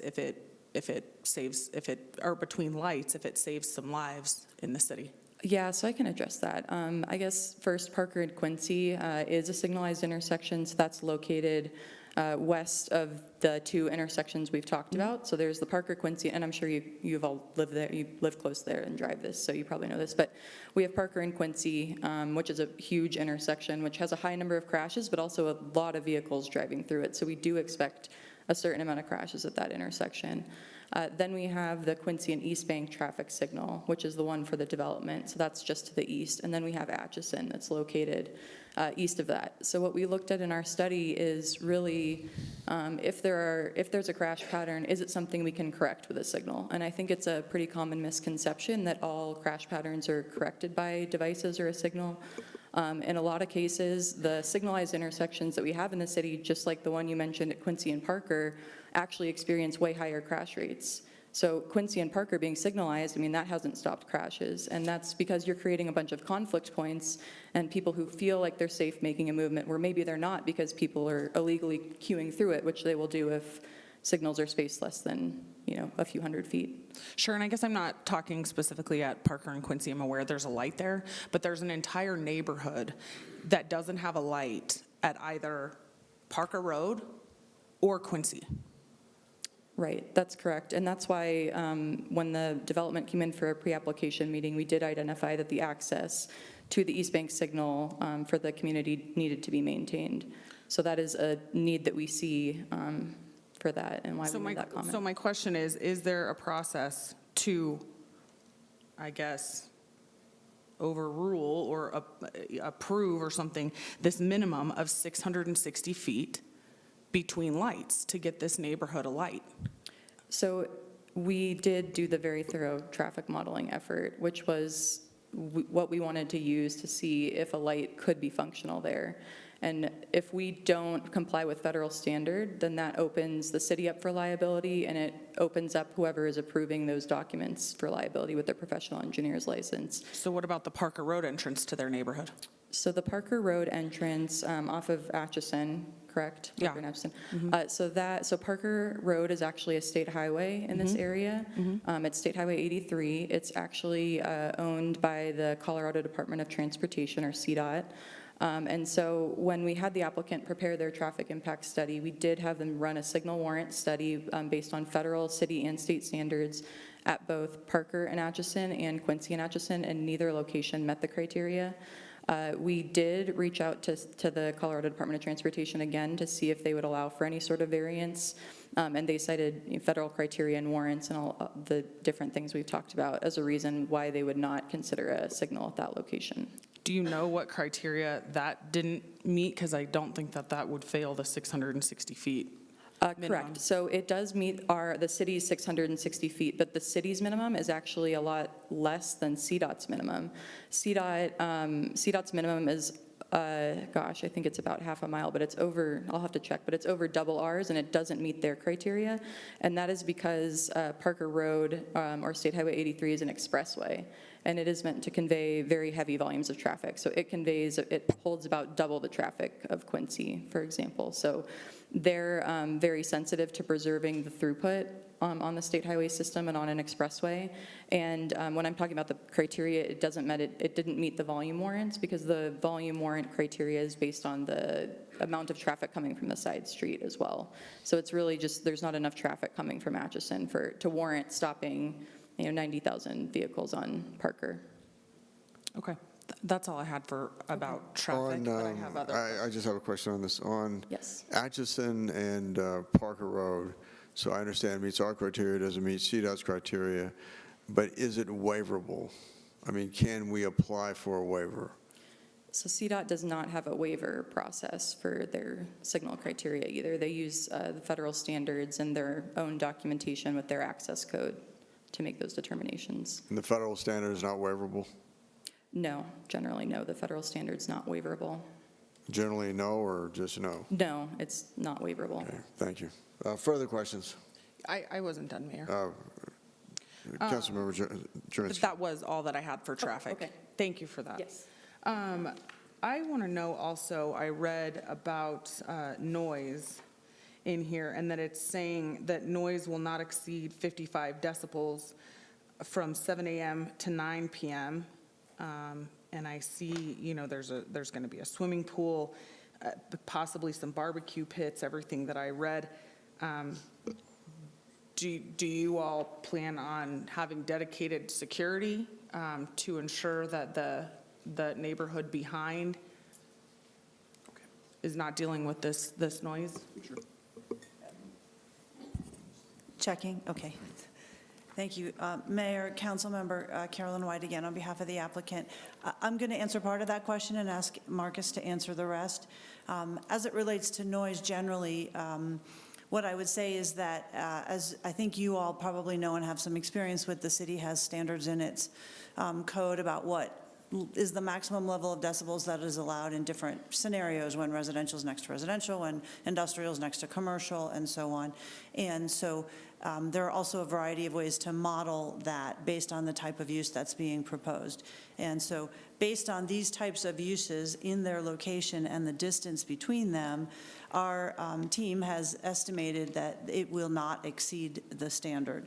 If there is a situation where it did exceed the standard, then of course you would have your enforcement rights in your code. You would inspect it, you would take a noise measurement, you would write a ticket, and you would have the right to cause them to cease and desist whatever they were doing that caused the noise until measures could be put in place to satisfactorily mitigate it to the allowable levels.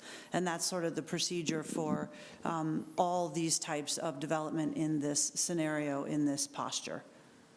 But as to the specific question about do we have security, I'm going to let Marcus answer that. Sure, Councilwoman, and I'll just add that this will be a professionally managed building by a management company that we work with. Evergreen, who will run this facility, has, and I'm sorry, I think 10 to 12 in the local market of these buildings. They have the same noise requirements. So I think we certainly will comply with that. And Councilwoman, there will be security and on-site management.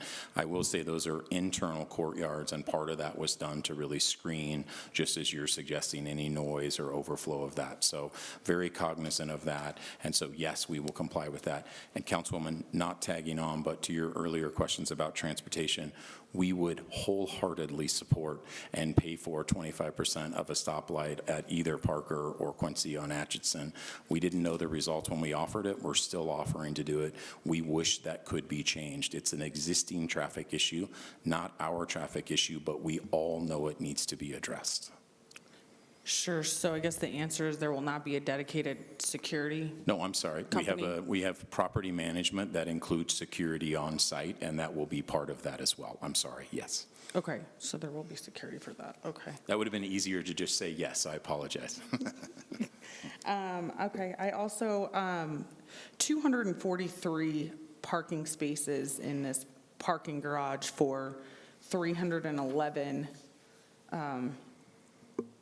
apartments. I just want to know, is there any room for give in there? I think that we just start a little upside down on the lack of parking. Is there any room in there for some give? There sure is. And Councilwoman, I just want to talk to that. The 243 are in the garage, right? And those are assigned with your unit. And then there was 190 on the surface, right, for those units. So we have actually heard this from the neighbors, from others concerned about that, and from discussions.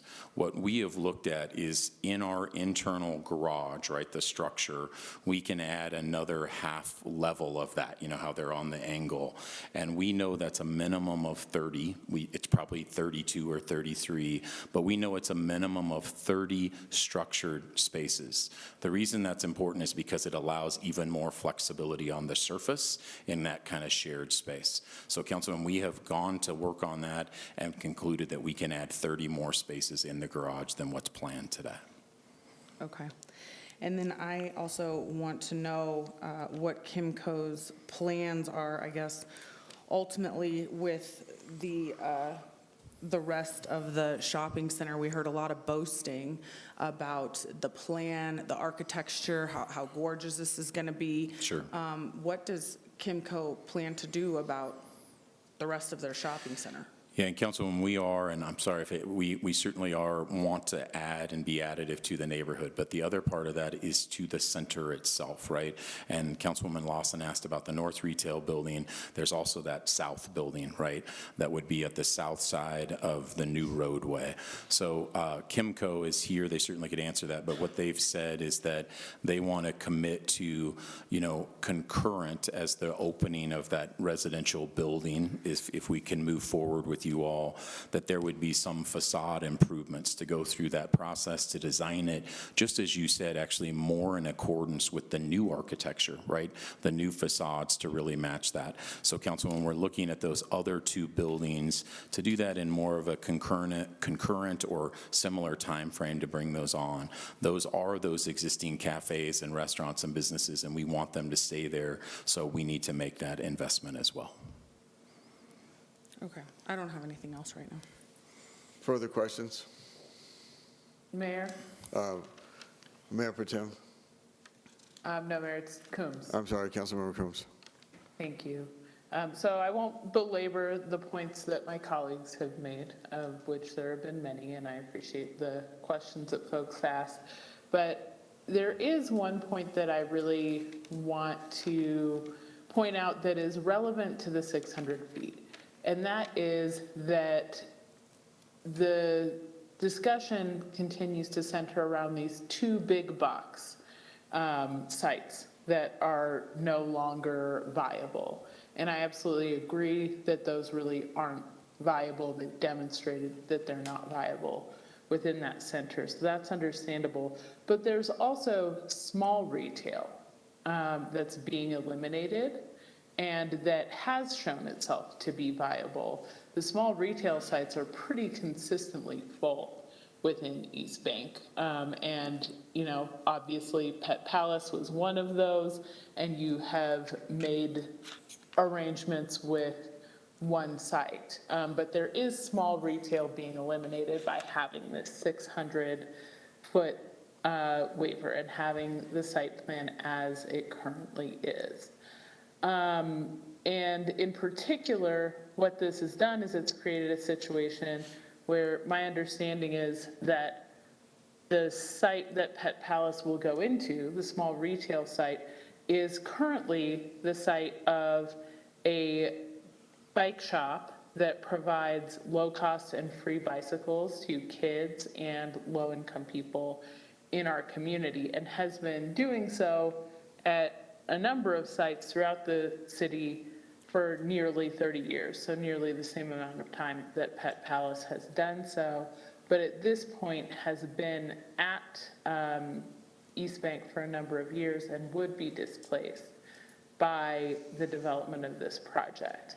And so for me, really, the 600 feet, the question that I have, I guess, and the issue that I have is that it eliminates that small retail. And so my question is there some way to ensure that there's adequate small retail space to not displace the businesses that are currently there?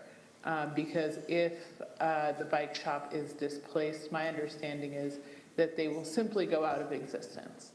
And so the service that they provide to our community would simply be lost if the decision is to not honor the role that they've had in that small retail space and the success of small retail businesses within, retail and restaurant businesses within East Bank. So, Councilwoman, thank you for the question. I just want to say I think that's the great challenge of these centers is, and you certainly understand that, what makes these centers actually work are anchors or those long-standing businesses like Pet Palace and Casa Vallarta. That's what allows the traffic, the neighbors to come in and support those retailers. Just as an example, Casa Vallarta has 6 years left on their lease, whereas Pet Palace has 1. All of these have eventual turnover. So, Councilwoman, I am with you that what we want to do is support Second Chance. That is a remarkable bike shop that you are mentioning. We actually had a meeting. There's a retail specialist with Aurora. We know they need to exist in Aurora. They need to provide that service. Is it somewhere else on our center? Is it somewhere there? We're going to work to do that. I think we were asked specifically about Pet Palace, and we have found a way. So, Councilwoman, I would just say that what we're doing is actually trying to strengthen these businesses, big, small, medium. There is no doubt that a dying center is the worst thing that could happen to any of those businesses. And that's what it is today. We are trying to invest and revitalize, and what your code tells us to do is to bring in horizontal mixed use. So again, we are following the guidance of code. We didn't rezone this. We didn't do that. This is the code solution. So Councilwoman, let's work together to work with Second Chance to keep them in this center or in another center. We all know how much retail is available in this city to find a place for them to work and serve their constituents. Does Second Chance have a lease? You know, sir, I'm sorry. I'm sure somebody here knows that. I can find that out for you, or somebody can answer that.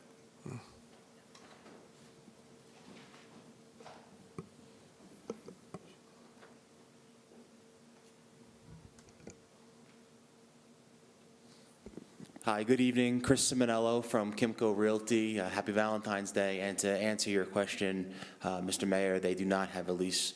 It's on a license agreement right now that we have been accommodating to renew on an annual basis. What was the term you used? A license agreement. So it's essentially a very short-term agreement. Okay. Further questions? Mayor Jurenski. Councilmember Jurenski. This is, I guess, to city staff. Thank you. Link Apartments at Fitzsimmons, Fitz East Mixed Use, 9 Mile Southlands, Montview, and 1450 Abilene were the other projects that were approved with building length adjustments. I would like to know in those projects what the community opposition looked like, and were there businesses facing displacement over this approved adjustment?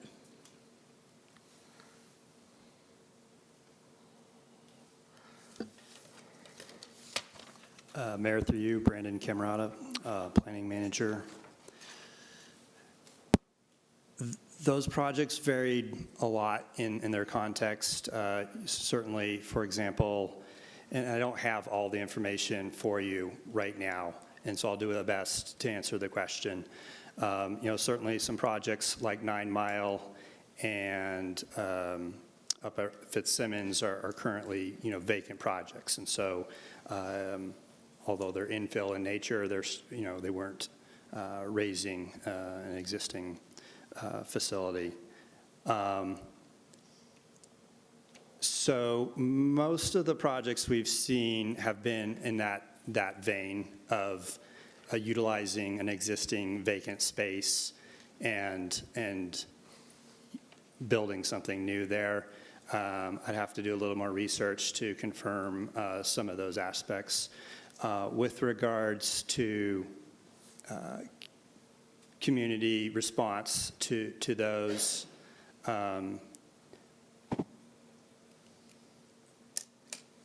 I would say that, certainly East Bank's been the most prominent in terms of that response.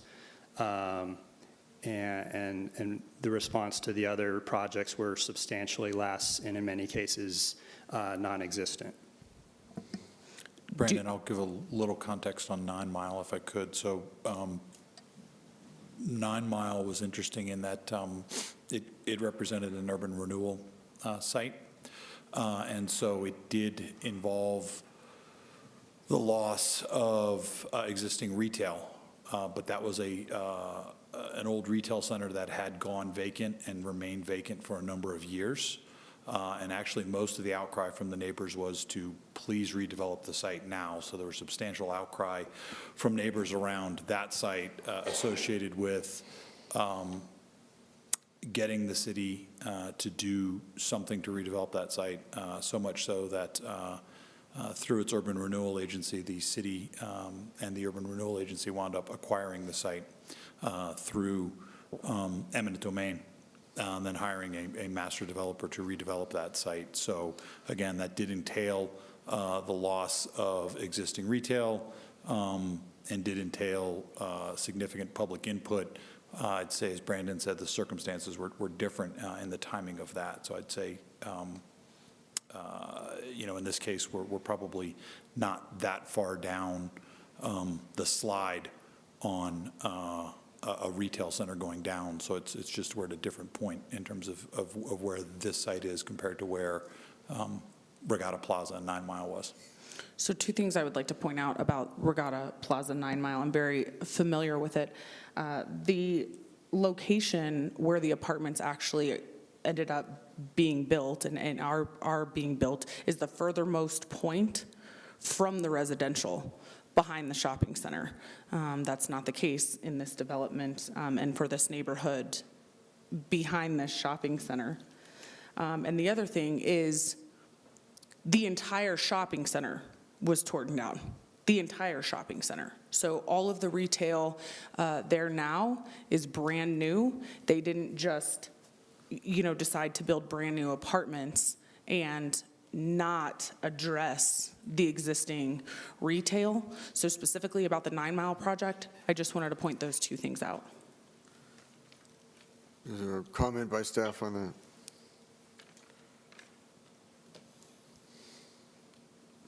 Mayor, can I ask a question? Mayor Pro Tem, please proceed. On the 9 Mile, this is to staff, was there an incentive package? The city wound up spending in excess of $25 million to acquire the site. So, and then there have been incentive packages subsequent for the redevelopment of the site, including for the horizontal infrastructure associated to redevelop the site. And then there was an incentive package with the multifamily developer for both the affordable housing, because the multifamily on 9 Mile actually has two components. There's an affordable housing, multifamily, and then there's also a market rate. And for both of those projects, there was an incentive for those developments. And is this developer asking for an incentive? Not that I'm aware of. Thanks. If I may, Please Mayor, proceed. for the record, this developer has not requested any type of incentive from the city. Further questions? Mayor, Sorry, Marcano. Councilmember Marcano. Thank you, sir. So I have a couple of questions here. First, for the applicant.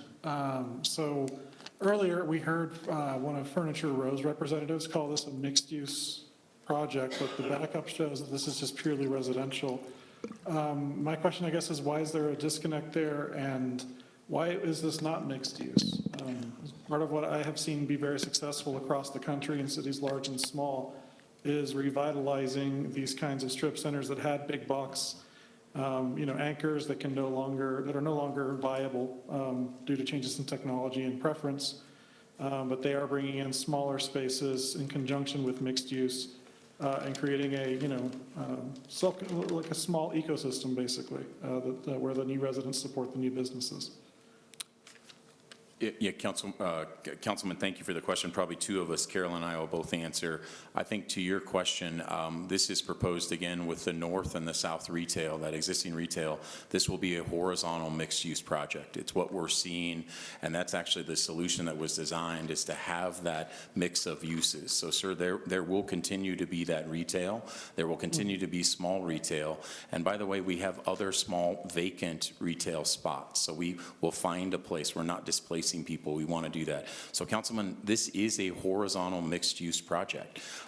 What it is missing is actually residential. It is that mix of uses that we're bringing in. So we're actually fulfilling that vision and bringing that in a way that this effectively becomes a residential anchor. To your point, sir, about the question or the size of that, we think it is that mix. If you look at those existing tenants and those spaces are there, those are a lot of small businesses, and we think what supports them. When we went door to door or to shop, they couldn't be more excited. The Religious Relic store, some of the stores there were like, we just need people. And so that's been an important thing that we will bring in this mixed-use center. Thank you. And then I have a follow-up, Mayor. Please proceed.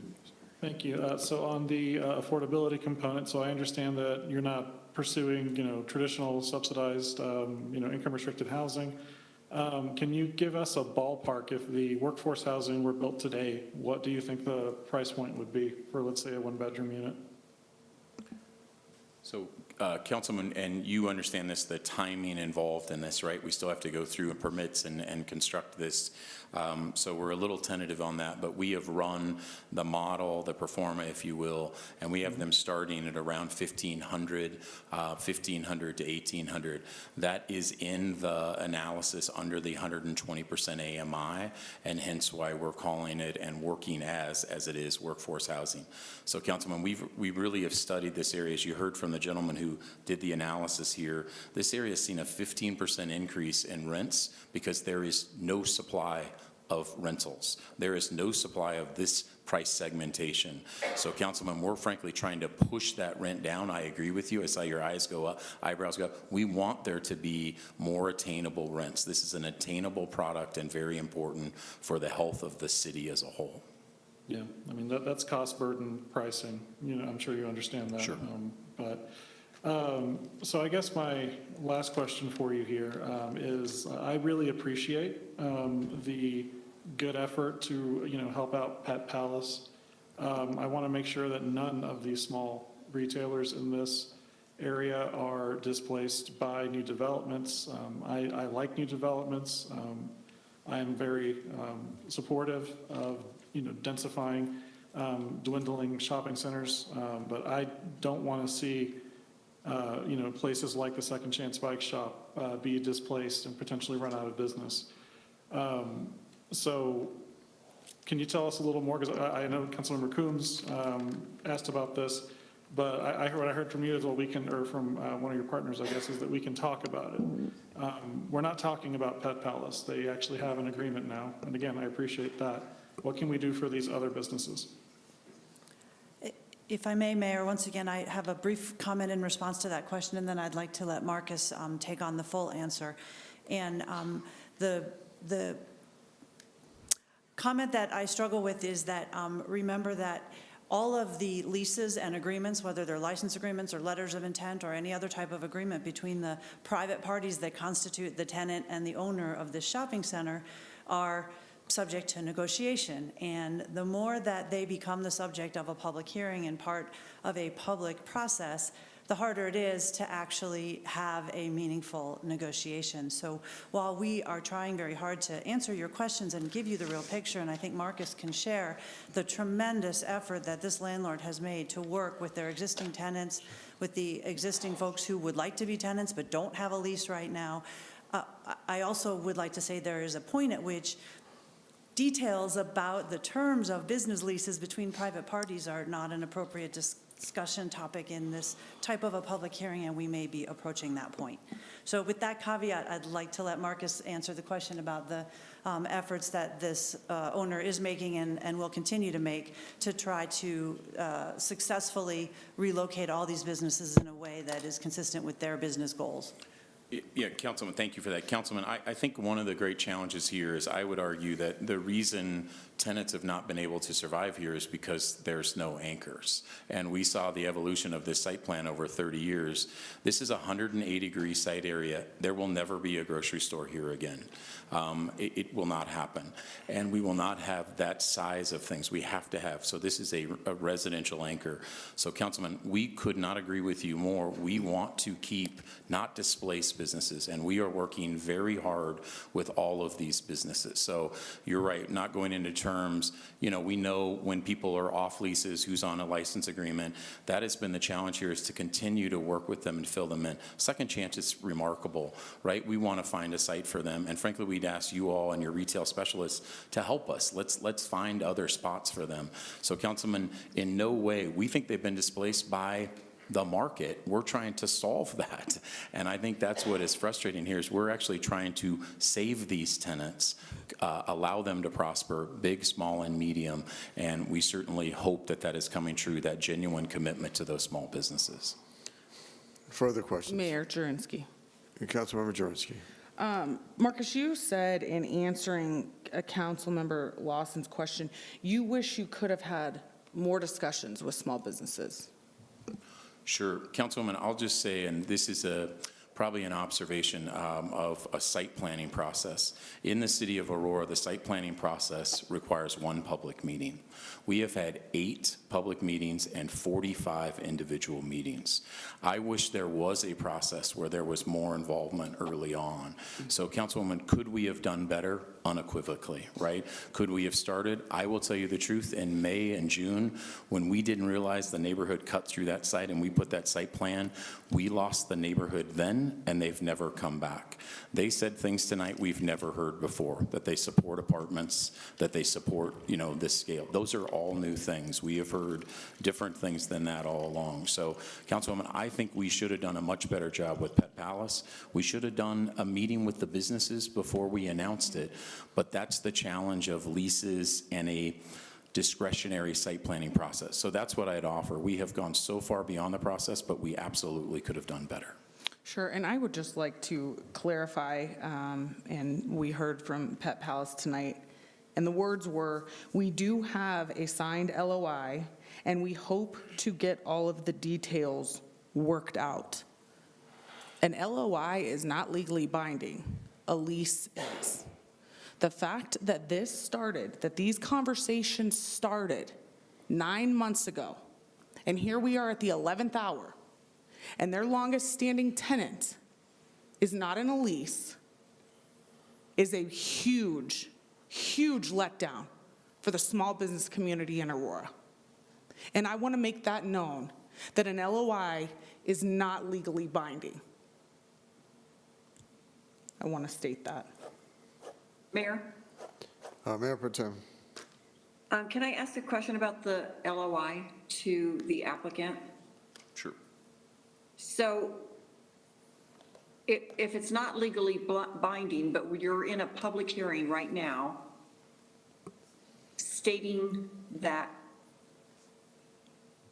you have signed one with Pet Palace, does that, I don't know if I should be asking the applicant or our attorneys, but does that have standing? Maybe your counsel. If I may, Mayor, again, Carolyn White on behalf of the applicant. I'm sure many of you know this, but maybe for the audience, I'll just mention, in the real estate world, we talk about LOIs all the time, like everybody knows what they are. An LOI means a letter of intent. It's usually a precursor to signing a lease. And so you go through the majority of your negotiations about the details of the terms of what's going to be in your lease during the process of negotiating the letter of intent.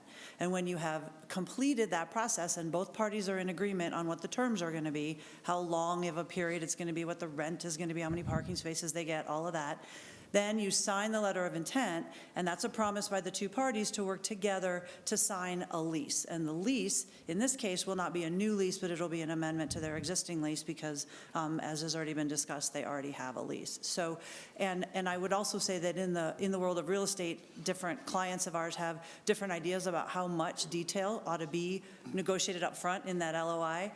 This is an extremely detailed LOI, as LOIs go. The distance between LOI and lease in this case is the short part of the negotiation. The distance from the beginning of conversations to a signed LOI was the long part of the negotiation. So we can mention it here in a public hearing because it is a signed agreement and we're telling you that we have it. I hope you're not going to want to know everything that's in it because we really ought not to go No, there. and But there is one. Yeah, and I didn't mean to, for you to disclose everything that's in it, but it's signed by Pet Palace. So they are agreeing to the terms in the letter of intent, correct? Both parties have signed the letter of intent to which I am referring, and one of those parties is Pet Palace, yes. Okay, thank you. Mayor Jurenski.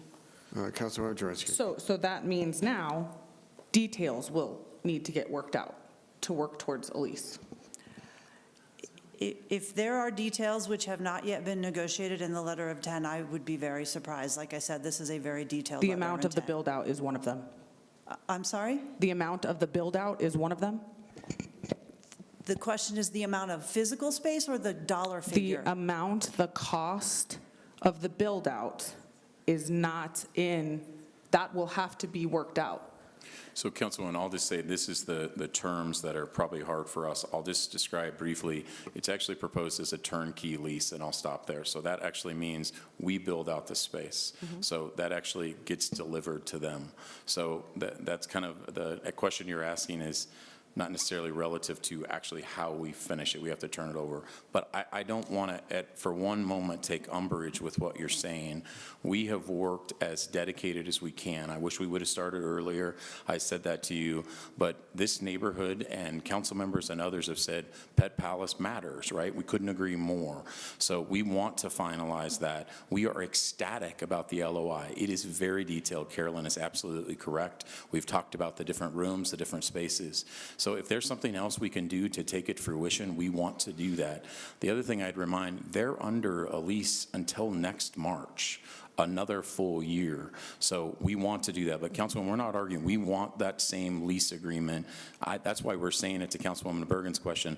In public session, we want them there. We want a 10-year extension. Well, I know firsthand, being a small business owner myself and involved in multiple leases and multiple shopping centers, I know that a lot can change between an LOI and a lease.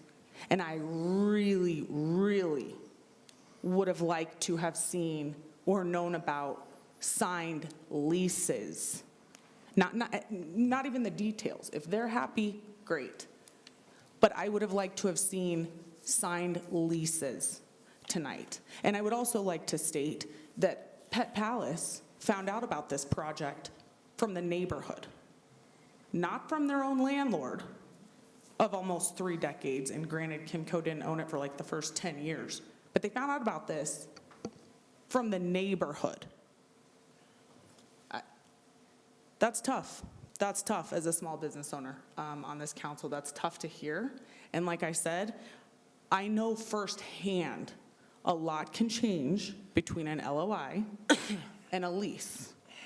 That's undeniable. And I would have liked to have seen leases tonight. That Kimco feels that Pet Palace belongs in the community, belongs in their shopping center. I would have liked to have seen that. It's a huge letdown for me, and it's a huge letdown for this neighborhood and this shopping center. Further questions? Mayor, Oh, sorry. go ahead. No, I'm sorry, Mayor Protem, go ahead. Just to follow up on the letter of intent, because we're getting into a lease, and I don't even know if we're legally allowed to be, if we would even legally be allowed to see a lease, because that's between two parties. Again, if legal counsel from the applicant could address that. You said it's very detailed. You're publicly announcing that you have a signed lease with both parties. Are we entering, I don't want us to enter any kind of space where we're treading on some legal issues. Mayor Pro Tem, we can go ahead and address that since it would be legal advice given to council. I would probably advise to get back to the site plan criteria. This is a site plan. The lease is not part of the site plan. It's obviously integrated into it, but there is such a notion of interference of a private contract in which it's always good to keep government away from interfering potentially into a private contract. So even though the questions will always come up because you can't separate, the tenants from the area since there's going to be a new building. But tonight, the site plan goes by the site plan criteria, which is in your packet there. And that's whether or not it goes with the comprehensive plan, whether or not it goes with the other criteria that staff evaluated, and that it's up to you to make the decision on tonight. So anyway, if that answered your question, I can. Yeah, I know we've had these in the past, and there's always a fine line, and so thank you for your answer. You bet. Thanks. I want to be a little careful tonight on the criteria, because there are two criteria that are really involved here. And the first is mitigation. The application mitigates any adverse impacts to the surrounding area to the degree practical. Thus, the leases that are next door. The other big criteria that the council really needs to look at, and council gets to make this decision, is compatibility. The application is compatible with the surrounding uses in terms of size, scale, and building facade materials. Thank you, Mayor Jurenski. Further questions? Jurenski. Councilmember Jurenski. To Councilmember Bergen, I definitely don't need to see the lease. What my statement was is it would have been nice to know tonight that there were leases in place, not an LOI. There's a big difference. I would just have liked to have known, because if there is a lease in place, to sign a lease as a business owner, it means you've reached an agreement. So that's what I would have liked to have seen. And in the presentation tonight, it talked about all of these vacancies, and sure, we can speculate on the reasons for vacancies. We can certainly speculate on that. But you have businesses begging to stay in this shopping center, begging to stay, that found out about this project from the neighborhood. You have businesses begging to stay. And we are at the 11th hour, and these people do not have a lease. I just want to reiterate that. Further questions? Mayor. Councilmember McConnell. Thank you, sir. This is a question for City Attorney Brotzman, and I guess also City Attorney Money. The part of the impact of the site plan that we're discussing is going to seriously impact some of the businesses that are currently located here. Obviously, I hear where you're coming from about getting into lease details. I don't actually want to see the details of the lease. My question to you all is, would it be appropriate, is this something that we could discuss in an executive session with the involved parties as to get so the council can know what is going to happen with these? Because I think that we've heard a lot from, folks in the community.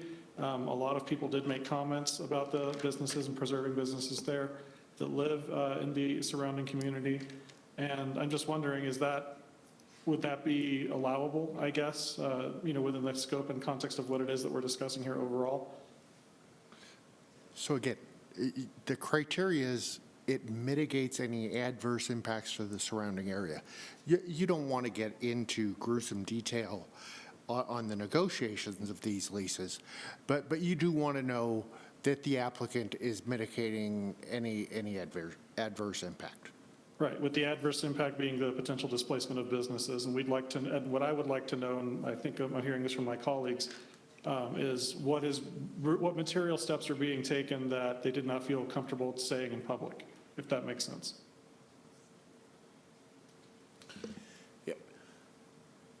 Sorry if that was a question to us. The one thing I would offer is, as you look at this, is the surrounding area is not the same property, and we are the same property. So we're talking about all of the applicant's site here and comparing it to that. But I want to say again, we know we have more work to do.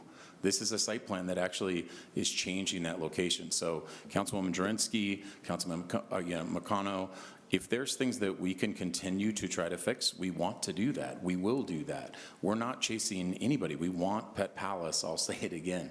So if there's a way that we can do that, I know that that's not a legal standard, any of the criteria. We understand that if we need a small window of time or something like that, we certainly can try to pursue that. We thought we did everything we could to get a signed LOI. We're immensely proud to announce that, to keep them. So I just want to be clear that we know we have further to go. We're going to continue to do that. But if that provides some level of clarity, we're certainly open to that discussion. Mayor, if I may. Councilmember McConnell. Thank you. I would very much appreciate that, because I'll just be very clear with what I'm concerned about. I don't want to sign a death warrant for some small businesses here. So if we can get some assurance that, something real is taking place. I understand you don't want to discuss the details publicly, because real estate transactions, totally understand that. But I think we would feel better if we had some reassurance in our communities, but as well. Further questions? Mayor Jurenski. Councilmember Jurenski. So I ran for this office because I saw a lack of voice for two entities in Aurora. One of them being our police department, and the second one being small businesses. I have no intention to back down or run from my support of either. I think that Evergreen has done a great job with this project. I don't know, and especially if Evergreen can come forward with even more parking spaces in the garage. We heard 30 some tonight. I think that's great. But I'm being asked to consider an appeal to grant this approval of 610 feet when the UDO states no more than 200 feet. I agree that the UDO needs to be looked at, possibly changed. I agree with that. But I want to know who considered these small businesses. That's what I want to know. Who considered them? When their own landlord didn't tell them that this project was happening. As far as traffic goes, I do agree that even if this shopping center were filled up with anchor tenants, I agree that, in fact, would create more of a traffic problem than what this proposed apartment complex would create. We saw tonight, there was a slide that said, yes, there's a need for housing, but this project, Aurora needs 10,000 apartments, and this project would only contribute to 0.031% of this need. So I guess at that point, I do have to ask the neighborhood, then should it be bigger? I think we need to consider that. I think that there is absolutely a need for this project. But I think trampling on the very people and the backbone of this country is not how we're going to get there. and I'm speaking directly to Kimco. Whether this was built as 2 buildings at 300 feet apiece, or whether this was built at 3 buildings at 200 feet apiece, 200 feet per building, I don't think that makes much of a difference. I really don't. Even if they split these buildings up, and you know, we've heard the arguments from the neighborhood, I don't think that makes much of a difference. I really don't. I just have to say that to the neighborhood. The first line in the packet from Carolyn White under no adverse impacts states, and I quote, "The requested major adjustment will have no adverse impact on and in fact will benefit the surrounding properties." I think, and even from hearing from the city attorney tonight, there is some adverse impact here. There is. And there are some things that maybe haven't been discussed, and maybe we should have allowed more time for that. As far as uniqueness of businesses in this shopping center, the sports card place, talk about a dying breed. I traded baseball cards when I was a kid. I couldn't believe there was still a sports cards place in the shopping center. And I'm happy to hear that they are supportive of this project. And let me state, as am I. If 9 months ago, steps would have been taken, care would have been shown to some of their longest standing tenants in the shopping center. It was also stated by you, Marcus, that this project is the very best thing for the businesses in this shopping center. Maybe. But the very best thing for the businesses in this shopping center is ensured longevity. That comes one way. That's a lease. So, Councilwoman, and I think we're still, if you're directing that to us, I mean, you're right, Pet Palace, again, 24 years, they've been on site, I believe, if I do quick math. Couldn't agree more with you. That's Casa Vallarta. Pet Palace has been there going on 29 years. Okay, sorry, my apologies. So, and we want them that much longer, right? So I'm acknowledging, and I'll say it again, I wish we could have done better at the beginning of this process. The process didn't afford that. We actually did tell the tenants the day of the meeting, that's not better. I understand that, Councilwoman, so I want to be clear about that. What I am saying to you is, and Councilman Marcano asked the question, if we can provide further in a short window, perhaps an extension to get to something like this and get that done, we're going to keep doing it. We didn't quit discussions with the signed LOI. We're turning it into lease terms now. But if we need a window like that, we would support that. I think that what we want to say over and over again, and I'm sorry, 45 meetings and 8 public meetings on a site plan is unprecedented. And we will continue to be unprecedented in our outreach on a site plan. I will say, we will not get support for this project from the neighborhoods. It has been in different ways where it's said, we want this. The tactic on the building now is that they know that project doesn't happen. So to say to split it in half, that means there's not change. So Councilwoman, I appreciate what you said. We want to find something that actually supports these businesses. So I respect exactly what you're saying, and if we need and respectfully request, if that's what your will is, to take a short window and come back to this council if the hearing's closed, let us go have that discussion and see if we can get to more certainty on some of those items. Yeah, and just to follow up, I think the last thing I would want to say, you're not going to find it written in any UDO or any manual that we should care about our small businesses. But it comes from my heart, and we should care about our small businesses. So I would respectfully ask of my colleagues that we delay this vote for 45 days to make sure that there is more time to have the discussions that need to be had, to make sure that our small businesses are protected with leases. If there is no way that we can make the neighborhood happy. Mayor, point of order. Mayor Pro Tem. I don't mean to interrupt, but I think I don't think we're allowed to make motions. That's during- correct. I have to close the public hearing before that occurs. And so questions have to be exhausted before I can close the public Well, hearing. I'm done talking, so. Mayor Sundberg? On a motion to continue, you can actually do, and we would actually recommend that you continue the hearing. That way you can take more testimony in the future. You just continue it to a date certain. Mayor? I'm sorry. Mayor Pro Tem. It's midnight, so are we talking about a delay so that well, first of all, we're not even closing the public hearing, but if we're going to start all over, this is not good. That's not what I'm asking. All over with public hearing. I'm not asking to delay public I hearing. recognize you, Councilmember Jurenski. I'm sorry. Councilmember, Mayor Pro Tem, are you done? Yes, Mayor. Councilmember Jurenski. I'm not asking to delay public hearing. I think that we've heard from the public tonight. I'm asking to delay the vote to allow for the conversations that need to be had between Kimco and their businesses.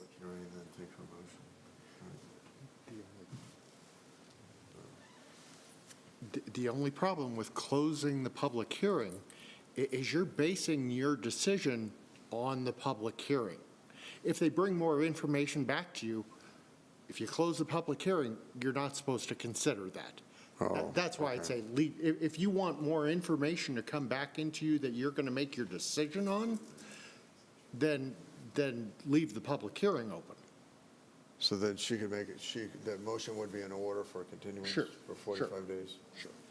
Is that standard, is that without objection, or? No, that's under, that requires a majority under Rule 14.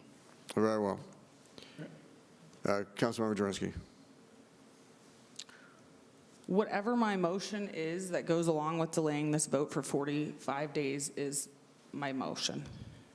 Councilmember Jurenski moves that the vote be delayed for 45 days, or continuance for 45 days. Continuance for 45 days. Mayor? And I need a second, or the motion fails. Mayor, second, Sundberg. Seconded by Councilmember Sundberg. Discussion. Mayor? Councilmember McConnell. Thank you, sir. I am supportive of continuing the conversation to allow us to get some of the questions that we have answered.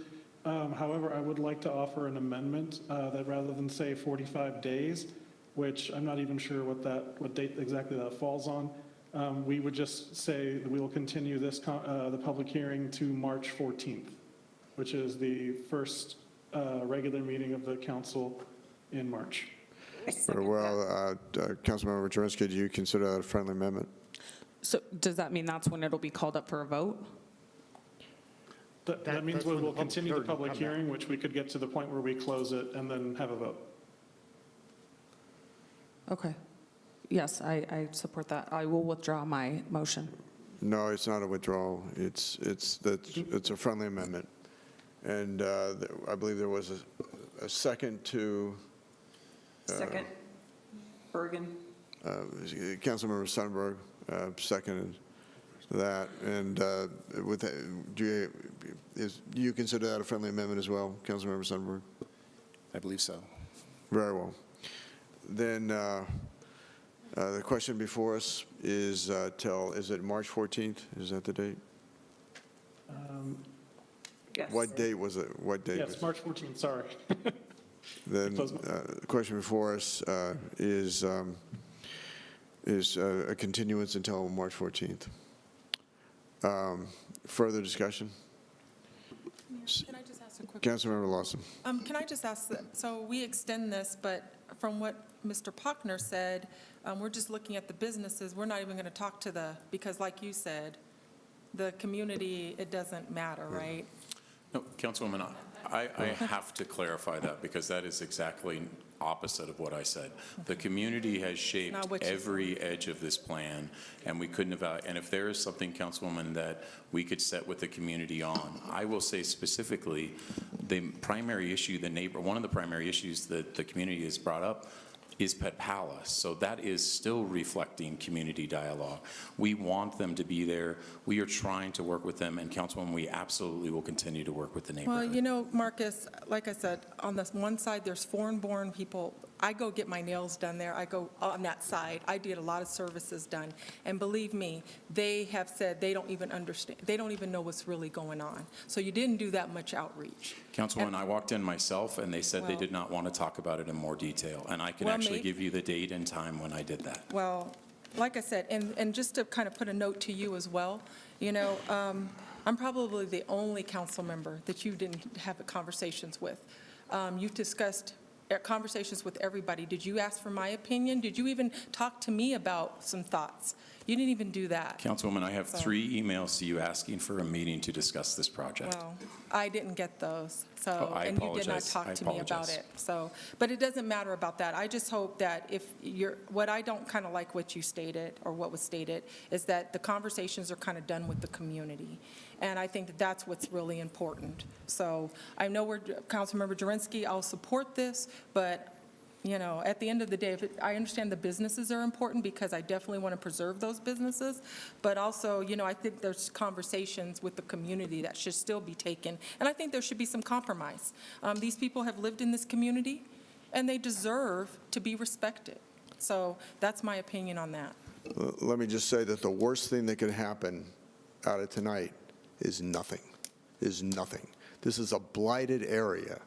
And yeah, there are bright spots within it, like Pet Palace. However, you've got 2 big box retailers sitting empty and have sat empty for a long time and will continue to sit empty. And if that's the vision we have for this city, it is the wrong vision. And having been in property management on both sides as a tenant and as a firm, I can tell you I've never seen such an invasive intervention in terms of the negotiations between an owner and a tenant. And I don't know how you negotiate that if you're forced to arrive at an agreement, even though it puts you at a loss as a firm. But so much for free market economics. Further discussion. Mayor? Sundberg? Councilmember Sundberg. I agree with you, sir, that something should be done there. I'd like to, as someone with a heart for small business, I'd like to direct a couple comments towards Kimco, the landlord. I don't think you're going to be winning Landlord of the Year. I think you're a big, aloof corporate place that doesn't really appreciate long-term tenants, maybe an average of 25 years between Pet Palace and Casa Vallarta, to leave them in the dark like that. And I've heard about COVID negotiations in which you are very inflexible, leaky roofs, things of that sort. I'm wondering if anything would have been done for Pet Palace if someone like Councilmember Jurenski would not have been directly involved. And my last thought and heart goes out to Casa Vallarta. I want to make sure that they have enough parking spaces to continue their thriving business. Thank you. Further discussion. Seeing no further discussion, Mayor, apologies. what's that? Sorry. Councilmember Councilmember McConnell. O'Connell, sorry. Thank you. I just want to get confirmation from the city attorney that the request to discuss some of the more delicate matters in an executive session was understood, and if that would be something that we will be able to do with Kimco. What we will do is we'll work with the applicant on this, on what can be shared in executive session. Okay, great, thank you. To the applicant. Mayor, members of council, thank you for the opportunity to speak briefly to the motion. Before you vote, I did want to just take a moment and confirm that the applicant team could be available on the night that you are proposing to continue this hearing to. And if we have some key vacancies, I would like to ask aloud if the council would be amenable to perhaps providing a slightly longer time up until the next regular council meeting, which is March 28th. 45 days would have been the 31st, but you don't have a council meeting that day. And so I just would like to mention that if I may take a moment to canvass the team, we appear to have some potential date conflicts with March 14th. That's, that's not relevant to I think if council decides on a date, then you'll have to acquiesce to that. Is there further discussion? Seeing none, the question. Mayor? Mayor Pro Tem. Okay, so, I'm sorry, the applicant is asking for it to be on the 28th, and we're not considering that? Is that what we're doing? Is that, the applicant's not didn't give it, did you present a firm date? I think they said the 28th. They did. Did you present a firm date? I can't see my client behind me. I'm trying to figure out if that's the right date, but I think that the 28th would be preferable to the 14th in terms of, number one, having a little more time to have these conversations, and number two, making sure everyone can be present to answer your questions about them if that's the direction this hearing goes. So you're saying 28th of March? Correct. Very well. Let me go back to Councilmember Jurenski. I think that's my original motion about 45 Was days. it 28th? Okay. Yeah. Okay. The 28th of March is without objection, 28th of March? Very well. 28th of March. Seeing no further discussion, the question before us is the adoption of the Jurenski motion to continue until the 28th of March. Would the clerk please call the roll?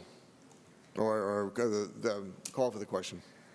The question has been opened in e-scribe for council to continue the public hearing until March 28th.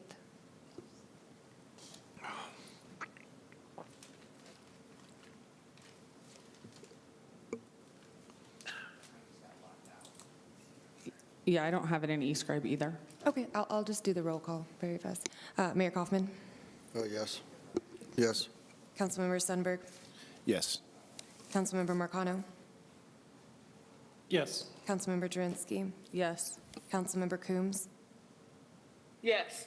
Mayor Pro Tem Bergen, Yes. Councilmember Zvonek, Yes. Councilmember Murillo, Yes. Councilmember Gardner, Yes. Councilmember Lawson, Yes. and Councilmember Medina. Yes. The motion passes unanimously to continue the public hearing on March 28th. Oh, let's see.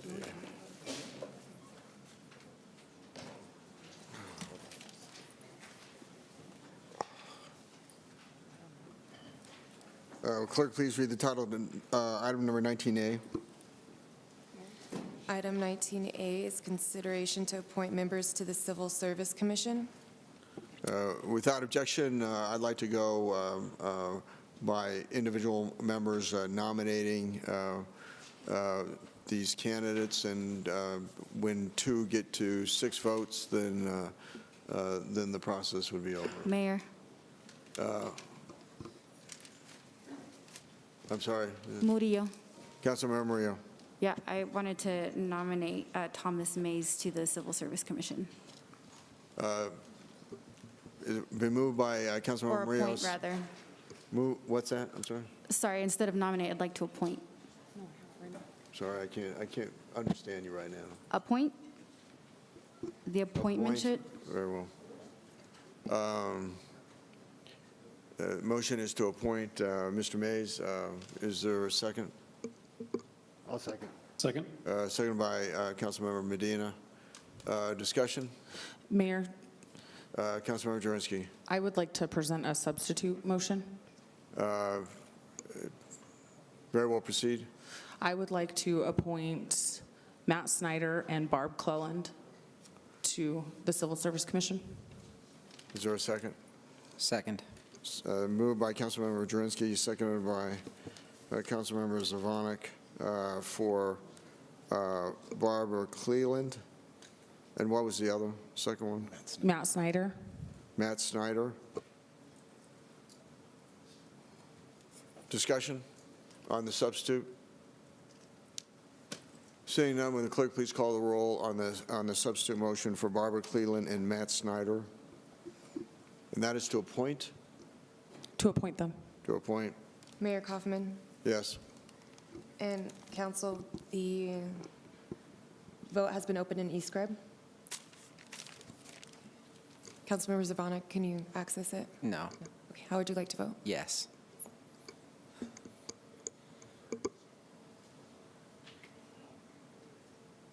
Mayor Pro Tem Bergen and Councilmember Gardner. I'm a yes. I'm a no. The motion passes with 6 yes votes, 5 no votes, with Councilmember Medina, Marcano, Coombs, Murillo, and Gardner voting no. The motion passes to appoint Matt Snyder and Barbara Cleveland to the Civil Service Commission. Mayor reports. Mayor has no report. Councilmember Lawson. Mayor, I have no report, thanks. Councilmember Gardner. He's off. Councilmember Gardner. He logged off, Mayor. Councilmember Jurenski. I have a report. This past week, council members Zvonek, Lawson, and Gardner, and myself, we held our first at-large town hall for the community. It was at the Central Rec Center. We had an overwhelming turnout. It was standing room only, very positive event. And I think that we have decided we will be doing these bi-monthly, and we will try to move them around to different parts of the city as much as possible. So hope to only grow participation in the at-large town halls. Councilmember Zvonek. No report, Mayor. Councilmember Murillo. No report. Councilmember Sundberg. No report for the sake of time, sir. Councilmember Medina. No report, sir. Councilmember Marcano. I'll save it for the next meeting. No report. Councilmember Coombs. No report. Mayor Pro Tem. Mayor Pro Tem. Mayor, I believe she left the meeting as well. Public invited to be heard.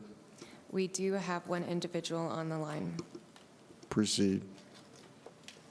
Allie, you have 3 Hi, minutes. Go ahead. Hi, my name is Allie. I'm an Aurora resident. My testimony does not represent anyone but myself, not my husband, not my employer, not my cats, just me. First, I would like to express that I think it's absolutely horrible that members of council have left the meeting before public invited to be heard. Second, I want to thank council for approving the budget to update council chambers to be accommodating for people with disabilities. If it is ever safe to enter chambers again after this pandemic, I look forward to rolling safely up to the podium in my wheelchair to testify, and I know many other members of the disabled community, which includes veterans and seniors, and those of us with health concerns and injuries, will feel much more welcome and ready to engage with our local government. However, while we are still in a pandemic, council has also made council chambers and all of City Hall hostile to the disabled community, including veterans and seniors, and those of us with health concerns by excluding yourselves from the Aurora staff rule that requires that if a member of the public requests staff to wear a mask to reduce the risk of transmitting COVID-19, the public servant should oblige to protect the health of that constituent. So staff has to put on a mask if they are asked, but you don't have to. You wanted to reopen these chambers, and you won't even protect the people that have to be there to support you. Apparently, no one has the power to ask you hypocrites to take on the difficult task of looping some elastic around your ears. Several council members openly refuse to vaccinate and thus have a much higher chance of carrying COVID that might feel like a cold to you, but which you could easily transmit to anyone in the room with you, including Aurorans who aren't in a position of power to simply ask you to wear a mask to lower that risk. Tonight, one of your colleagues asked you to protect me, his wife, with severely damaged lungs and heart. If I contract COVID-19, I am at high risk for hospitalization and even death. And when asked to take a harmless step to lower the risk of transmitting a dangerous illness into my household, Councilmember Jurenski refused to mask at all. Councilmembers Zvonek, Thunderberg, Lawson, and Mayor Kaufman all said they would wear masks later, which was obviously lies because you're not wearing a mask right now. At least Councilmember Jurenski is honest about her complete disregard for the safety of her constituents. But those of you who didn't want to put on masks when you were walking around and attending meetings, but you would maybe do it later, what does that even mean? Do you really think the germs are waiting to escape your nasal passages until your meeting is over? Why wouldn't you take 2 minutes of your time to go get your mask when that 2 minutes could impact literally the life or death of a staff member, a colleague, or their parent or disabled child? Since council members don't have to listen to constituents who ask them to wear a mask, and city staff are stuck in a power dynamic with council where they cannot safely even ask a council member to wear a mask, and if they did overcome that power imbalance, They would be refused or lied to. City Manager Twombly, as a city resident, I implore you to shut City Hall back down to essential personnel or enforce masking for council while they're on premises, or just keep city council meetings fully remote until the pandemic risk for people with health conditions is passed. You are literally the only person who has the power to protect me and likely any high-risk members of staff or their families and constituents. I know these new council members want to feel powerful and impress their bar buddies by making their votes from their symbolically high dais, but their inflated sense of self-importance. I'm sorry, ma'am, your 3 minutes are up. My life. Meeting adjourned. The staff residents.